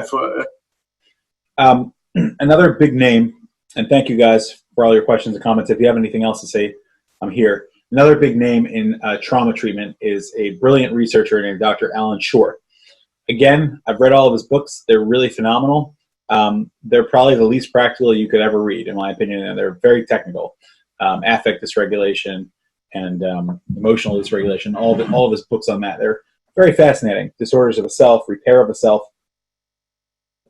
They're not very practical. They're very theoretical. I tried to find, I had trouble finding practical videos of him, but I did find one that I believe is very helpful for treating trauma. But again, his theory, which is not what this course is all about, more of the practice part, but his theory is basically, like I mentioned earlier, that the first 2 years of a child's life, including the first 6 months, the last 6 months of in utero time, till birth, until about 18 months, is when a child's entire emotional system is formed. And whatever happens there impacts a child's life. And those are phenomenal words, but his proof and his scientific basis is pretty strong, as he proves in the book. But what I'm interested in from his work is how we deal with affect dysregulation and how it comes about because of attachment damage. And that's what I'm going to let him speak for himself.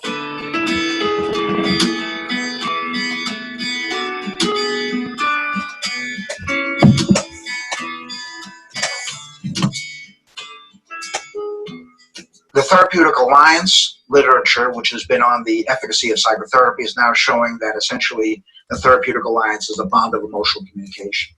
And that is the central heart of the treatment. So that would be a relation. At the same time, the movement in early development is showing that the growth facilitating environment of the attachment is essentially the same kind of situation whereby the personality of the mother at deeper levels not her left hemisphere, but at deeper levels, are interacting and resonating with the baby. Actually, you're looking at her autonomic nervous system regulating the other autonomic nervous system. And then you've got the brain research now showing how social relationships are now impacting the growth of the biological structure of the brain, the interpersonal neurobiology, my work and Dan Siegel's work and so many others, etc. So all of these more or less are coming together now that are highlighting the relationship, so to speak, between the patient and the therapist. But that relationship is not a relationship between two conscious minds, two left hemispheres. Again, that relationship is an intersubjective relationship. It's much deeper than that. It's the same mechanisms that human beings use in intimate contexts. And again, let's remember, with these patients, intimacy is terrifying, right? It's strange, it's foreign, it's terrifying, etc. So it's that system, which again would heighten the idea that the intersubjective, the relational, is central to the treatment. Okay, that's Alan Shore. The ability to empathically resonate with someone else's subjectivity is very different than giving another person advice or telling them what to do or how they should be, etc., etc. You see the acceptance and I think the what we're nurturance. finding here is that in many cases whereby you see a suicidal crisis triggered, which was precipitated by some type of interpersonal event, which on the surface looked as it was an attempt at some positive, really was not. I mean, in some ways, it could have been more shaming and humiliating and really not a matter of the deep contact that we're talking about here, and more or less keep your affects to yourself, especially the dysregulated one, etc. And so, therefore, many of the precipitating crises are with very close family members. But again, they are literally not making contact because they're just in two different worlds. Again, one in a deeply pained subjective world, the other in an objective world of verbalizations, etc. And there's no way that they're going to connect up together, and this matter of the exquisite sensitivity to shame and humiliation. All right, so that's Alan Shore explaining it. Like I said, you can see he's very academic. We'll talk about an application. I think this will explain. We'll do a quick one from him. Any questions or comments, feel free to write something.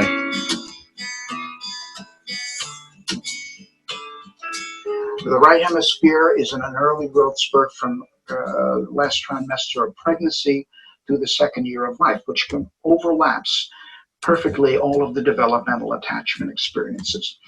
And as a result of the attachment bond of emotional communication between the primary caregiver and the infant, you're either getting an optimal context in which there's a secure attachment, or you're getting something less than an optimal context.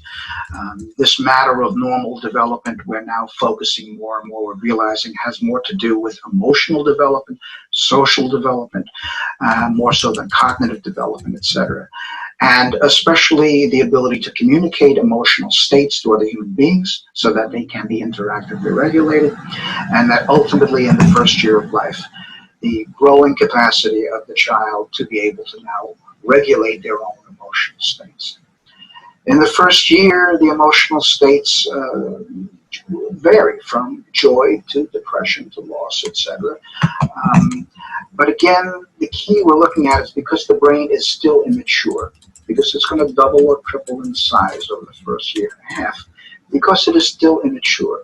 The baby is unable to regulate states, especially negative states, distressing states. And for this, therefore, it needs the interactive regulation of the caregiver.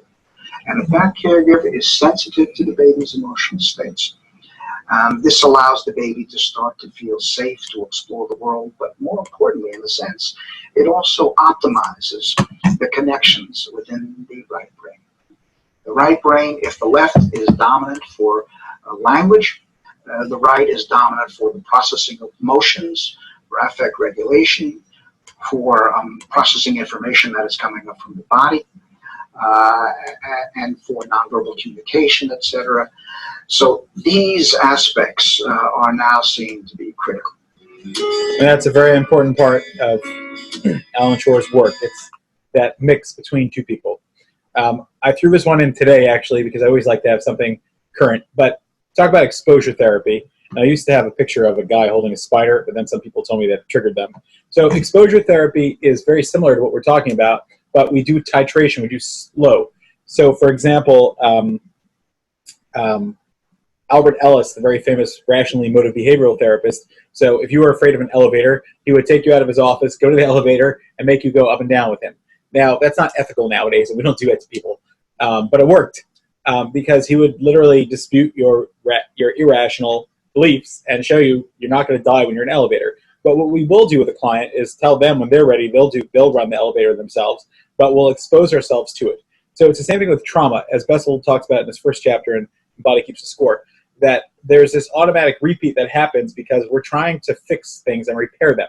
And so in the next video I'll show you, I feel that it's very therapeutic because here you have a soldier who goes back to the Battle of Normandy, to D-Day, which happened on June 6th, 1944, when he was able to go in there. I think he's like 97 years old now, and I think it's very therapeutic to be able to make that same exact jump, and only this time not be shot at. And now a lot of soldiers obviously are no longer alive, but many of them would not be willing to come back to that place. But this soldier obviously has a lot of resilience and has learned that. And when he's falling down, I can only imagine as a therapist what kind of therapeutic value is going through his mind. And even though he gets run over at the end, which you'll see, I mean, it's not funny. He's okay. He doesn't get hurt. But it didn't matter to him because he just wanted to do this and show that he could do it and do it again. So just watch. It's happened today.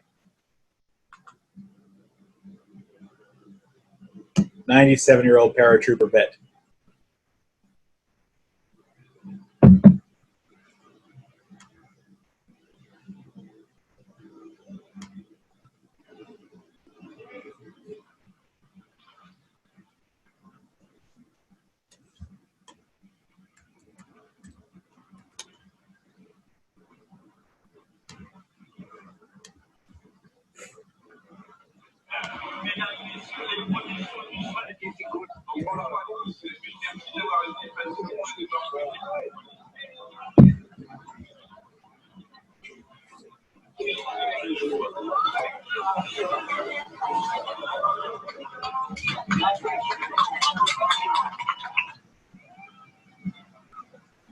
And ultimately, this is what we're doing with our clients. You see, he got ran over.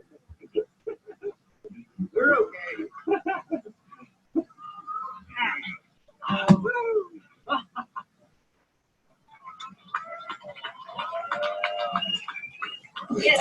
Great. Beautiful drive, beautiful jump, beautiful flight. Everything was perfect. Okay? So that's what exposure therapy is all about. Isn't that fascinating? Isn't that awesome? You could see a very, very resilient man. Yeah. And a lot of people are dealing with different parts. Thank you. I'm glad I'm in good company with Dr. Alyssa thinking the same thing. Exactly. And that's what exposure therapy is all about. We want to take our client there through titration slowly and with them determining the pace that they're comfortable with. Okay. Fine. Let's go to personality disorders. All right. So we talked about some of the general ways of dealing with trauma. Let's move on to personality disorders. So we're going to take everything we learned and we're going to really have to put it on steroids because these are really, really complex. So remember, one of the big things with personality is whether the person is grandiose, narcissistic, histrionic, avoidant, or borderline.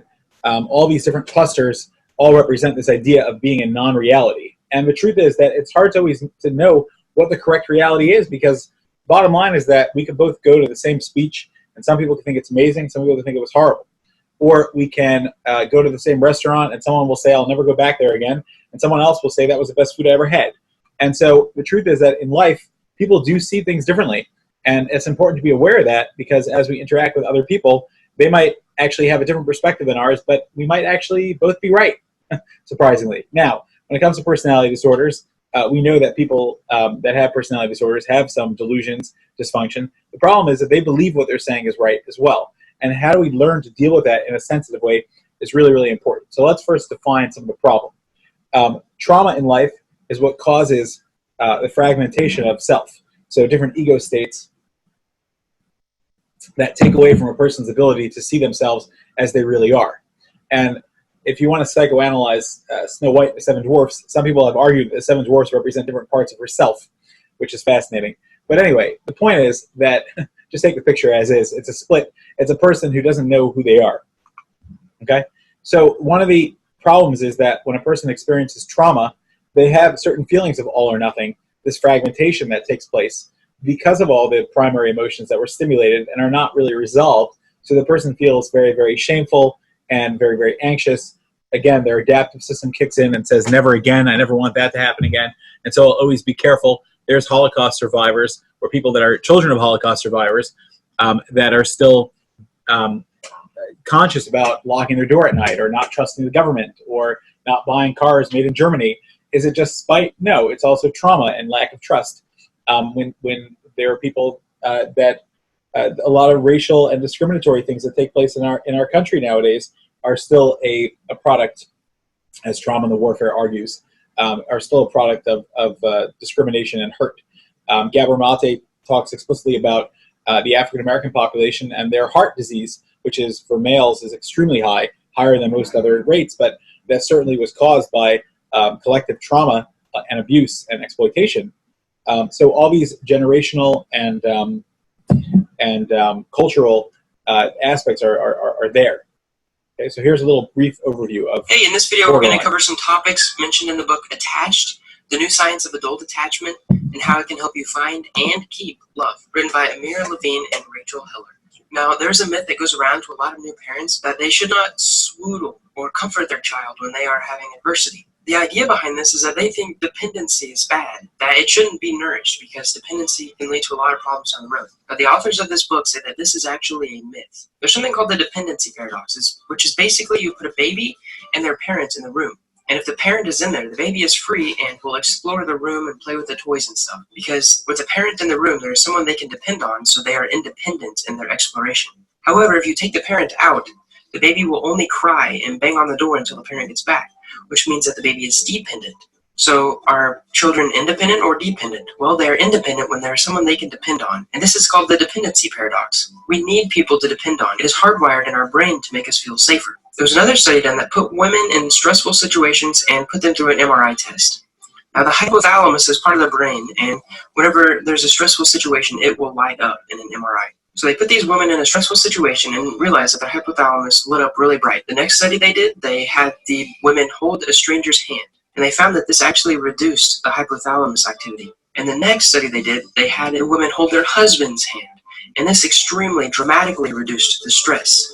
So this study basically shows that people rely on others for psychological and emotional well-being. They even found that couples became a single physiological unit. They can control each other's blood pressure, heart rate, breathing, and even hormones in the blood. Now that we know that dependency and attachment exist, let's talk about the 3 attachment styles mentioned in this book. First, you need to know that none of these attachment styles are bad or good, they're just different. And they're usually formed at birth, but the authors say that there's a 25% chance that they can change every 4 years. The first is the anxious attachment style. And anxious people love to be close to their partners. They often fear that their partner doesn't want to get as close as they do. They're very sensitive to words and changes, and generally their mood fluctuates to meet their partner's needs. And they often get upset easy. People who are avoidant attachment, it is very important for them to remain independent and self-sufficient. In fact, they actually feel uncomfortable if they start getting super close. They don't spend much time worrying about their relationship, and they're not as open about their feelings and thoughts as anxious people. Now, the third is the secure attachment. And this is warm and loving comes naturally to these people. They don't get upset easy or jealous, and they effectively communicate their needs. They need to know that none of these are good and none of these are bad. You just need to know about them. When you're diagnosing yourself between one of these attachment systems, do not rely on one symptom. I recommend reading the entire book for more examples and better clarification. Now, basically, the authors say that anxious people should not date avoidant people. Secure attachment systems can date either anxious or avoidant, and vice versa. But anxious should not date avoidant. Let me just make it clear. Secure should look for secure. Protest behavior. Protest behavior is when an anxious attachment person will protest to their partner through their behavior to try to get closer. They will call or text or email many times throughout the day. In fact, some people actually think this is annoying. They will commonly keep score, and sometimes they'll even threaten to leave. Some even play the silent game, which is strange because they want to get closer. There's also deactivating strategies, and this is what the avoidant people do to try to get away from them. They try to get more space. If you hear someone say that they're not ready for commitment, but they've been dating the same person for years, this is a deactivating strategy. If they also focus on small things and are checking out mentally when they are having a conversation, this is another clue. Some even have secrets and avoid physical closeness. So as you can see between these two behaviors, someone who has an anxious attachment system that is dating someone who has an avoidant attachment system, they're going to have a lot of problems. And this is because one generally tends to push while the other tends to pull. But if either one of these were to date someone who's secure or had the same attachment system, they would enjoy the relationship. But remember, the secure person might reject them. A lot of relationship problems aren't arguments or even the small stuff that they sweat. It's usually conflicting intimacy needs. Here's a little example. Everyone loves their dog. Dogs poop on your floor, they wake you up at night, they always demand your constant attention. In short, if your dog was your girlfriend or your dog was your boyfriend, they might get annoying. In fact, if they pooped on your floor, you would probably kick them out. But you love your dog, and almost everyone feels positive emotions toward them, because this is an example of a secure relationship. Secure relationships show that even though the behavior may be upsetting, a secure person is willing to put that aside. I want to say that relationship psychology is pretty new, and a lot of this stuff in this book has only been talked about like in the past 20 years. So take most of this with a grain of salt. Also, this is a pretty interesting book. There's a lot of stories in it, and a lot of it has to do with like counseling, but I enjoyed a lot of the concepts out of it. If you like this video, click the like button below. It lets me know that people are enjoying my videos, and subscribe for more. Okay, so just talking about that video before I go on to this very fascinating woman who talks openly about her trauma experiences. So for attached, again, in the book they say that it takes about 3 years to change your attachment style. I strongly disagree with that. I've seen clients change their attachment style in 6 months to a year. The videos are all on YouTube. You can just Google it. You'll see it. If you have any trouble finding it, just email us. This one's also very interesting. I believe she'll say her name, and she's also on YouTube, like the trauma lady. And she has like a whole, what's it called? She has a whole theory. So I go through, I've read the book Attached. I think it's a phenomenal book, and I use it in my relationship coaching and counseling. And I often will go through a printout with the clients of what's secure, anxious, and avoidant. There's also mixed, which is anxious and avoidant. And it's very easy to talk. And in that book, there's actually quizzes that you could take for yourself and do for your spouse or give your spouse if they're willing to. Hopefully they are. If they're avoidant, they might not be willing to read the book.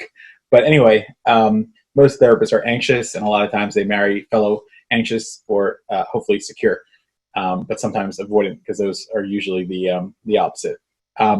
Opposites attract in that way, although it doesn't work so well unless both of them are willing to do their part.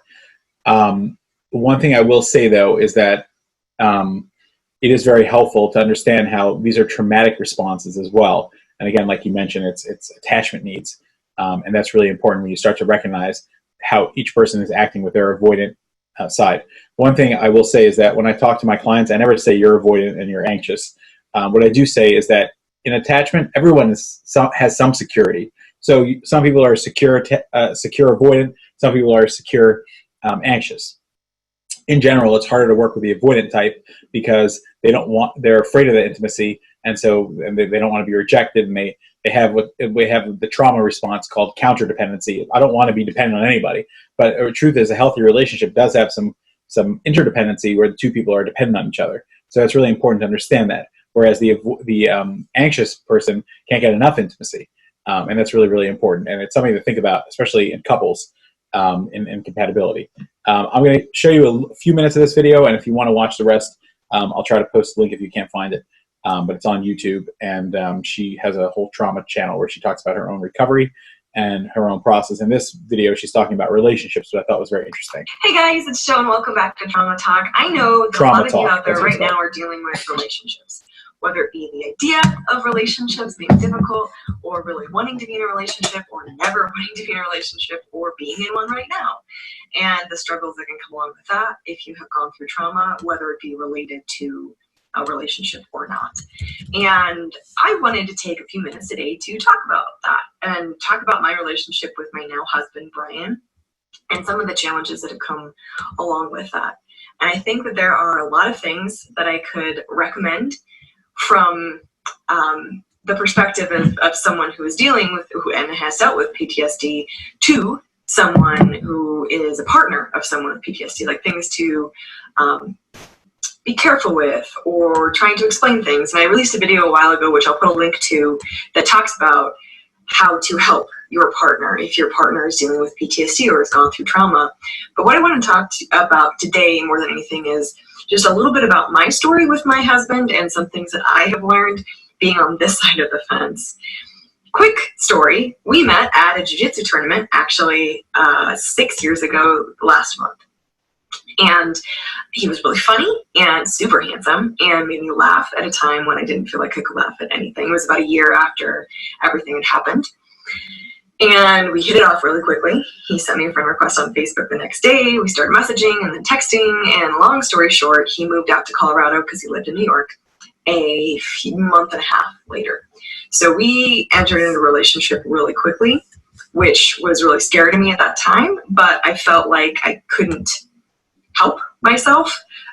A, because I felt like I didn't have any control over myself or relational control, but B, also because we were just very magnetic towards each other. But there were a lot of issues that came up in our relationship pretty quickly because of everything that I had gone through and all the stuff that I was carrying. And also, you know, he had his own stuff. But I found that the hardest thing for me to work through was A, accepting that someone was actually going to want to be there. I think that that is one of the hardest things in the world to actually believe. I cannot count. I don't even think I'd want to count the number of times that I asked him, like, do you actually want to be here? Do you actually want to be listening? And I told him what I had gone through very, very early on in the relationship because I felt like, for me, it was something that he needed to know. I know that everyone doesn't feel that way, and that's totally fine. But I would feel like I needed to talk about something, or I'd get triggered or set off, or would be crying or not crying, or disassociate, or just something. And I would explain it for like 2 seconds and then like shut down and not want to talk about it because I'd feel like I was talking about too much. And he'd want to hear. He'd want to be there. He would want to support me. And I wouldn't want to let him because I was convinced he would just go away. I was convinced that he wouldn't want to listen to me, that he wasn't really going to be there. And so it took forever, I mean forever, well into our marriage, for me to really accept the idea that someone would really want to be there and listen and consistently be there and hear my story and walk with me through this journey, because I didn't want to walk with me through this journey. Why would someone else? But they exist. People like that actually do exist. And that's pretty powerful. And I wanted you just to kind of hear that from someone went through it. I think it's really important for our clients. And this is a video that I've shown to a number of my clients, and in general, her channel is very helpful. All right. So more relationship stuff. I shall not try to translate. Esther Perel. But you've heard it all, I suppose. They seem so loving. Not really. Is it good or bad for a relationship to have a fight from time to time? Oh, it's a must. It's obligatory. But even if it's every day, the question is not so much the fighting. The question is really the repair. I think relationships follow a cycle of harmony, disharmony, and repair. Sometimes it seems that remember what I said? People, I love you. I'm sorry. They bring up the same old things when they fight. It's the same old topics. Yeah. When people fight about the same stuff, what they're fighting about is not the towel or the bathroom or who takes care of what or who takes the children every day or who is always late. What they're fighting about are actually 3 key groups of themes that are underneath those plot lines, which is power and control, closeness and care, and respect and recognition. So do we tend to fight early in the relationship or late in the relationship? When do we tend to fight most? Look, some people come with a history where they learned. We learn to fight. We learn to argue. We learn to defend ourselves. We learn certain ways for asking for what we want, or we learn certain way never to ask for what we want, but to criticize the other for doing it. when you can't do it yourself. And we come with those schoolings of our relationships that usually we learned in our own homes by watching our parents with each other and with us. Some people are maximizers, they explode. Some people are minimizers, they implode. They keep it in, they wait, and then they explode. You know, like, and over something that has nothing to do with the thing they're actually annoyed about, but this is the right moment. Yeah, and it's not always about words. It's an energy. The more one person goes up, the more the very person that goes up is actually making the other person go numb. And the more the person shuts down, the more it actually activates this one to go higher and higher. Each person is actually contributing to the extreme version that the other person become. What about bickering? Because you have couples that are sort of bickering just all the time. Is that the same, would you say the same mechanics? Bickering, I would say bickering is chronic low-intensity warfare. In which I am picking and I'm critical all the time. And instead of saying, I would like a cup of water, I say, why did you take a cup for yourself? And I am not telling you what I wish, because behind every criticism is a wish. And I'm just going at it and making you feel down, low, contemptuous. I also, when I talk about the cup, I remind you of the shoes and of the friend you didn't call back and of what your mother told me 17 years ago. And I do what is called kitchen sinking, meaning I pile up all the dirty dishes in the sink at the same time so that at the end we have no idea what we're actually fighting about. It began with a cup of water, and it ended up with the day that you broke up with me when we were going on our first date. You know. I see. And when you start to clean, it's like a big job. Yes, yes. You can't clean the dishes when you've got all the dishes in the sink at the same time. So you do kitchen sinking, you do chronic picking, the bickering. You also have two wonderful things. One is called confirmation bias, which is that now that I've decided that you really are a slob and you don't care about whatever I ask you, I look for it. I look for it. It's like a radar that is looking to confirm the bias that I have. If I believe you don't care, if I believe this doesn't matter, I scan it. And I disregard evidence that proves the opposite. The one time that, and if you say, but I did it yesterday, I said, that's just yesterday, that's one time, that doesn't count because look, da, da, da, da, da, da, da, da. And you know, the whole scoreboard arrives. And the next thing I do is what we call fundamental attribution error, which is that if I am late, it's because there was traffic. Yeah. If you are late, it's because you are a total disorganized slob. Meaning, so it's about my whole character. Yes, mine is circumstance, yours is characterological. Oh, now I see. We tend to think, Oh, you know, my life. If I'm in a bad mood, it's because I had a bad day. If you're in a bad mood, it's because you're a cranky human being. See, they recognize this. So, Eric, who are you in a fight? What would your wife say? She will say I'm stubborn and wrong. Stubborn and wrong. I'm wrong. Yeah. She's right, I'm wrong. Yeah, but you don't give up, at least. I mean, very much taken by what we hear here. I mean, of course, the bigger the law, the more important the quarrel. I mean, a person you just passing in the street cannot harm you in any real way. A colleague which is distant can maybe harm you a little bit, but not much. A very close colleague or a close friend can harm you a lot. And your partner, of course, is the person who can harm you the most. So the greater the law, the more important. She knows the buttons. She knows every single weakness I've ever displayed in my life, for sure. I don't fight so much, but after this, I gotta go home and fight. It's kind of inspiring. Yeah. Can I go now?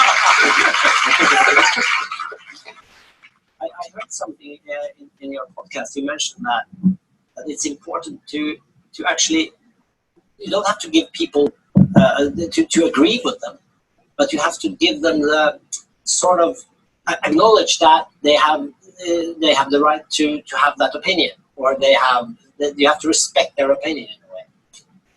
So it's kind of the question of can people fight better? right? Is there a way that you can minimize some of the escalation?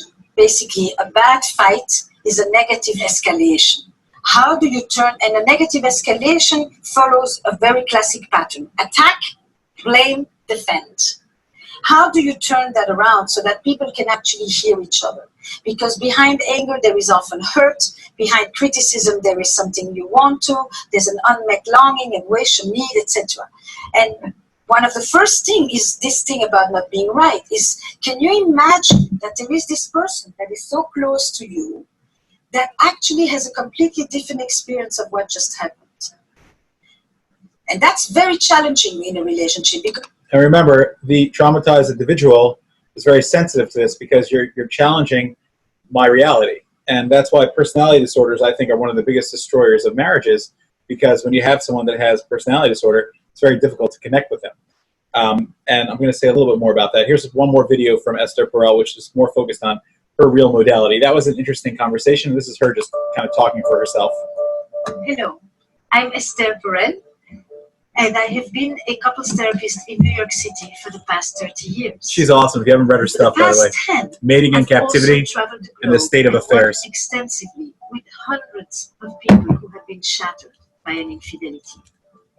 Betrayal runs deep, but it can be healed. On the side of the person who had the affair, there are 3 specific things you can do that help to restore And we talked trust. about some trauma in relationships. 1 is to understand that trauma is healed or begins to heal when we acknowledge the wrongdoing.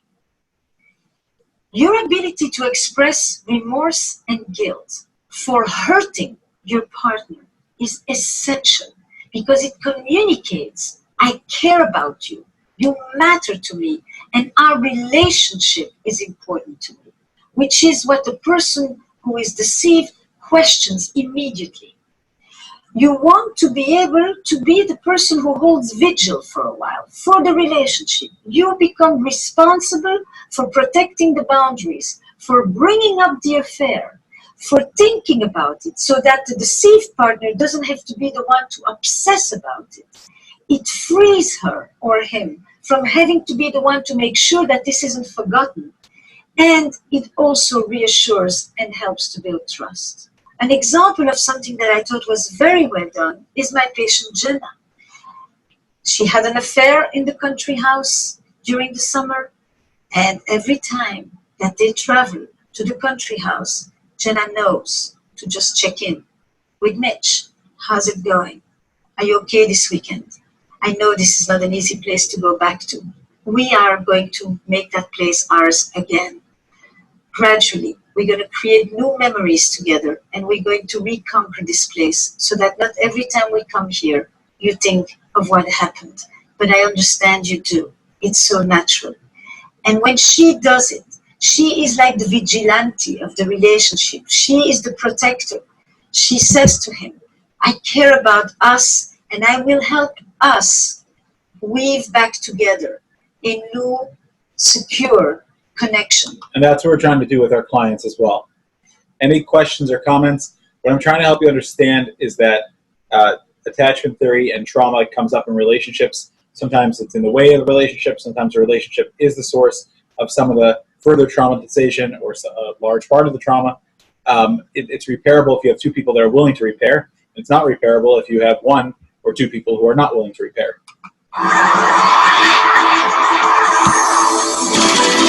Let's go back to personality disorders.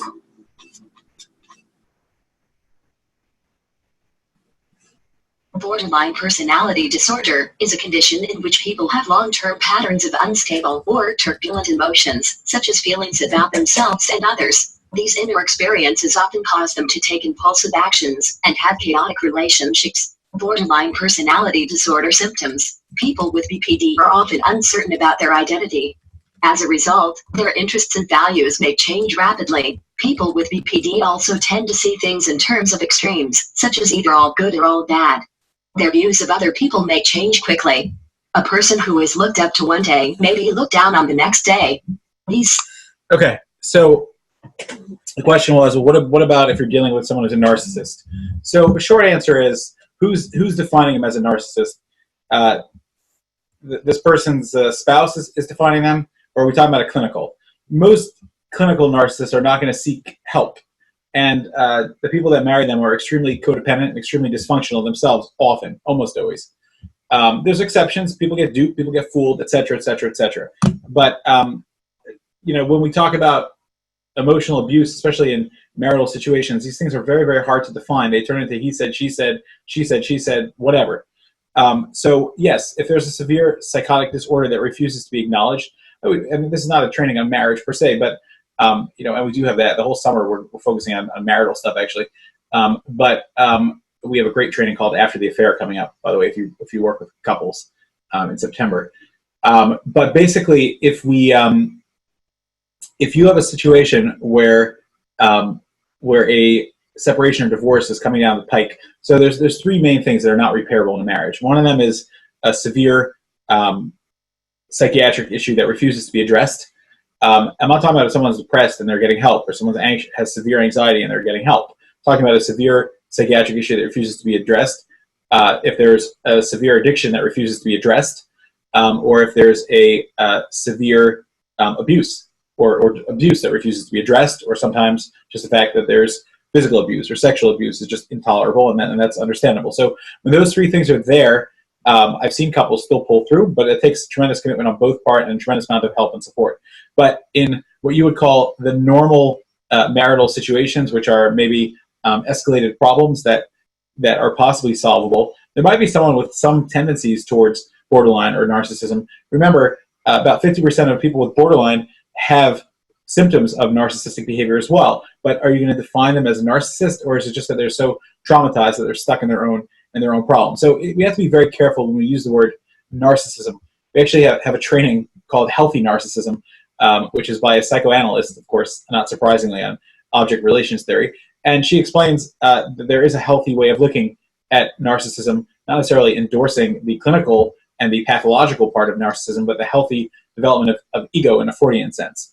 So we have to be really careful. There's an excellent book on attachment theory called Rethinking Narcissism, which is exactly about this balance. So the bottom line is that the reason that I'm talking mostly about borderline and other histrionic and other personality disorders is because those are at least acknowledgeable by the person that has them and helpable if they're willing to. Depending on how extreme it is, and often it gets worse, times it gets worse. Depending on how delusional they are, there's what can be done. If you work with borderlines, and certainly if you've ever been in a borderline relationship, then I Hate You, Don't Leave Me is a great place to start for understanding that. It's the borderline Bible by a famous psychiatrist and author who helped write it in a very, very readable way. It's estimated that about 1 in 4 clients that come into an inpatient facility have borderline. I think it's higher, and that about 1 in 10 that come into your office and mine have borderline.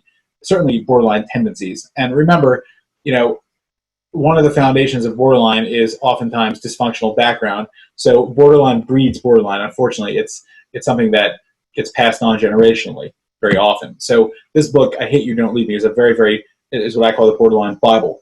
So let's talk a little bit about that. So here's an example of when you want to understand borderline personality disorder, you can look at some of the disarray in some of our actors, actresses, and performers' lives. So Miss Demi has a song which is literally a borderline songbook that just expresses everything in life. It's called I Hate You, Don't Leave Me, unsurprisingly.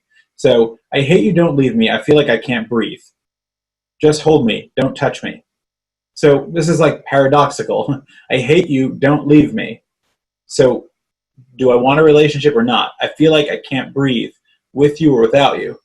Okay? Just hold me. Don't touch me.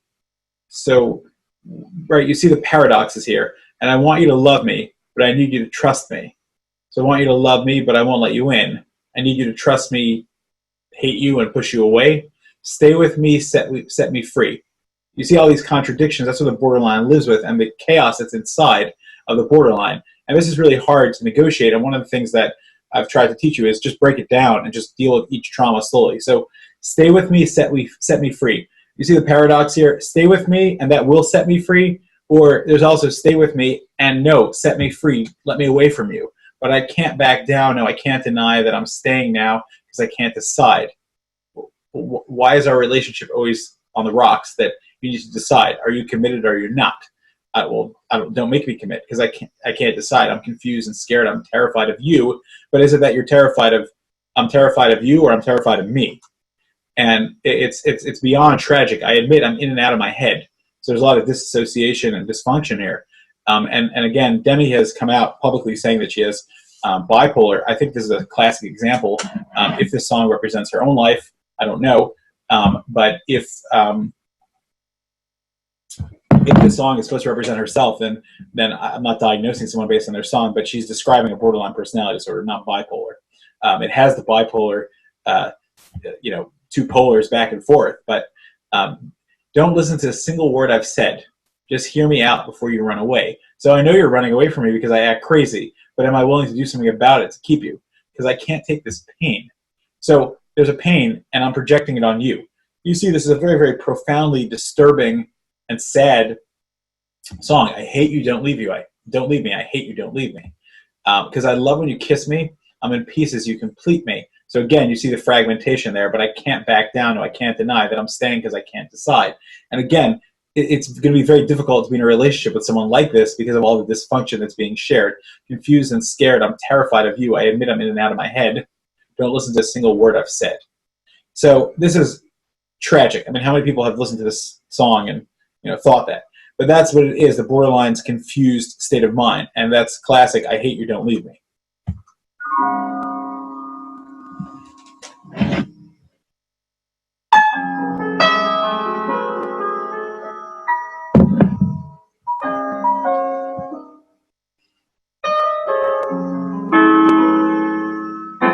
Borderline personality disorder, as I talk about in my book, The Human Magnet Syndrome, Why We Love People Who Hurt Us, it comes from being brought up by parents who are unable to nurture and care for their child. Almost universally, when we look at a borderline adult, we find out that they had a very abusive, neglectful, or traumatic childhood. During those critical years in which a parent is supposed to bond, nurture, and help a child thrive emotionally and physically, these children were brought up in a hostile, sometimes dangerous environment. So when a borderline client starts to look back and try to piece together why and how did they become or develop this disorder, we try to show that they are victims themselves, that they were brought up in an environment where they were that doesn't excuse them, but it just helps them understand. Neglected. They were perpetually hurt. And in their early development of their psychological coping skills were stunted.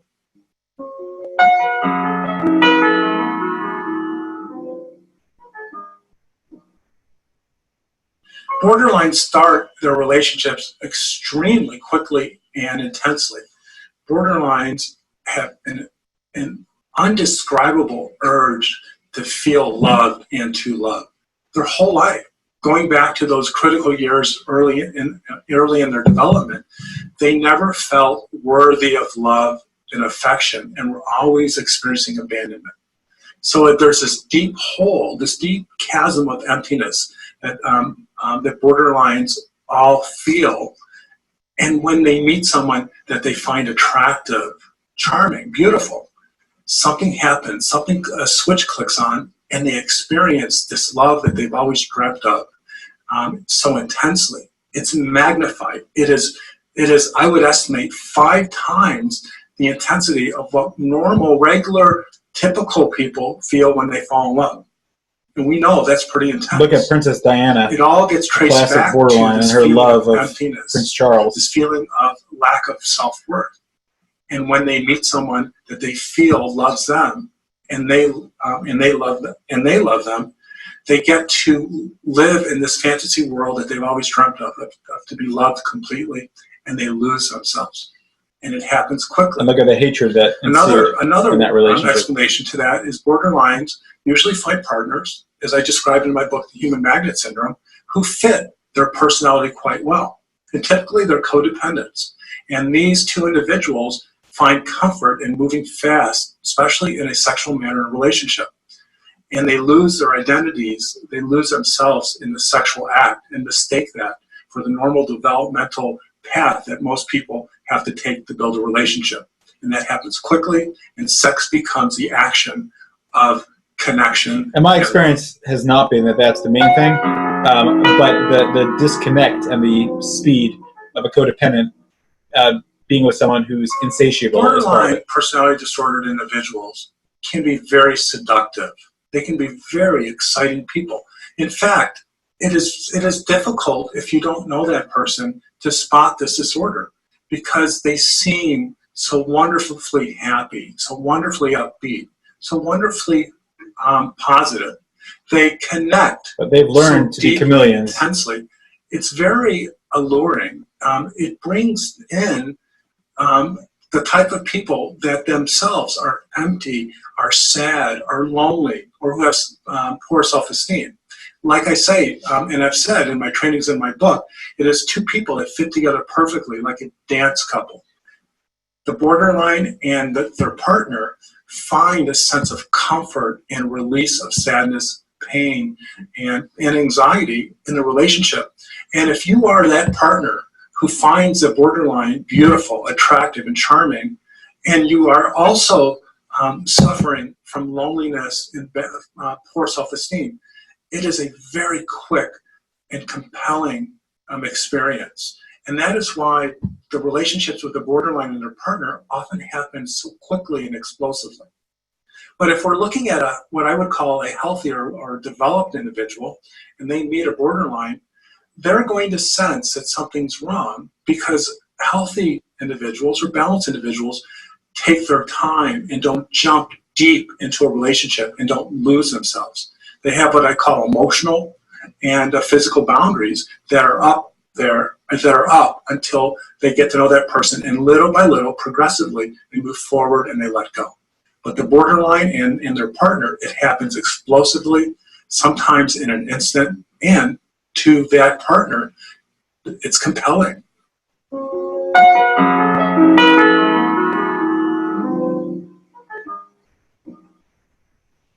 When a borderline and a codependent meet, it is a potent connection. It is a connection that feeds that which is missing in both people. They share this deep sense of loneliness, this existential void, this feeling of emptiness. Although they're very different clinically and diagnostically, both suffer from a sense of deeply embedded shame. And when two people who are suffering and needing someone to take that pain away, and they meet, it's an explosive event. In an article that I wrote for the Huffington Post, which is called Relationship Math, I explained that codependents and borderlines are really underdeveloped people. So I use the term half individuals, because a full individual, a person who has good self-esteem, has a well-developed self-concept, was loved and nurtured as a child, is a fully autonomous and independent person. And when they meet someone, there's an interdependency in the relationship. But the borderline and the codependent, who are half developed, find each other and finally for the first time feel good about themselves. And that is part of the euphoria that I talked about earlier that draws them into the relationship in this dance of explosive, almost drug-like feelings of euphoria. And until the borderline and the codependent address that parts of their life, whether in the present or in the past, it makes them feel empty and alone, they are going to be highly susceptible to this behavior, to this personality type.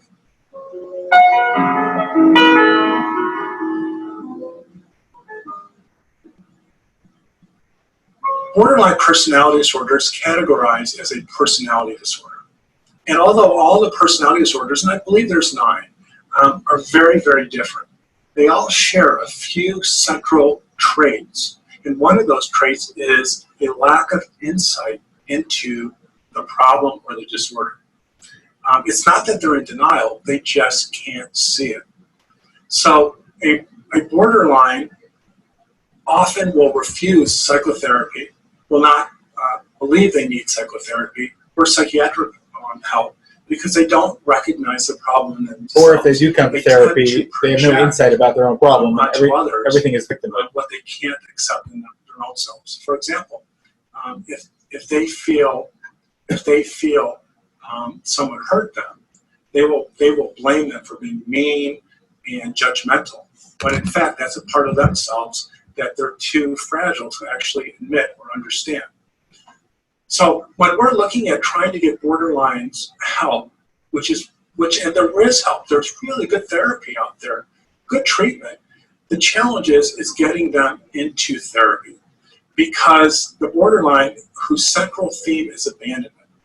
If you suggest to a borderline in a loving way, sweetie, honey, I really think you need help. You should, why don't you go get therapy? The borderline, who is so filled with dread of the possibility of being abandoned, hears, you're broken and you're not worth my love. And they react with a rage and anger. They don't hear the empathetic, altruistic nature. They respond to it. And the codependent just tries to keep giving more and more just to get slammed in the face. They don't see it as an invitation and will not go into therapy. And shame and denial is a central element of why they do not seek therapy, because the shame that is embedded deeply in the unconscious, where it's the center of the psyche, like most of the personality disorders, is too painful to feel. So it's relegated to the unconscious. And as such, they cannot recognize it, they can't acknowledge it, so they blame other people and don't see it in themselves. Without a recognition of the deeper elements of their psychopathology or their psychological problems, getting them into therapy is often very difficult. All right, so we're going to take a 3-minute break now, and then we're going to come back. We'll finish up personality disorders, and then we'll do the last 2 segments, which is creative interventions, which is where we get to use the art part and apply what we learned, and also the treatment plan to be able to really focus on what we're trying to do with the clients. Welcome back. So we're going to hear from Dr. Fox, and what I love about him is that he's written books about working with borderline and narcissistic people, because he works in a jail system and he deals with a lot of psychiatric issues. Remember, the largest mental health facility in the world is a jail in Michigan, because a lot of people that commit crimes have psychiatric issues. And so I think he's a great spokesman for dealing with personality disorders. And remember, if you're the therapist of a borderline or a narcissist, if they happen to come into therapy, which is not likely, but the borderline, certainly, and the histrionic, you might be feeding into their problems. So just make sure that you're aware of their manipulation tactics. At the same time, you also do want to establish rapport, and you do want them to trust you. And so it's just a balance of doing the same 2 things. I hope that's helpful, and I would love to hear from you guys about how you deal with that. Hi. Today, we're going to talk about a concept very familiar to a lot of individuals diagnosed with borderline personality disorder, and that is favorite person. We're also going to talk about the 4 relationship types associated with favorite person. So let's get started.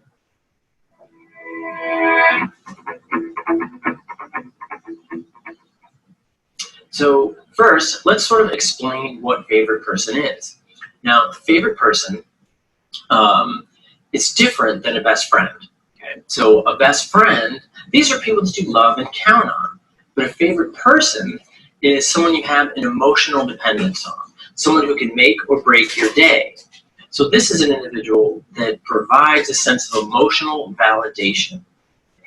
And it clarifies where you are emotionally. A lot of times it can give people along the borderline spectrum this sense of security, safety, understanding, but not always. And let's talk about the 4 relationship types first. Okay? So the first one, I call this the roller coaster. And this is where you shift between idealization and devaluation. And this is when anything changes. It could be that a favorite person's, the tone of their voice, their body language, not responding to texts in an anticipated amount of time. And the shifting only goes between the 2 extremes. Okay? It's like that you're happiest when they tell you that they love you and they are there. But when they're not, or you perceive that there's an issue, you go to the complete opposite. You go to that sense of maybe self-harming, suicidal thoughts, when anything changes unexpectedly. So it's that roller coaster, it's that emotional roller coaster that you experience. Another relationship type with favorite person is called distorted others. Now, it's a platonic sort of love that you have for this individual. Now, you might not even know the person very well, but you still idealize them so much. You hold them in such high esteem. You create your own image of who they are, what you expect they would be like. So for you, they become exactly what you need. So you build up this concept of this distorted others, because a lot of times it's very difficult for them to live up to that. So you end up with a lot of internal conflict, a lot of sort of unfulfilled expectations and things of that nature. And that's called the distorted other. Now, the other relationship type is called testing and confirming. And a lot of folks along the borderline spectrum do this quite often, testing and confirming. But with the favorite person, it's even more intense. There's a lot more anxiety associated with it. There can also be some severe depression and other issues. Let me explain what it is. So in testing and confirming, it's needing someone so bad that it's physically painful when they leave. Okay? It's apologizing for every little thing because you don't want to give them a reason to leave you. Okay? It's picking fights to make sure that they'll stay, so you're always testing, well, how far can I push? So you may create arguments, you may be overly sensitive, and you're saying, well, if I do this and they stay, then they really love me. And that, of course, can put you on a really negative cycle to eventually push someone so much that they do actually leave, put them to the point where they are leaving. Okay, so those are some fascinating things about working with Borderline 101. I told you I want to do some practices. So one of my practices is exactly what Chris is asking. And I invite Chris, if you want to be my client, and I'll be the therapist, and I'll show you how I would deal with it. And here's the case. You have a client who's 30 years old, and he or she, so anyone can take this role, is coming into the office. And remember, Chris's question is, how do you confront possible manipulation without conveying the message of I don't trust you and you're lying? So I have a 30-year-old client who I've seen only once before for an intake. I have the basic information. I have reason to suspect that he might be narcissistic. He might have trauma in his past, and he might be borderline. He has some tendencies, or she has some tendencies to not be in reality. And they're trying to tell me that their boss is so mean and so nasty. And in my mind, I kind of suspect that maybe they're adding some details there that are not accurate, and also maybe they're prompting some of that nastiness. So who wants to volunteer and be that client? And I'll be the therapist, and I'll try to navigate that with you. Now remember, I'm not going to solve it or cure you, but I'll show you how I would deal with it using a little bit of motivational interviewing, some validation, and just some insight. Go ahead. Somebody's talking. I hear movement. I can try it. All right. Go ahead, Chris. So we're in a session, and you're trying to convince me that your boss is a total jerk. And really, I know, or I have reason to suspect that this is not very accurate. So I'm just sitting there, I'm just minding my own business, and my boss just comes over and starts telling me I need to start doing all this work. And you should just hear the way that my boss said it. It was so disrespectful, just raising her voice. And then she just starts yelling at me, and I don't even know what to do. And it just, everyone's looking, it's just terrible. Yeah. You know, Chris, I really appreciate you sharing that with me, and I'm sorry you had that experience at work. So it sounds like you were just kind of minding your own business. Boss comes over and just starts saying negative things to you. Yeah, I mean, just minding my own business.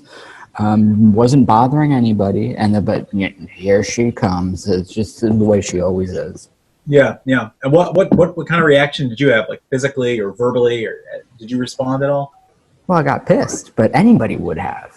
Sure. You were angry. So what were you feeling in your body when that happened?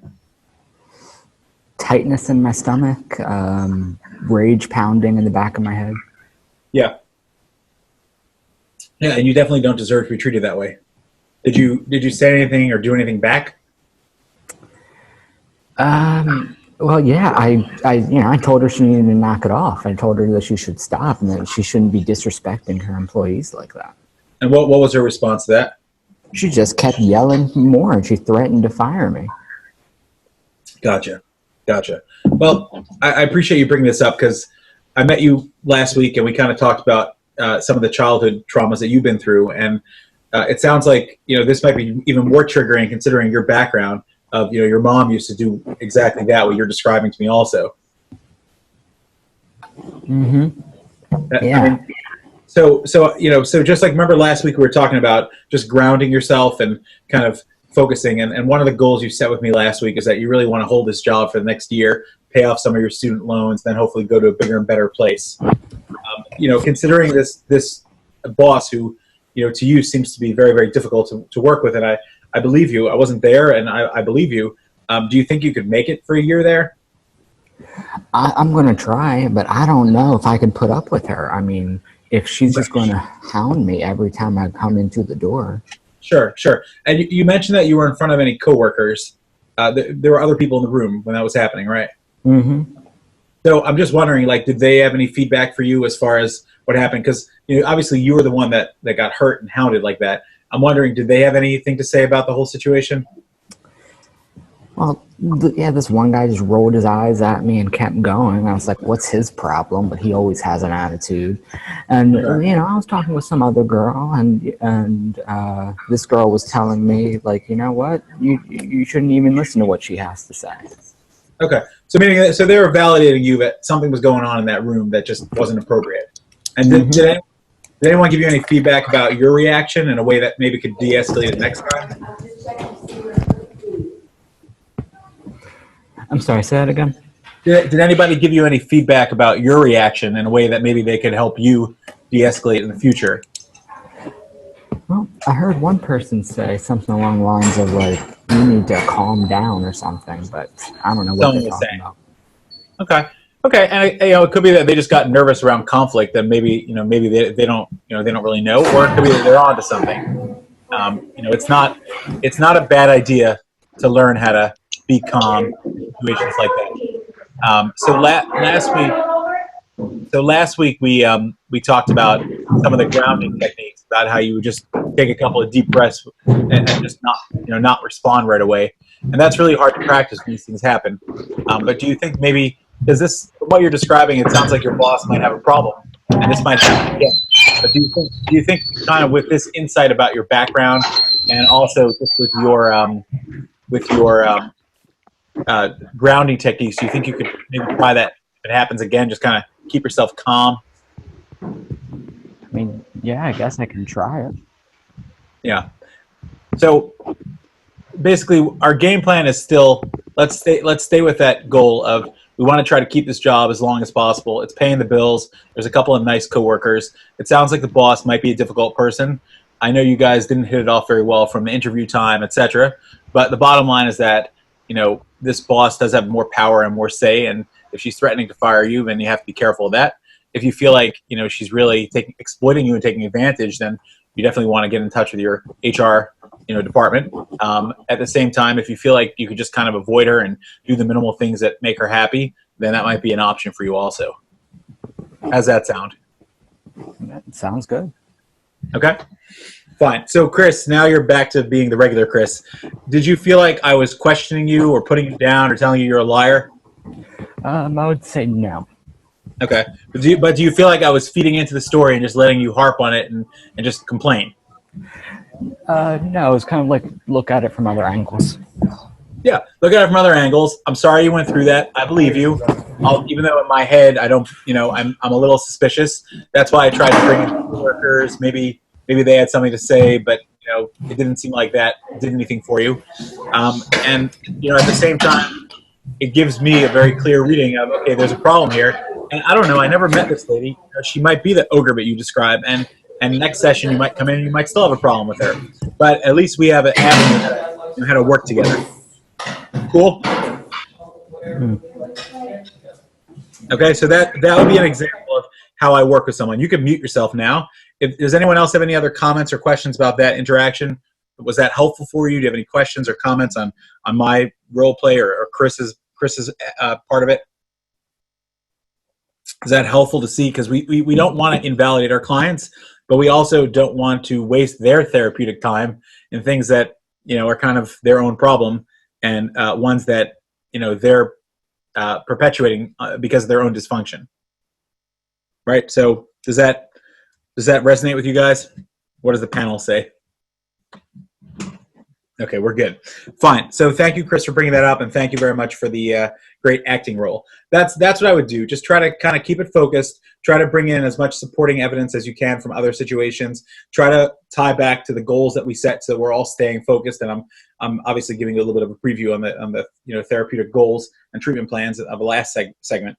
And that way you're never questioning them. I believe you. And you know what? I don't know. It could be that this boss is a jerk, and it could be in 6 months from now I'm going to have to write a letter or have to interact with her for whatever reason, based on your requesting that of me, and I'm going to see that she really is this horrible jerk, and I'm going to feel bad if I invalidated you, even if you're not a reasonable person when it comes to other things.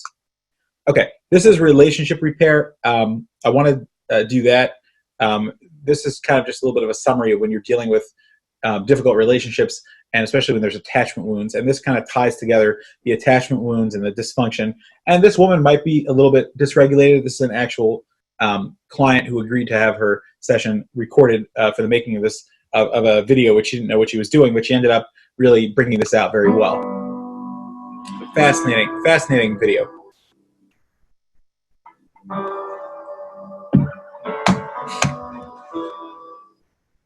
Science tells us clearly that bonding goes from the cradle to the grave.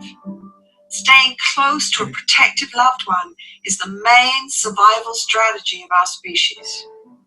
We can now look at pivotal moments in the dance we call bonding in infancy and romantic love and pinpoint the core moves in the emotional dance that define so much of our lives and our happiness.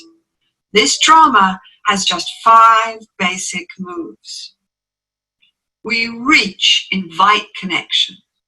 If we don't get a response, we protest and push, or we turn away and shut down to protect ourselves from rejection. We finally go into meltdown. In a good relationship, we find a way to turn back and reconnect. If we love, we will do anything we can to get a response from our loved one. Some of you have seen how this drama pans out in a YouTube video my lab released a few years ago called The Still Face. In it, we see the powerful impact a simple lack of emotional response has on a child and the emotional gymnastics the child goes through to try to deal with this lost connection. We need loving contact like oxygen. We really do not have many ways to deal with the pain of disconnection at any age. We will show you this original video and then show you how the exact same drama plays out with adult lovers. Oh. And she gives a greeting to the baby gives a greeting back to her. Yeah. This baby starts pointing at different places in the world, and the mother's trying to engage her and play with her. They're working to coordinate their emotions and their intentions, what they want to do in the world. And that's really what the baby is used to. And then we ask the mother to not respond to the baby. The baby very quickly picks up on this. And then she uses all of her abilities to try and get the mother better. She smiles at the mother. She points because she's used to the mother looking where she points. The baby puts both hands up in front of her and says, "What's happening here?" She makes that screechy sound at the mother, like, "Come on, why aren't we doing this?" Even in this 2 minutes, when they don't get the normal reaction, they react with negative emotions. They turn away. They feel the stress of it. They actually may lose control of their posture because of the stress that they're experiencing.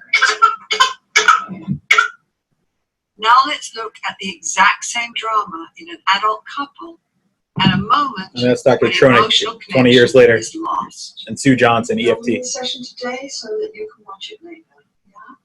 Not a big fan of EFT for trauma clients, by the way. an amazing modality for stable people. It does not work very well for highly traumatized people until the trauma has been dealt with and the regulation has been accomplished. I think this is going to be good. Yeah.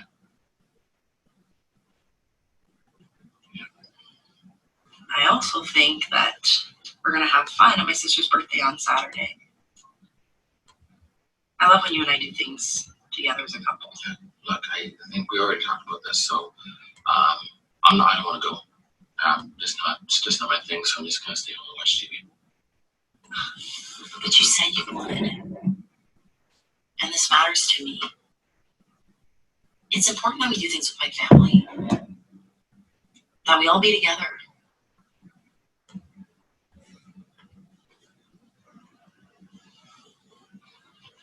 What is happening here?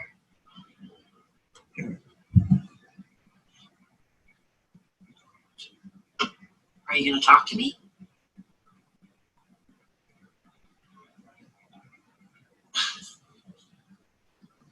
Now you're putting up your wall, like you always do?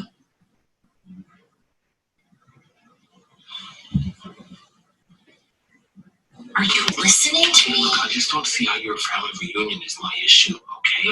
Can we talk about it later? It seems like my feelings and what's important to me is never an issue with you. This matters to me, Ted. And you said you would come. No, we can talk about it later. You don't get so upset.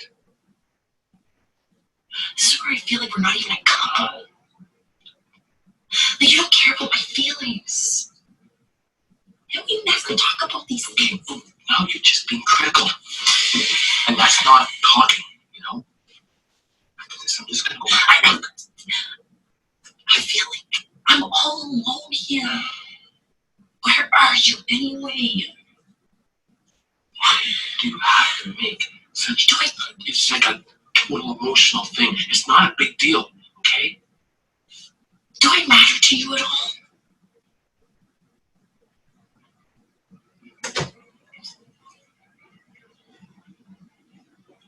You're mean. Mean and selfish. You don't care about anybody but yourself. Good question. Why did I? You see the defenses flying.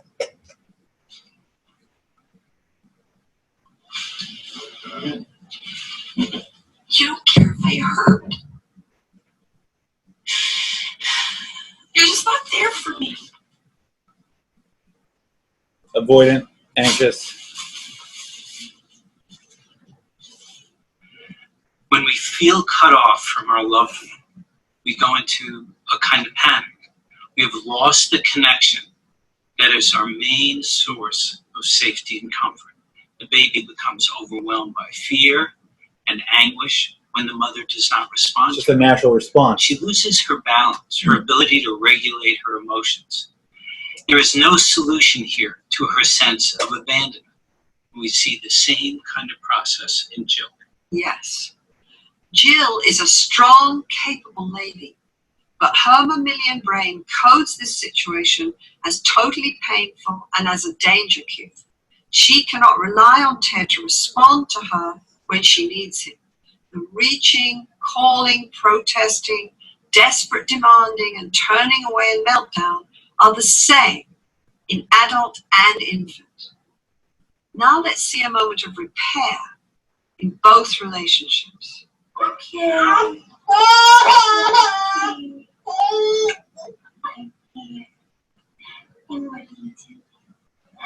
Oh, yes. Oh, correct.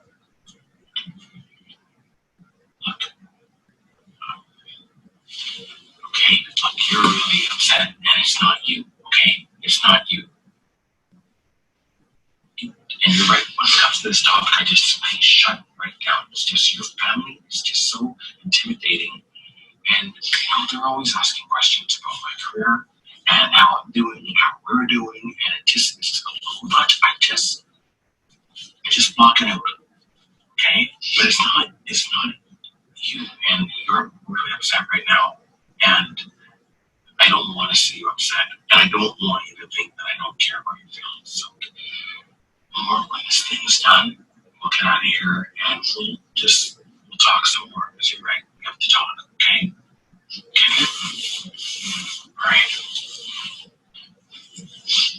I'm sorry. This is the moment of repair that seems to separate love that lasts from love that ends up in the divorce court or constant conflict. Every bond has moments of painful disconnection, but as long as there's a way out of the aloneness and the connection can be restored, the bond becomes safe again. I'm sorry. I love you. The key is that Ted finally tunes into his lady's distress and responds on an emotional level, just like the mother with the infant. Ted helps Jill with her vulnerability by just opening up and being present with her. This contact calms down her nervous system, and now they can talk in a different way about any issues that come up between them. So, Ed, now we know that the drama of romantic bonding is an adult version of the bond between parent and child. Exactly. Disconnection hurts, and how we handle these inevitable moments of vulnerable disconnection define how these bonds work out for us. We often don't see the impact on our partner of our lack of response to their emotional call. Right. Reaching and responding on an emotional level is what transforms these moments of disconnection. But we can get stuck in angrily pushing for a response or shutting down. Now we know the basic steps in the bonding dance, and that this dance is often defined by how we deal with our fear of disconnection, and if we're able to move into repair. We are learning to actually shape the dance called lasting love and togetherness. Imagine that. This changes everything. You know, Ed, it reminds me of Walt Whitman's comment on life. He said, "We were together. I forget the rest." Cool stuff. Sue Johnson. So Delia wrote, sometimes this dance goes on for years. Ed Tronick. Agreed, it can go on for years, either because the couple is both highly traumatized or because one or both are not getting the help they need. If it involves a borderline or a narcissist or both, you're right, you're going to be in big trouble. And at some point, sometimes relationships are not repairable because that's a severe mental illness that refuses to be addressed or can't be addressed. What I've seen in relationships is people that are willing to have that openness and that ability to repair, that's there. Remember, Princess Diana is a classic example of the borderline. She slept with her little stuffed animal as a child. She was abandoned, neglected by her mother, and had a tremendously difficult childhood, but she had that charm of the borderline that was able to flirt and get everybody's attention. And she married a narcissist. Now, whether you think that Charles is a good person or a bad person, growing up and being groomed and being the son of the queen and being the presumed one to take over, it certainly creates narcissism in you, whether you believe he's a good person or not. And, she got her prince that she was looking for, but she also talked about how disappointed she was with him and what a bad person he was. And that vilification that the borderline does makes it impossible for a relationship to be repaired. And of course, they both did their own stuff, and I'm not defending either of them, and I have no idea. In recent recordings that came out where she says that she told the queen there's something wrong with her son, and the queen agreed with her. I think that's preposterous. And no mother would talk that way about her son. But that's the borderline's delusions that she believed the queen was on her side, or at least understood there was something wrong with her son. Yes, is Charles an imperfect human being? He certainly is. But that's the classic borderline. And of course, the narcissist is very attracted to that because the narcissist could just continue to abuse the abused person. So the borderline is either attracted to the codependent, who will promise to take care of her and try, but will always fail because the borderline is not satiable. So however much you give just falls right out. Or the borderline will marry the narcissist, which will be even more short-lived and just be destroyed by the narcissist, who will just feed into the codependency in a way that doesn't give her any validation. And that relationship is also very, very short-lived. Perhaps that's what Charles was. Who knows? He probably has some codependency in him also. But either way, there's a reason that Donald Trump was after Diana, and I will say no more. All right. Creative intervention. So we're using these techniques and skills. As we wind down, we have the last 40 minutes or so. I'm going to invite you, if you have any questions, type them here or just let me know and I'll give you a time to talk. I'm going to try to apply some of the things that we've done in creative ways so we could actually use these techniques in the room. This is Gabor Mate. He's a very famous psychiatrist. He's Canadian. Don't use it against him. Nice guy. But he's written a lot about his own ADHD and his own trauma that almost destroyed his marriage and family. And he's done a lot of research on trauma. Very fascinating man. So so trauma is not just personal; it's also cultural and it's historical, and it's also transgenerational. And we just can't help passing it on. So if I carry trauma, I can be sure to pass it on to my kids unless I've resolved it, worked it out. And to the extent that I resolved it, I won't pass it on. And to the extent I haven't resolved it, we do pass it on. And now if you look at the larger question of why are so many kids being diagnosed, well, you know it can't be a genetic problem because genes don't change in a population over 5 years or 10 years. So if you're seeing much more ADHD in Norway now, there's a good reason for it. And the reason is that must be, and I don't know much about Norway, but the reason must be that the parenting environment is less and less comfortable for kids. The parents are more and more stressed. The parents are more and more busy. The parents are more and more distracted. Marriages are more conflictual. Maybe there's more depressed people around. Economic stress for both people to work. Communities maybe are less connected. There's less and less of that village, of that attachment village, of that hunter-gatherer type union between people. So because that's what globalization does, is it just keeps destroying and destroying and destroying the basis of human existence in the name of economic progress. And so more and more parents are stressed. Guess what? More kids are going to get diagnosed.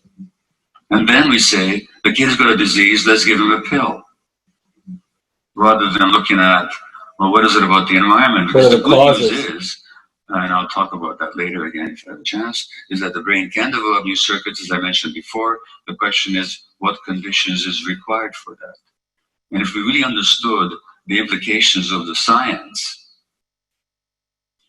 and the wisdom, then the question would be asking ourselves, okay, if all these kids are developing problems, what conditions are causing that?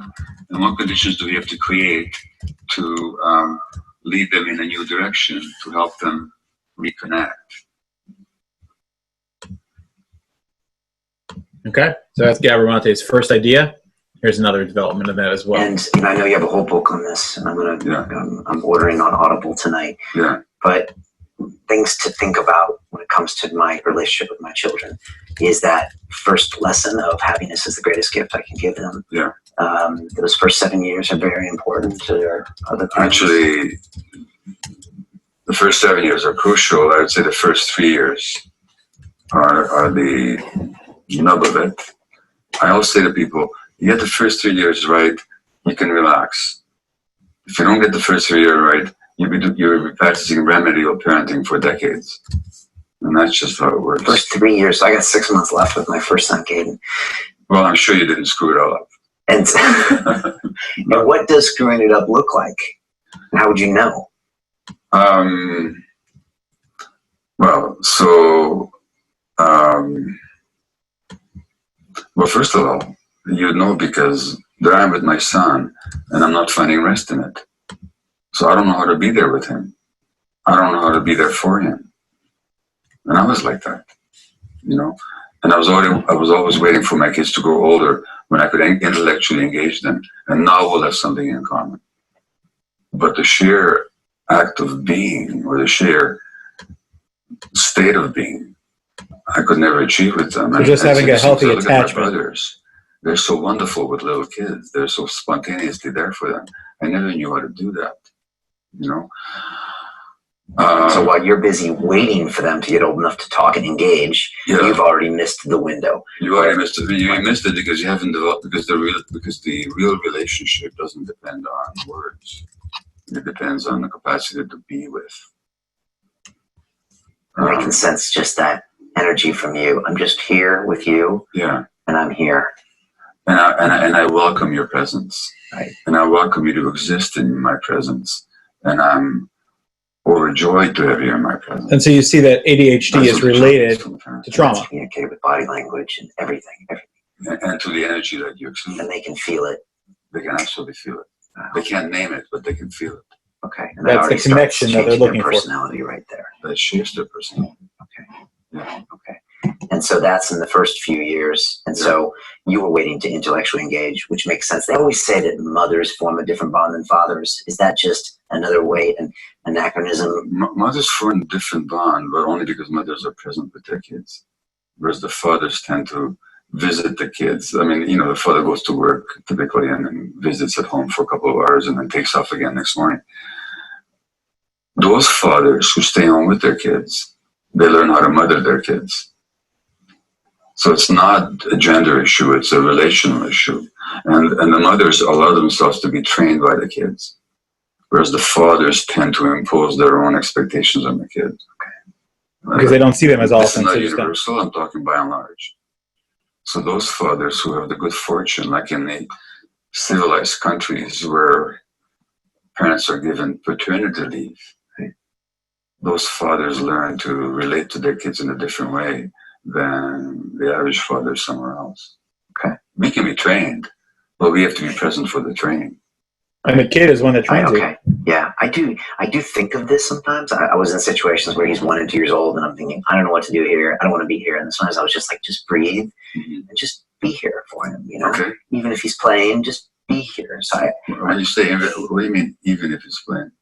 What's that? What do you mean, even if he's playing? If he's doing something that seems like I'm not involved. Well, but you are involved. I know. It's your presence that gives him security that he can play on his own. Right. Okay. The anxious child cannot play on his own, or he'll play on his own as a way of protecting himself.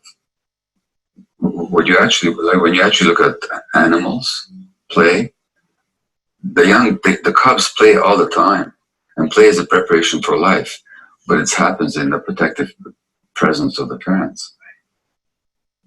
Right. So we're there to give them that time to develop in that way with other kids and everything. You're there to give them that space. Yeah. Okay. So some basic lessons are: give them the gift of happiness, be present. Yeah. Even if you can't verbally communicate, that's not even the most important part. Just be there. Not even if you can't verbally communicate, because the 2-month-old, the 3-month-old, the 6-month-old doesn't understand words anyway. Yeah. So the communication happens on a much deeper level. Okay. And the name of this book, if people want to get it? Well, the name of the parenting book that I co-wrote is called Hold On to Your Kids, Why Parents Need to Matter More Than Peers. And that's been published in over 20 languages internationally, and is being published in England in January. And what's about is that in our culture, the children have a need to attach. They have a need to connect with somebody, because without that connection, they don't survive. And in the hunter-gatherer bands where human beings evolved, those attachments were with adults. And not just one adult or 2 adults, but with a whole set of nurturing adults. Now in our culture, we've deprived the kids of the parental presence for the most part. And the child's brain can't handle an attachment void where there's no attachment figure. They attach their teachers, the parent, friends, or the nurturing adult. The child will fill that void with the peer group. Now kids become far more peer attached than is healthy for them.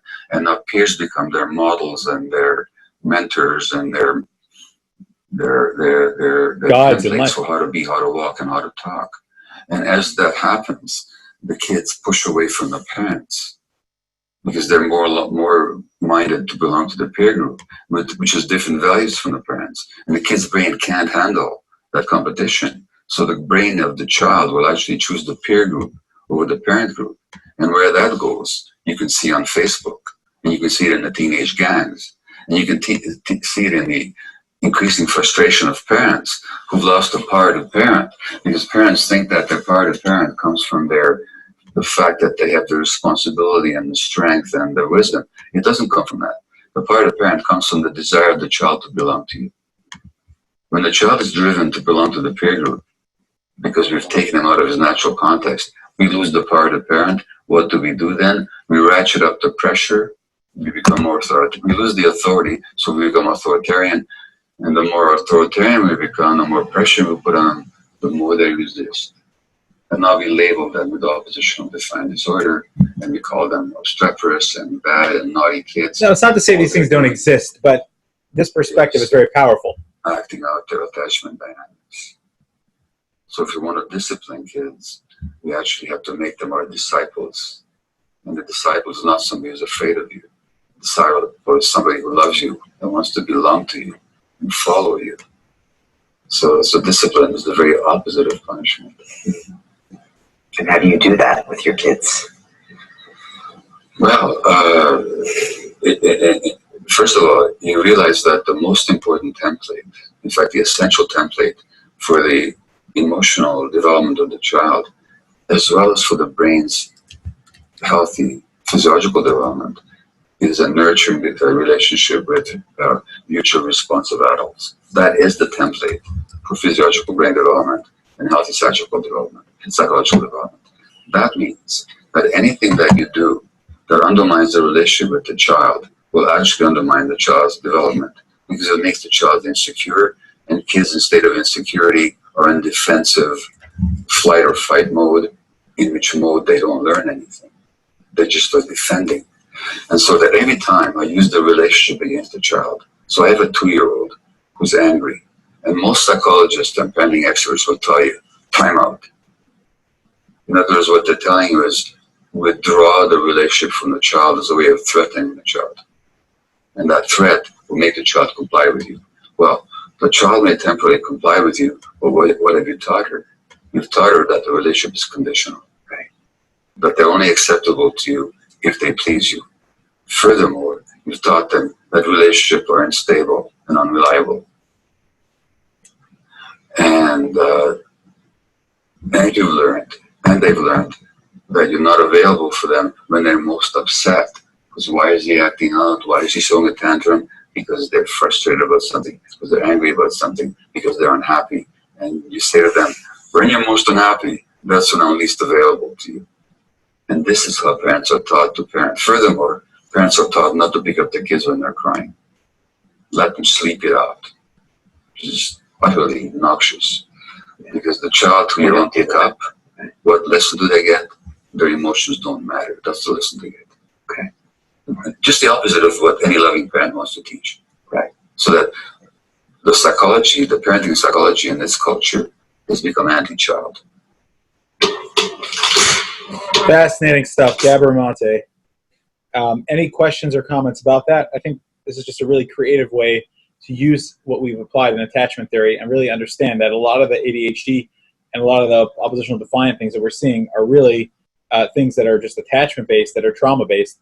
And remember, the question people ask me is, what if someone's coming in because they've been through a difficult situation and they don't have a partner to partner up with? So the first thing is that they still have social connections and friends where that relationship, of course not at the same intimate level, is there, but there is something that's there. So that's really important.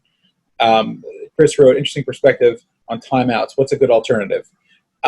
So a good alternative that I use with my kids and just in general as a teacher and educator, and what I recommend is that I will ask a kid, right now it looks like you need a minute just to get your thoughts together. So if you don't mind, can you step out of the room and then you could come back as soon as you're ready to act appropriate. Now, if they step out of the room for 1 second, I'm happy because it showed them that I've acknowledged that I would love for you to be here, but we can't have the situation here where you're hitting your sister or biting or kicking or throwing or cursing or whatever. But it also invites them to come back as soon as possible. So that's really helpful. If you can't get them to leave the room, then you might say, we're going to walk out of the room right now. We'll come back as soon as you let us know that it's safe. Again, you have to be careful that you're not empowering them, because if they're fighting over a toy and then you leave in the room and you give it to them, then that would be there. So I think that just coming back to what I would do in the classroom, just like if they had a restroom or lack of air or lack of drink or food, I would say, why don't you take a 2-minute break? You're not in trouble. So that's what I would say as well. If you could just step out of the room and come back in when you're ready to act differently, I think that acknowledges the behavior, but also lets them know that they're welcome.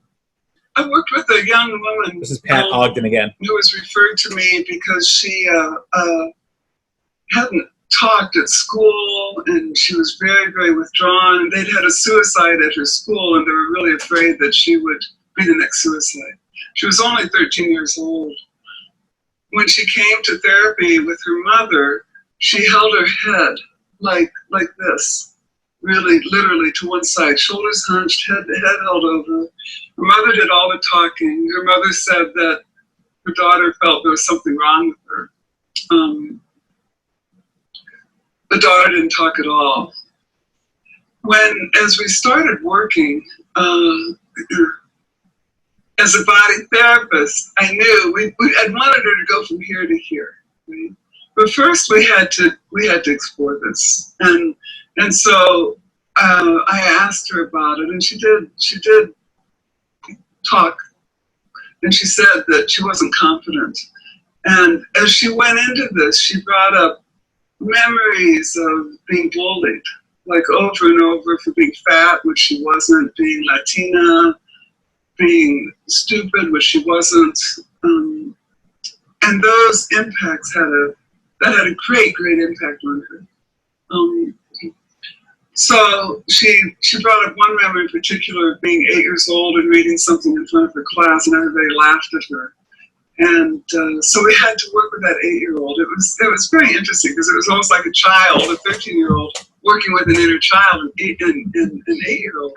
Yeah, and but we hadn't really addressed her posture, because first we needed to do that integration with that 8-year-old part who was terrified to show herself and to sit up tall and bring her head on straight. And the 8-year-old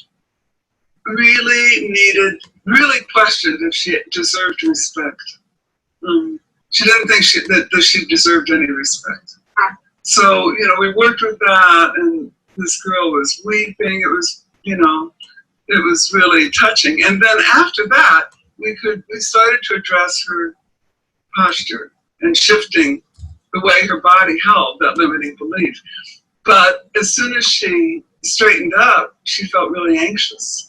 And that was that part that had gotten bullied, that was so frightened, So we worked with her, bringing her head up, and she had felt the anxiety in her stomach.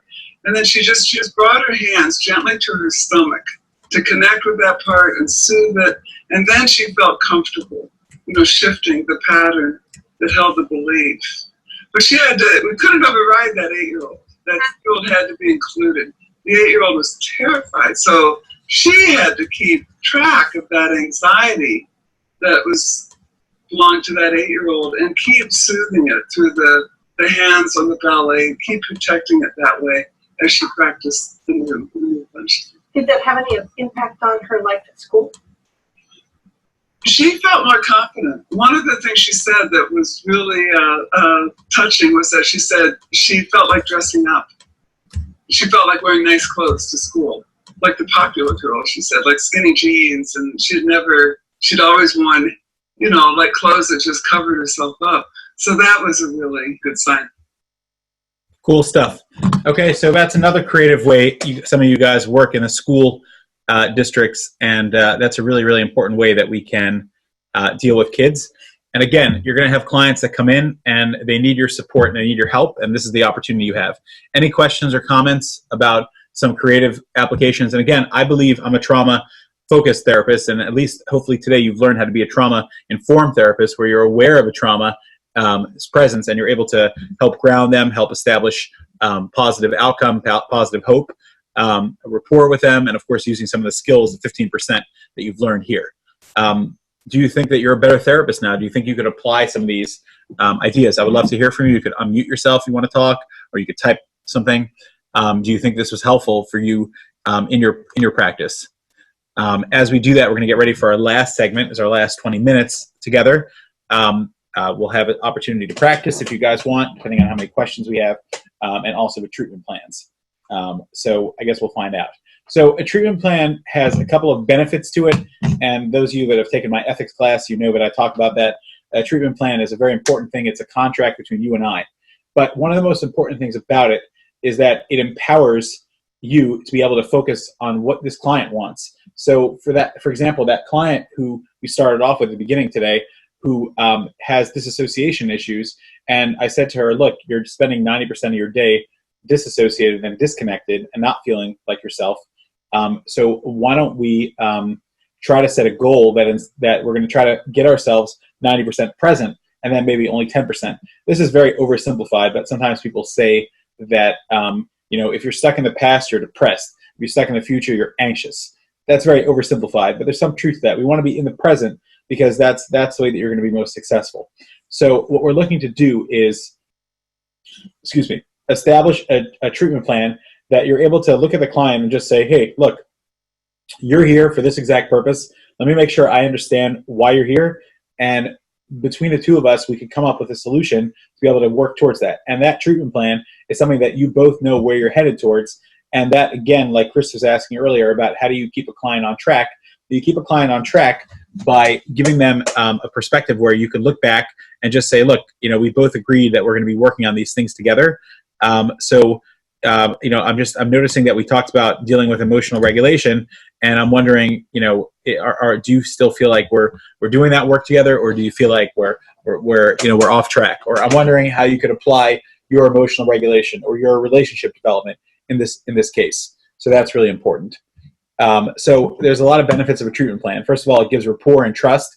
And again, there's hope in the future, because this is what I ask every client within the first or second session. Usually the first one, I say, imagine you work with me for the next 3 to 6 months, and I help you, and your life is better and different. What would be different? How would you know? And if it's that, hey, I'm more focused, or I'm less anxious, or I'm able to stop my disassociation and be present in the moment, that's amazing, and that's really, really important, because that's what we're trying to accomplish with our clients. So it establishes that rapport. It defines themes that we're going to be targeting in the trauma, borrowing from EMDR and somatic experiencing, where we're focused on specific themes. It identifies physical, emotional, and psychological triggers that are going on. Remember some of that PTSD response. It teaches stabilization and mindfulness techniques, which is really, really important. And mindfulness is not a religious thing. It's a simple psychological component that works to help stabilize clients. It helps identify some interventions that we could use and rewiring for negative beliefs. It allows us to troubleshoot. For example, I always have the clients, they have a goal. I always tell them, you're here right now, you want to get there. Okay. So if you're working towards there, great. Then let's keep going towards there. And if you feel like, if the client seems like they're getting off track, then just say to them, I'm noticing you're moving this way. So did your goal change, or am I missing something? It allows us to challenge them. And I talk about this at length in our training on dealing with your most difficult and silent clients, because that's really important. You got to know where you're headed. It also allows for maintenance, so you could fix things that as problems happen, and you could also figure out, okay, we got here, let's do maintenance a little, and then we'll go towards the next level and try to fix that. And finally, it allows for follow-up, because if the client is not going towards those goals, that's really important. So if you have a client that's coming in with trauma issues, then remember your role as a therapist we started off with 6 hours ago about your goal is to ground them. You have to teach them how to ground themselves. And when those emotions become more grounded, then we're going to be a lot more effective in working with them. Your objective is to give them resources so that they can better help themselves. Resources such as maybe a list of psychiatrists that you've worked with in the past that might be able to help them. Maybe it's a list, and I'm not saying that's the only option. There's many options. Maybe it's a list of shelters or homes or medical assistants or medical primary care doctor, or whatever they need based on your connections. Maybe I have certain specialists that I'll send to. I have I treat OCD very well, but I have a certain clinician friend of mine who I actually have two clinician friends that are both amazing with OCD, very, very specific. And if I'm stuck with a client on that, and I've done all my modalities for trauma, usually I will have successfully helped them. But if for whatever reason they didn't want it, or sometimes they've tried different modalities in the past and they don't want you to try it again, whatever it is, then I'll refer out to those people. But my experience is very helpful. Or if there's a child psychologist or ADHD coach that I think is effective and knows what they're doing, which are few and far between. Education, we're trying to educate them that they're normal. Remember, a lot of times the clients come in and they think they're abnormal. They think there's something wrong with them. So that's really, really important. Giving the validation that they need, validation that they're doing okay, validation that they're on their right, that they're doing well, and that they are successful people, and that you're the silent witness, like Alice Miller, who is the childhood expert of trauma, that she writes about, the silent witness to testify for what they've been through, and all the invalidation and dysfunction. And finally, support. Just as a person in their life, you're giving them support. Now, is it okay? I've been asked this, if your client says to you, "You're the only friend I have," is that okay? Well, the short answer is, yeah, it's okay, but it's not optimal. You want your client to have other people besides you. You're not their parent. You're not taking over some role. You're certainly not anything, in a romantic sense. That's not ethical, and it's not appropriate, and it's not going to be helpful to the client either, because the role is that you're going to be supporting them without demanding anything from them. Now, parents support children and do demand things from them, so that part is true. But as a professional is helping them, your role as a therapist is to support them. And finally, like I said, to me, the summary is be present, be positive, and be proactive. Be present because that will help them be able to learn how to be present in the moment, and it'll help calm them down. Be positive because, like I said, a lot of times they're stuck in negativity, thinking that things are always going to be bad, and they're going to be stuck in this negative life cycle and dysfunctional life cycle. And be proactive. That means that you have the way to help yourself and to really, really change things for them. And I think that's really, really important. If there's any other questions that you guys have, I'm happy to open up the mic. I would love to hear from you if you have any specific questions. If anyone wants to do a role play of any difficult situations that you're dealing with and you want to pretend like you're that client, I usually do 1 or 2 of those as we wrap up. That could be very helpful for people to learn about. If anybody wants to volunteer for that, or if you have a difficult client that has a trauma situation and a very specific question that you have that you want to role play with me, I'm happy to do that. You fill out the evaluation form and you will get a completion certificate very quickly. As we wrap up with those questions, congratulations, you're now a trauma-informed attachment therapist. You're familiar with trauma modalities and trauma background. You're familiar with attachment theory, and I think this could be really, really powerful for bringing it into the office and working with your clients. There's a list of resources and a number of books that I really like. You could take a look there. I always recommend Peter Levine. He's an amazing clinician and researcher, and also his books are extremely practical. And I'm a big fan of Waking the Tiger, which is the simplest of all of his books. And if you want a little bit more academic, but also very practical in an unspoken voice, How the Body Releases Trauma and Restores Goodness, 2010, phenomenal book. And if you want a more eclectic book, but also a larger and more academic book, then I would go with Bessel van der Kolk's Body Keeps the Score. Thank you so much for joining. I'm going to stay on for the next few minutes if anyone has any questions. And once again, you could find the evaluation form at the bottom of the page. So at this time, I'm going to unmute everyone. So you'll have the opportunity to talk. And if you have any questions, feel free to. Thank you so much for joining us. I want to go over 3 main questions that I get, which I think you'll find helpful. And if I haven't answered your question, please feel free to get in touch with me and email me. I'm happy to talk to you, and I hope to be able to get back to you as soon as possible. Question number 1 is, and this was asked at the beginning, and I want to just make sure that I really address that, is when you're dealing with kids and trauma, how do you help them? So I'm going to give you a couple of guidelines. Most of the cases, especially if you're doing this in your private practice in your office, you're going to be having a situation where the parents are bringing them in. So the first thing is educate the parents. Most normal, healthy, functional parents want their children to be successful, and the more you can educate them about attachment theory and about how to keep their kids safe and how to validate their kids, and also how to understand and react to their kids who are dealing with traumatic things, whether happening inside the home or outside the home or at school or wherever it's happening or wherever it happened as a one-time thing, if it's acute versus chronic. So that's really important. So that's 1, educate the parents. Number 2 is if it's a child, speak in their language. So if they say, whenever that kid comes to the room, I feel yucky, then just use that language. Bend down and listen to what the child is saying, and look at them eye to eye if they're willing to make eye contact with you. It's really in a respectful way. That's really, really important. So engage with the parents, talk their language. Number 3 is empower them, depending on the age, but from age 5 and on, teach them that, hey, if you want to talk to me privately, that's okay. Or if you want to talk to me and you want your parents to be in the room specifically, that's also okay. One of the things I always tell the clients in front of their parents and the parents in front of the client is that when I work with children, my door is always open. So if a child feels like they want to talk privately, they could ask their parent to step out into the waiting room. And if they want their child to come in, if they want their parent to sit there with them and be part of the session, or be engaged in a session or just sit on the side and listen, that's also fine. Or if they want to call them in the middle or send them out in the middle, that's fine. And most importantly, for the parents also, and I think this is important for the parents to know, anyone that works with kids, I always tell them the door is always open. And so whenever I'm in the session with your child, you could just walk in unannounced. And that helps the child feel safe, and it also helps the parent understand that in a professional setting there's accountability. So engage with the parents as much as possible, talk the child's language, and also empower the child to be able to have a private conversation with you or a public conversation with you with their parent in the room as well. Those are some really important factors.